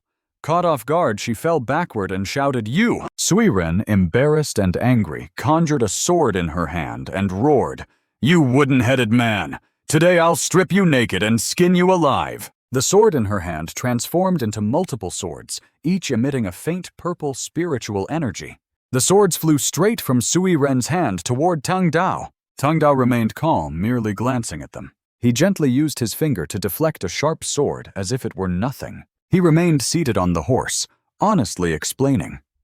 Senior Sister Mao Mao's health is really weak. It can't bear the weight of 2 people. The sword flew out of Sui Ren's hand. Tang Dao gently caught the sword aimed at his face. His eyes were slightly dazed and surprised. A loud explosion echoed, accompanied by a blazing purple spiritual energy. Before Sui Ren's eyes was only a deep pit with remnants of spiritual energy. The donkey silently appeared behind her. Mao Mao, with a confused look, asked, "What's going on?" Hearing Tang Dao sitting comfortably on its back, it generously said, "If Senior Sister wants to ride like this, I'll get off and let you ride." Mao Mao cried as Sui Ren pointed the sword at it, scolding, "Stupid donkey, get lost! Who wants you?" Her blood boiled, and she played dirty, baring her teeth and claws, shouting, "Starting today, you're a wanted criminal with a bounty of 10,000 taels of gold. I must capture you and bring you to justice." Tang Dao sweet-talked Sui Ren's senior sister. "We're from the same sect. How can we kill our fellow disciples for money?" Sui Ren, still furious, charged at him, hissing, "The items from the Red Earth Mountain cost me over 100 taels. Now I'm short on money." Tang Dao retorted, "You're almost 200 years old and still so selfish." Sui Ren, even angrier, brandished her sword and advanced, determined to settle the score with him. "You wooden-headed man, if you don't know how to talk, just shut up." The sword in her hand began to emit a purple light, becoming transparent. Sui Ren unleashed her move, Hidden Wind, invisible, creating many copies of herself, ready to attack Tang Dao. He summoned his own sword. He materialized his sword in his hand. Tang Dao remained expressionless and began to swing his sword, unleashing a powerful strike to counter Sui Ren's move. Sui Ren gripped her sword tightly, thinking, each of my strikes weighs 1,000 pounds, yet he can neutralize all of its power. Sui Ren conjured countless swords. They flew toward Tang Dao in an attack. He sighed helplessly. Tang Dao's long hair fluttered as he executed a powerful technique, launching an attack toward Sui Ren. The clash between these two created a massive surge of purple energy, dense and overwhelming, like 1,000 swords and 10,000 blades. Countless swords from Sui Ren and Tang Dao collided, clashing loudly. Tang Dao chanted, "Go." Countless swords he conjured flew toward Sui Ren. Sui Ren silently observed his attack as the swords whistled toward her. Just as the swords were about to hit, she chanted and disappeared. Tang Dao's expression remained unchanged as he made a motion to retract his sword. The sword emitted a surge of purple energy, flying back toward Tang Dao. He gently grasped the sword. His eyes closed slightly as he focused his spirit. Sui Ren descended from above, stealthily swinging her sword to attack Tang Dao from behind, but he didn't turn around. He calmly used his sword to block her powerful strike. Her eyes showed a hint of surprise. Tang Dao glanced at her, frowning slightly, and warned Senior Sister, "Stop causing trouble, or I'll really take action." Sui Ren scrutinized her junior brother with a probing gaze. She noticed a powerful surge of purple energy emanating from Tang Dao's body. Sui Ren, realizing the situation, retreated to the tree. She hugged her face in frustration, realizing that fighting her junior brother was indeed best done early. Tang Dao turned his back, ignoring Sui Ren as she leaned against the tree, fuming and muttering, "You don't know how to cherish beauty at all." He chanted, making his sword disappear, and casually said, "I heard Senior Sister has also taken a saber master as a disciple." Sui Ren replied sarcastically, "What about you? Have you also taken a disciple?" Tang Dao frowned and calmly confirmed, "Yeah." In his mind he thought, moreover, it's someone who made the red dagger acknowledge a master. Sui Ren silently watched Tang Dao leisurely walk down the slope and added, "Also Senior Sister Qin Ling, Uncle Zhou Jian, and the disciples of the lower palace." Both of them realized that it seemed like a major upheaval was coming. She leaned against the tree, watching Tang Dao sit on the donkey, and asked, "Soon the dragon vein of the Yuan Ming royal tomb will be disturbed. Do you want to go there together?" Tang Dao suddenly shouted, "I can lend it to you! Hurry up and ride it for a while." Sui Ren, annoyed, disappeared, shouting, "Get lost. Go there slowly by yourself." Tonight the bright full moon was obscured by clouds. A shadowy figure stealthily observed its surroundings. It leaped high into the air. The shadow jumped over the wall into a large estate. Sharp eyes gleamed in the darkness, stealthily peering around to assess the situation. The sword spirit suddenly appeared behind Shou Wu. It turned out the sneaky figure in the night was him. He exclaimed excitedly, "Wow, this house is so luxurious.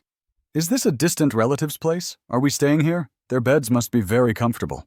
The sword spirit suddenly jumped up and down, shouting, "Ah, no! Wait! Why aren't you moving? What are you planning? Didn't you want to go to the royal tomb to save your father?" Shou Wu quickly covered its mouth and hissed, "Shut up! Don't ruin my horse theft!" The sword spirit struggled angrily.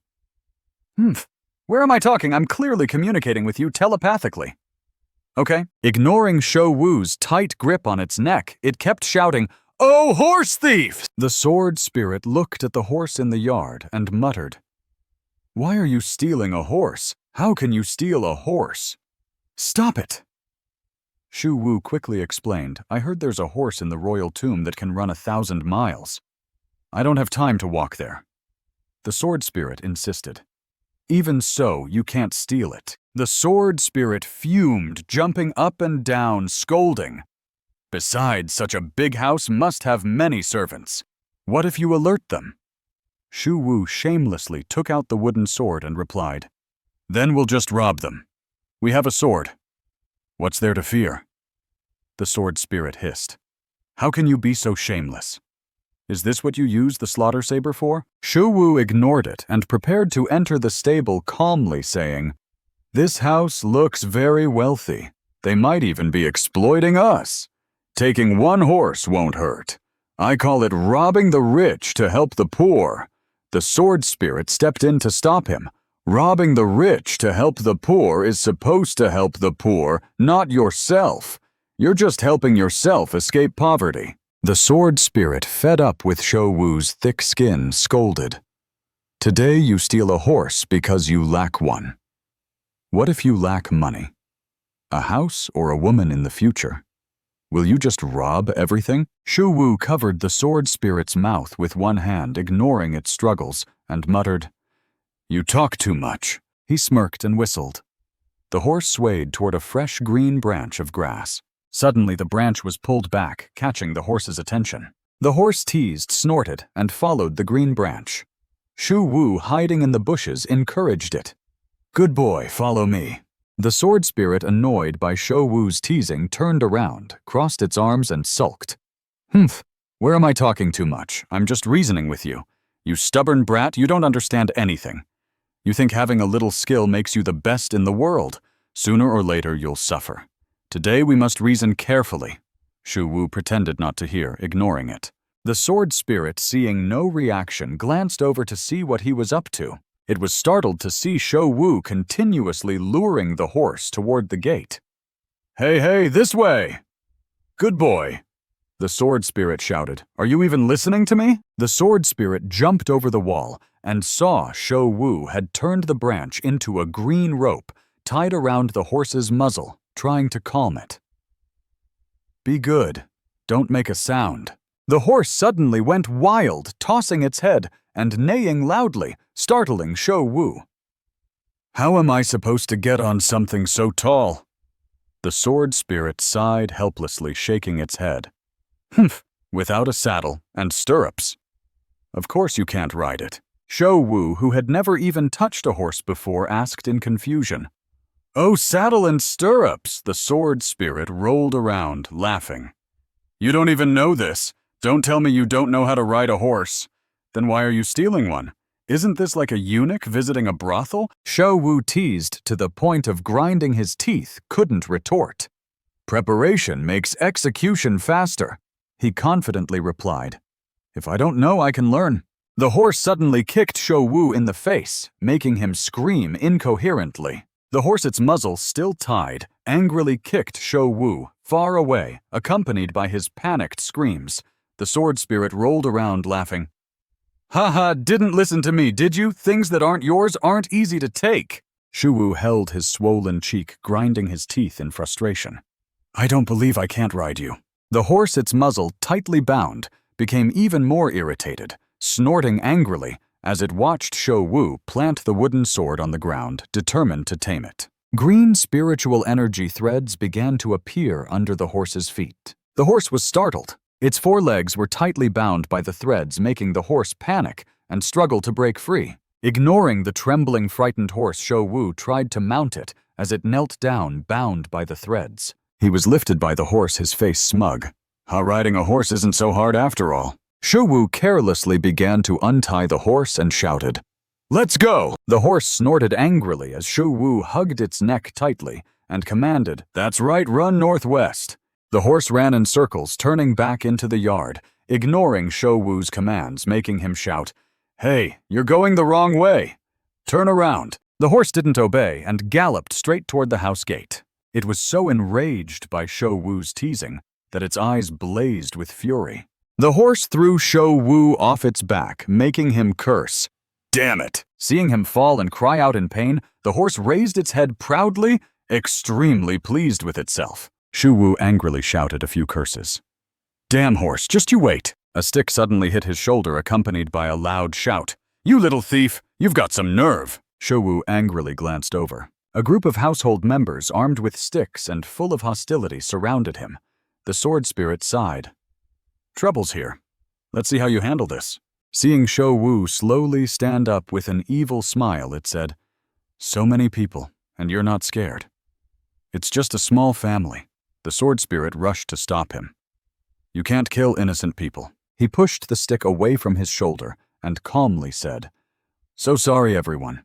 It's all because this damn horse of mine wouldn't listen and caused a disturbance.